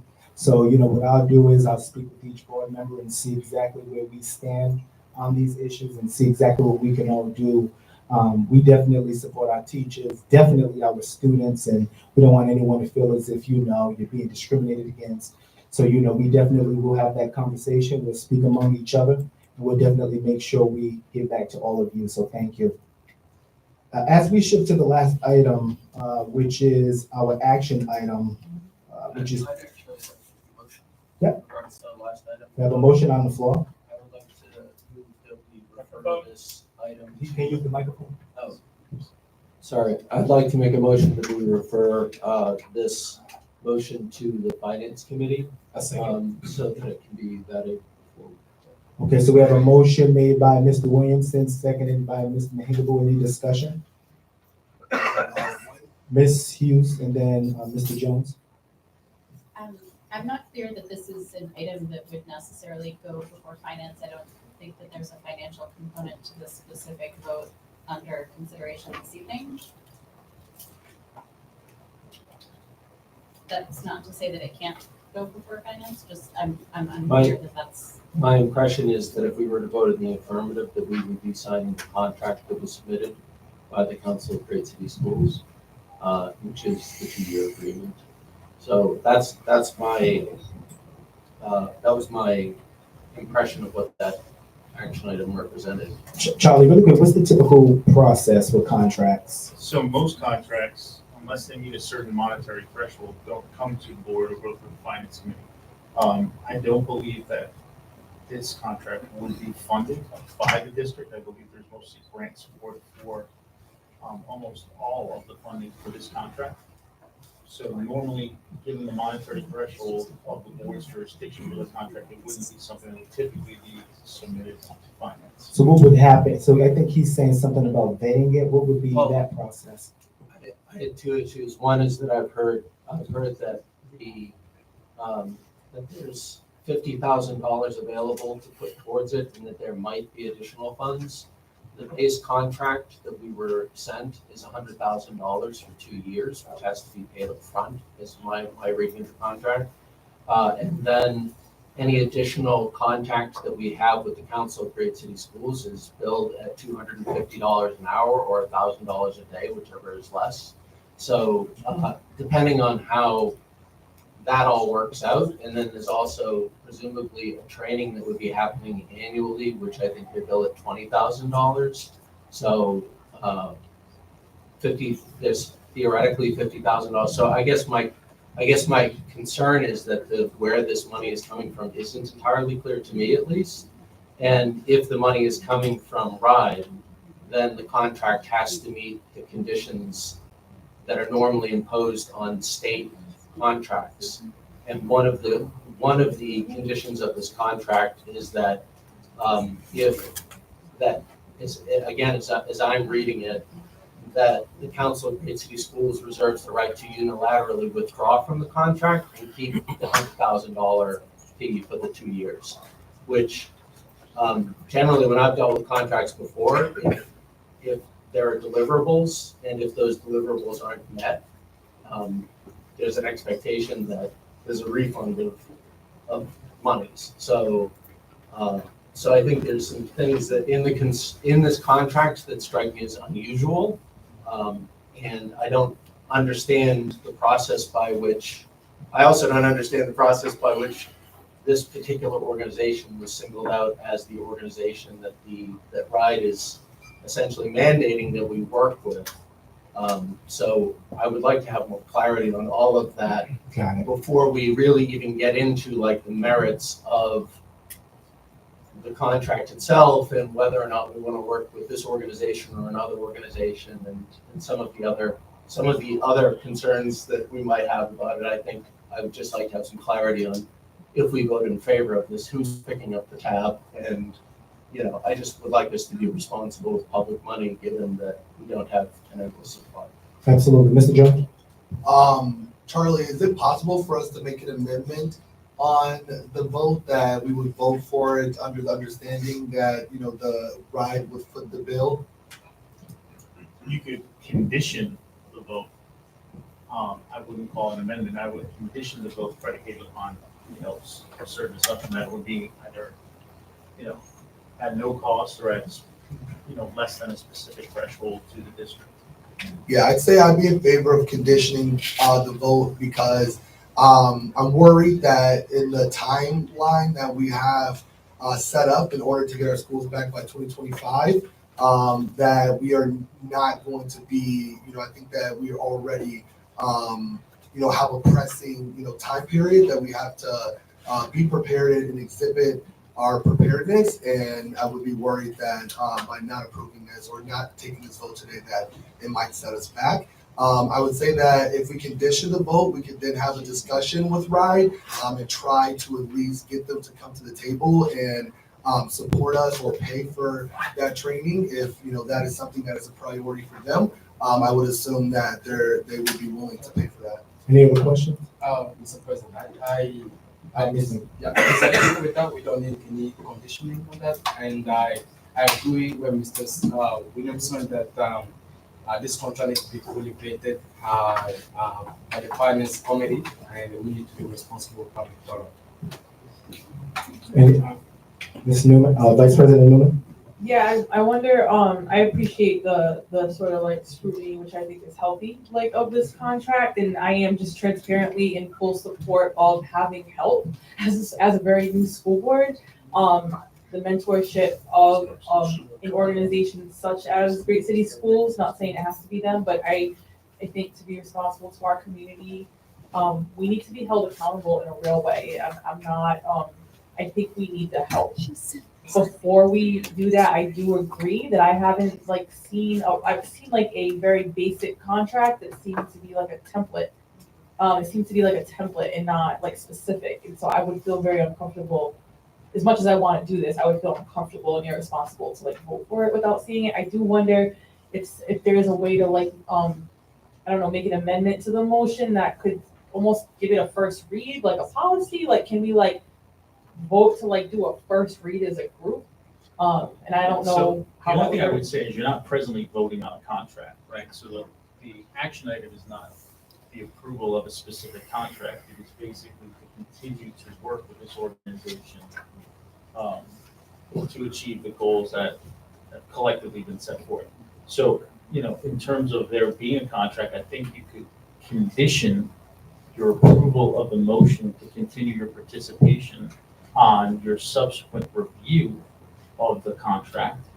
If you would like to do that because you have some concern about that contract, I think you could approve it, or you could make a motion to approve subject to a review and subsequent approval by the board of the contract as well. So, because that item isn't presently before you, but if there's some level of comfort that you would like by actually looking at the contract and making sure that it's been properly vetted, you could condition the approval on the subsequent approval of the contract as well, that you would also like with that approved. Yeah, okay.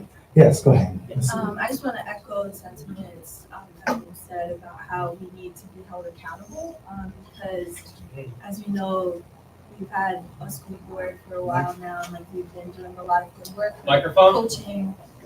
Thank The coaching would be very helpful. I mean, we've already done a training with them, and I feel that everyone here could say that we've got a lot of that training. I do want to echo though, Mr. Jones said, is that we need to figure out who's going to be paying for this. That's a little part that I'm uncomfortable with. I mean, we've got the contract, we're able to see it. And as I understand, this contract has been available since last year that they've been working on this. So I think we've had time to look at it. My concern is just how we're going to pay for it. If we're going to be a part of this, I just want to make sure that there's the condition that if we agree to this contract, that it's not going to come out of the community's money or the district's money. Right.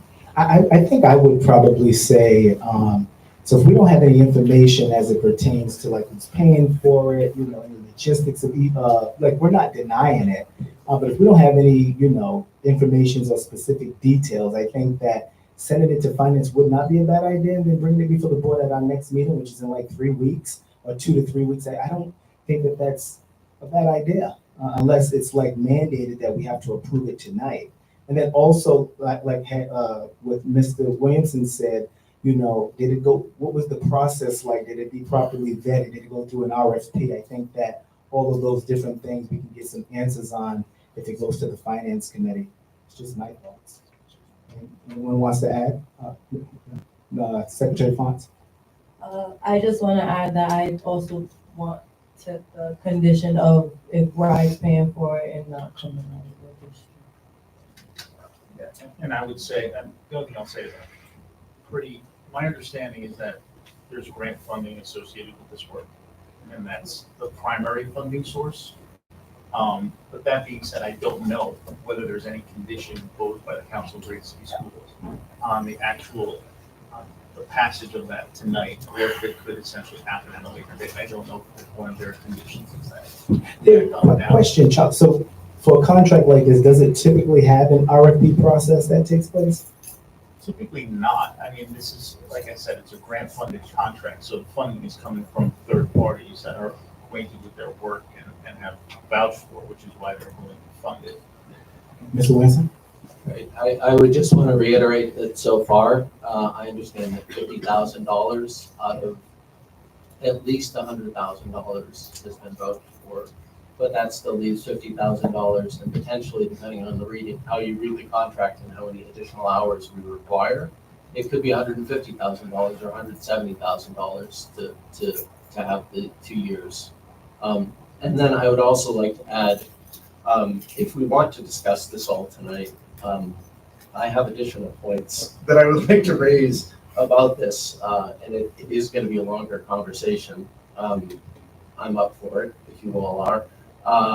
but I also think, and I think we can't ignore the fact that we all received a letter from the commissioner stating that working with this group is being laid out as a precondition of return of the schools to Providence, not 2025. They're saying the earliest we can do this is in 2026. And that this is a precondition. So that adds a number of extra wrinkles that I think we need to think through and understand, including it was also a condition. One of the standard conditions that this group asks for is that exactly, at least 50% of all board time, which includes, to my understanding, all the time we spend in subcommittees and time we spend on public comment, that 50% of the total time has to be spent only on student outcome focused governance. And that does not include, by my understanding of the 14 hours of training that we sat through, that does not include attendance. That doesn't include teacher retention. That doesn't include a lot of other things that I know RIDE has said that they value and the community values. So if we don't meet that 50% threshold, which is another condition that comes from the Council of Great City Schools, that would be grounds for RIDE to deny a return of the schools in 2026. So I feel like if we agree to this, we're not just agreeing to get some extra input, which I 100% feel like we could use, and I would really welcome, having somebody help us out with that. But because it has been articulated as a condition, a precondition of having the schools return to local control, I think we really need to look into all the implications of that and not miss anything. I just want to clarify, again, my understanding was that we were not discussing a specific contract tonight, which is why I questioned whether referring to finance made sense or not. I think that if we need to look, I think we're talking about two different things right now. I think we're talking about whether or not the board is choosing to engage further exploration of work with Council on Great City Schools. And then that would happen before signing any contract and before setting up a specific timeline and goals, including about when we would anticipate meeting the 50% of our time threshold. I have a very different understanding of like what that looks like and what that would mean and whether or not that includes public comment and all the sort of minutia there. And I think that's a separate conversation outside of a professional services agreement that we'd have to engage in at some point. To Councilor Ruggieria's point,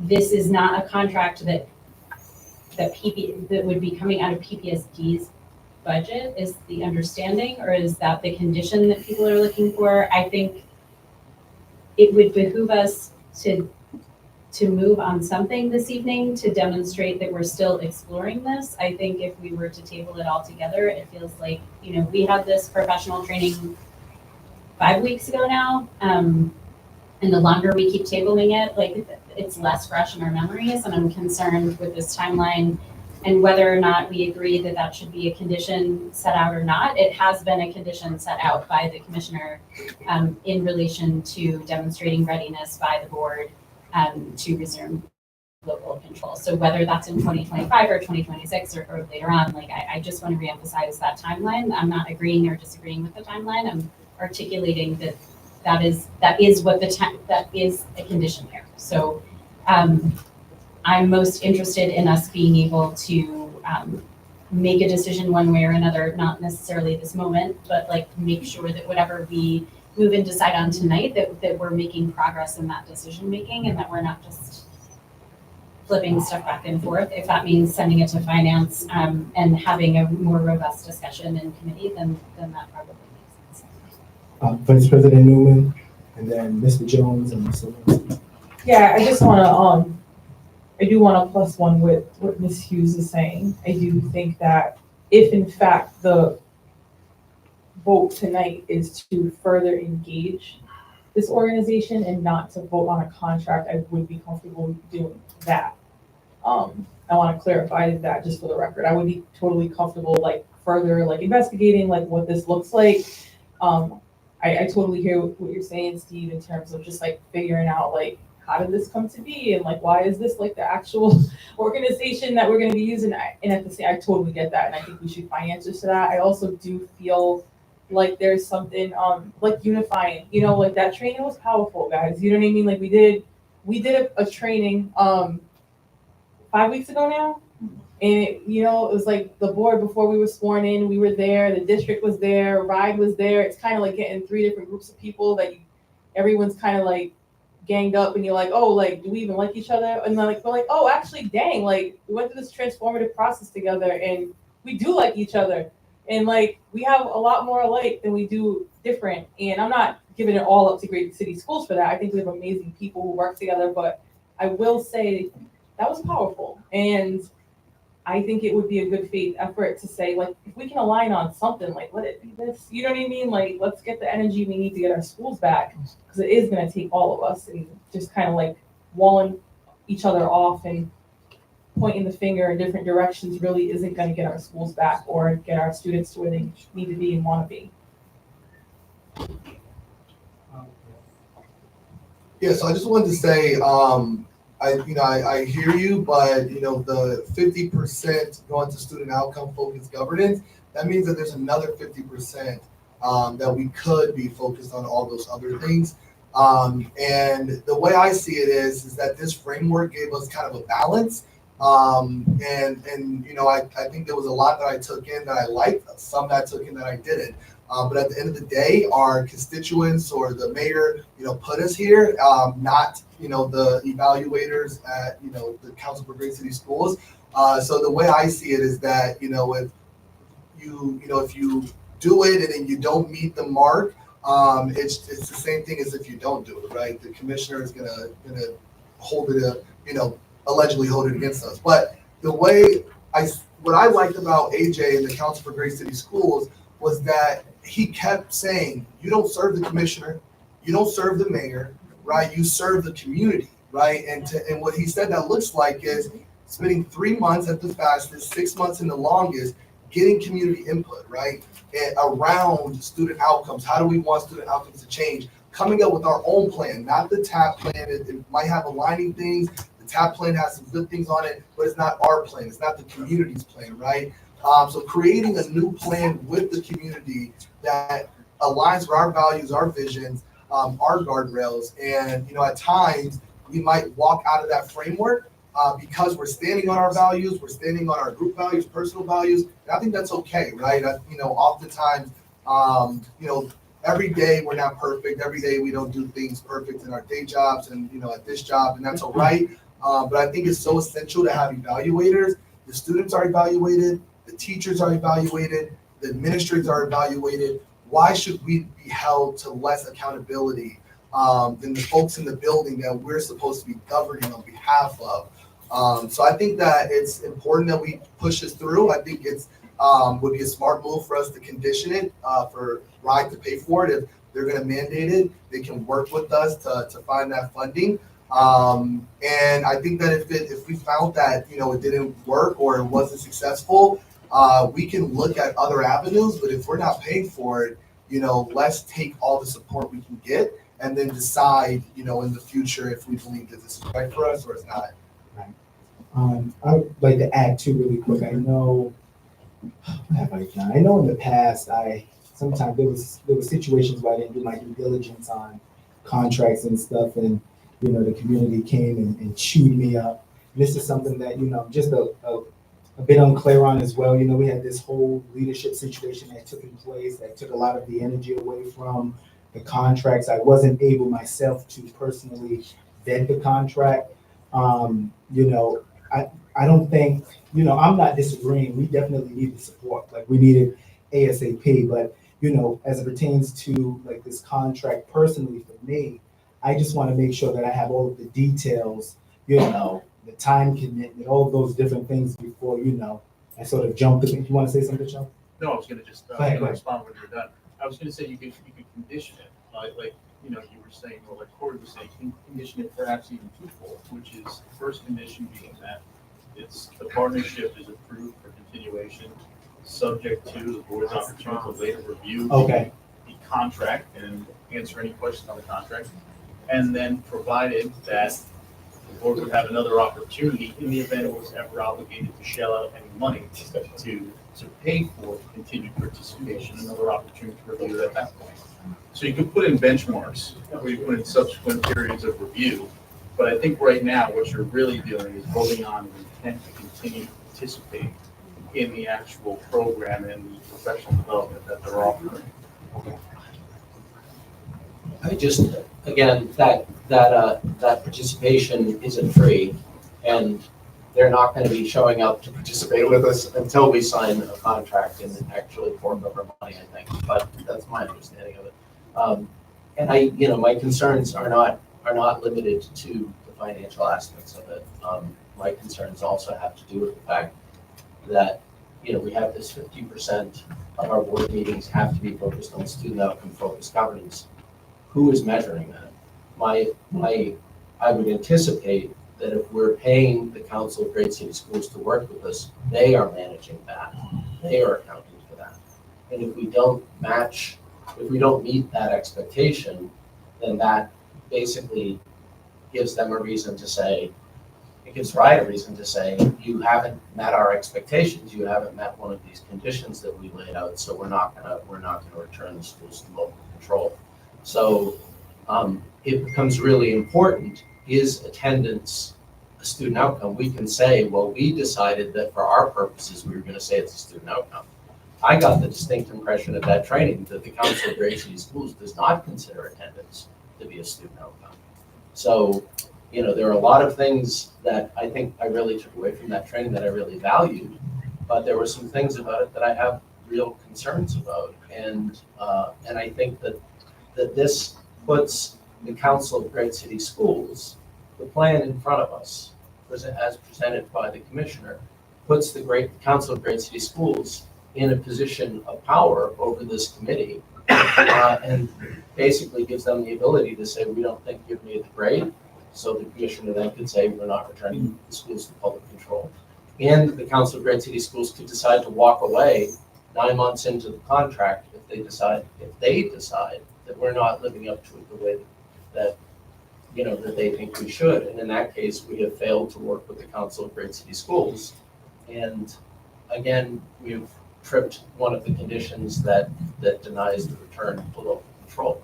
We also are being asked by the commissioner to continue to advance all of the work that has been done under the Turnaround Action Plan, much of which doesn't actually fit the Council of Great City Schools definition of student-focused governance.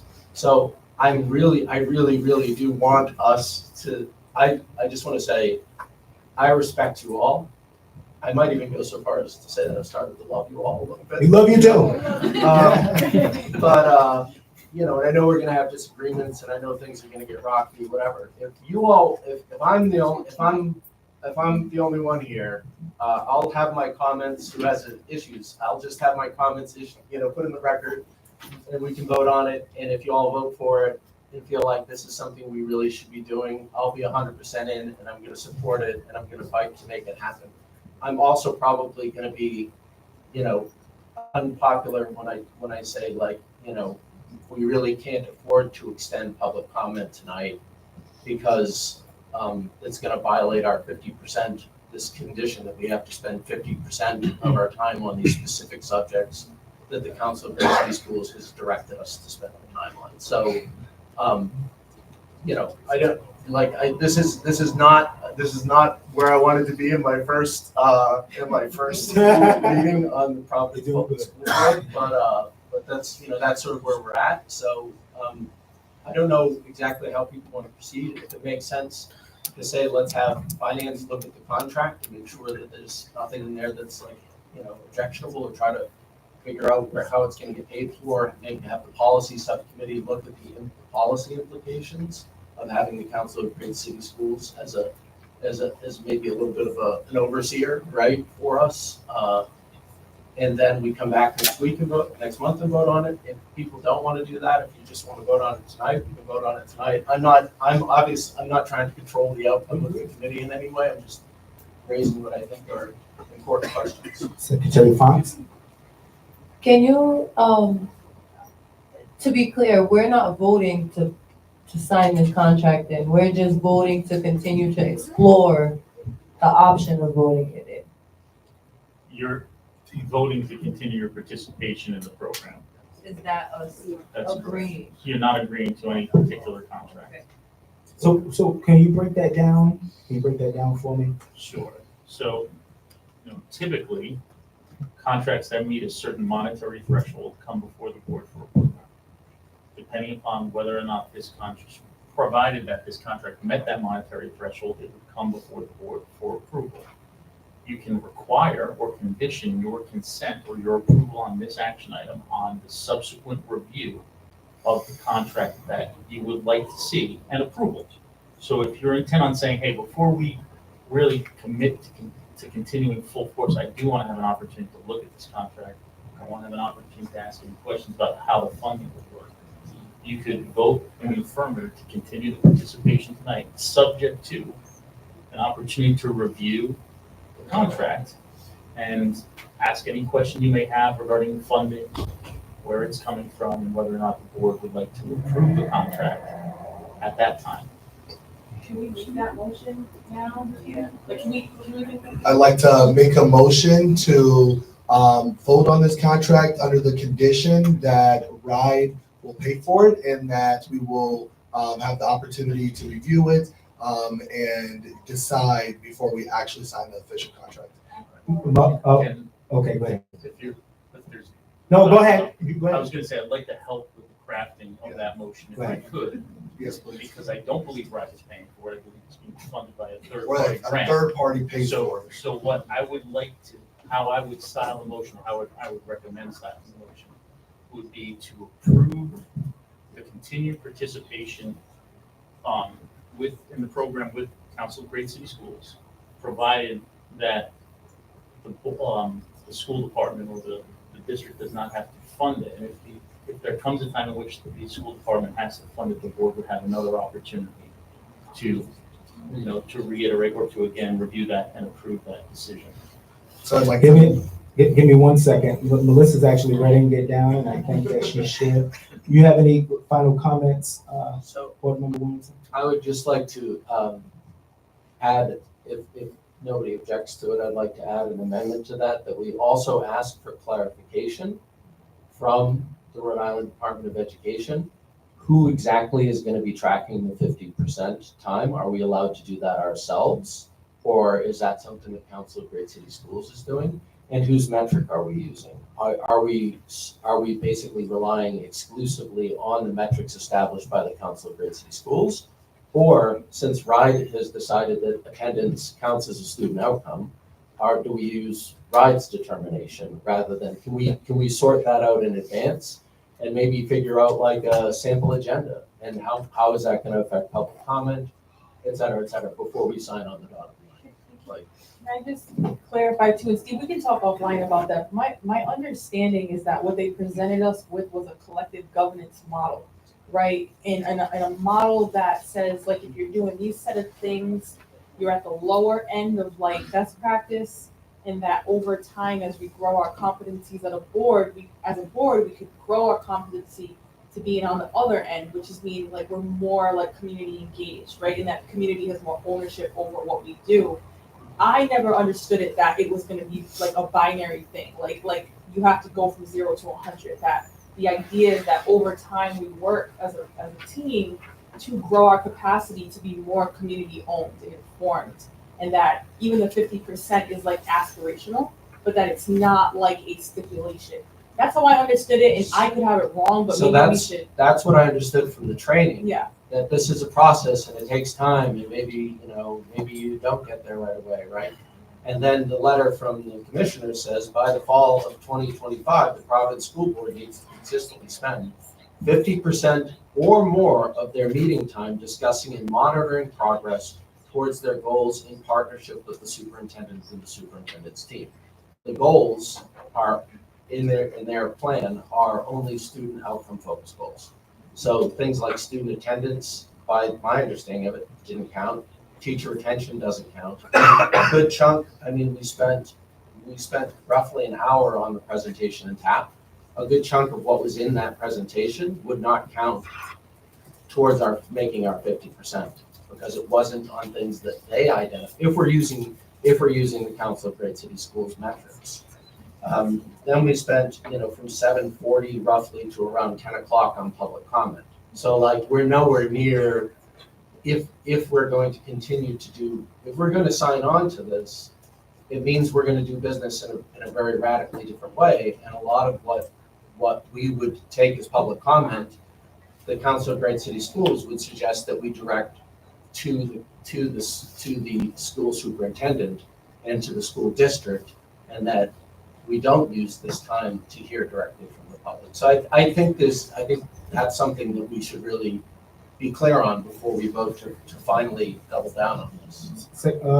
Ms. Hughes, did you want to say something? Then Mr. Jones.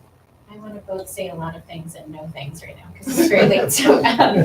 So I think that we are maybe conflating a couple of different actions tonight and a couple of different requirements or requests of the board. So I think that while the commissioner has identified that she, for her office, is looking for the board to meet those particular criteria, what I didn't hear in what you just read, and I don't have the letter directly in front of me, was that had to match exactly what the Council of Great City Schools said defined as 50%. So that is a separate criteria that the commissioner has laid out for return to local control. The other piece that I want to name before I get to a potential motion, if President Stevens will hear that motion. The other thing I'll name is that, to Vice President Newman's point, I think that this is something that is a framework and a model, and it looks different in all 70 plus different cities that this organization works with across our country, and that it is up to us as a board, in consultation as a governance team, because remember, it's us as a board, but also with our superintendent and his team, to develop the specific implementation timeline. And that is where we would be looking at the specificity and an agreement together on what things we're focusing on. In addition to those public listening sessions that Mr. Jones highlighted that are so important and appealing, because as I know for many, many, many months now, and even before I was on the board last year, like, this space has become a place where the public feels safe and encouraged to share their comments with us. We don't always agree on exactly what public comment should look like, but I hope that all folks feel welcome to come and share their comments as they're able. And that's great, but we need more opportunity for that, and we have to hear from the community. So there is all of these pieces in there that we would get to and would be hyper specific to Providence schools. That is not something that's my understanding that would be dictated in any particular way by the council. That said, they have experience working with so many other districts, so they've seen it done in lots of different ways and could advise us on effective ways that might match with how we want to engage with our community. So I think all of that can continue to get explored. I think that after listening to my colleagues, it does sound like this requires some additional specific vetting around any professional services agreement and some outstanding questions about exactly what third-party funding would look like and a timeline. So yes, this should probably go to finance next. However, I would like to introduce a motion tonight, if I may. I move for a resolution to approve the board's continued engagement of the Council of Great City Schools to explore options for further professional development toward a student outcomes focused governance model, subject to a subsequent review of the specific professional services agreement and conditional upon full funding outside of PPSD's current budget. There's been a motion. There's been a motion made by Board Member Hughes, seconded by Mr. Jones. Any discussion on that motion? How would we just be all in favor? A voice vote? All in favor, say aye. Aye. Any nays? Nay. One nay. Two nays. I'm naying to that. Any abstain? Nobody's abstaining? All right, the motion passes. All right. I'd like to go to the next item as it pertains to adjourning the meeting. Do I have a motion to adjourn? Motion made by Ms. Mahaga, seconded by Before we adjourn, does Mr. anybody have any objection if I just enter, rather than reading all of these, enter my questions and comments into the record? No, you're good, absolutely. Is that okay with everyone? Absolutely. Yeah. Motion made, seconded by Mr. Jones. Any discussion? All in favor, say aye. Aye. All right, motion passes. Talk to you later.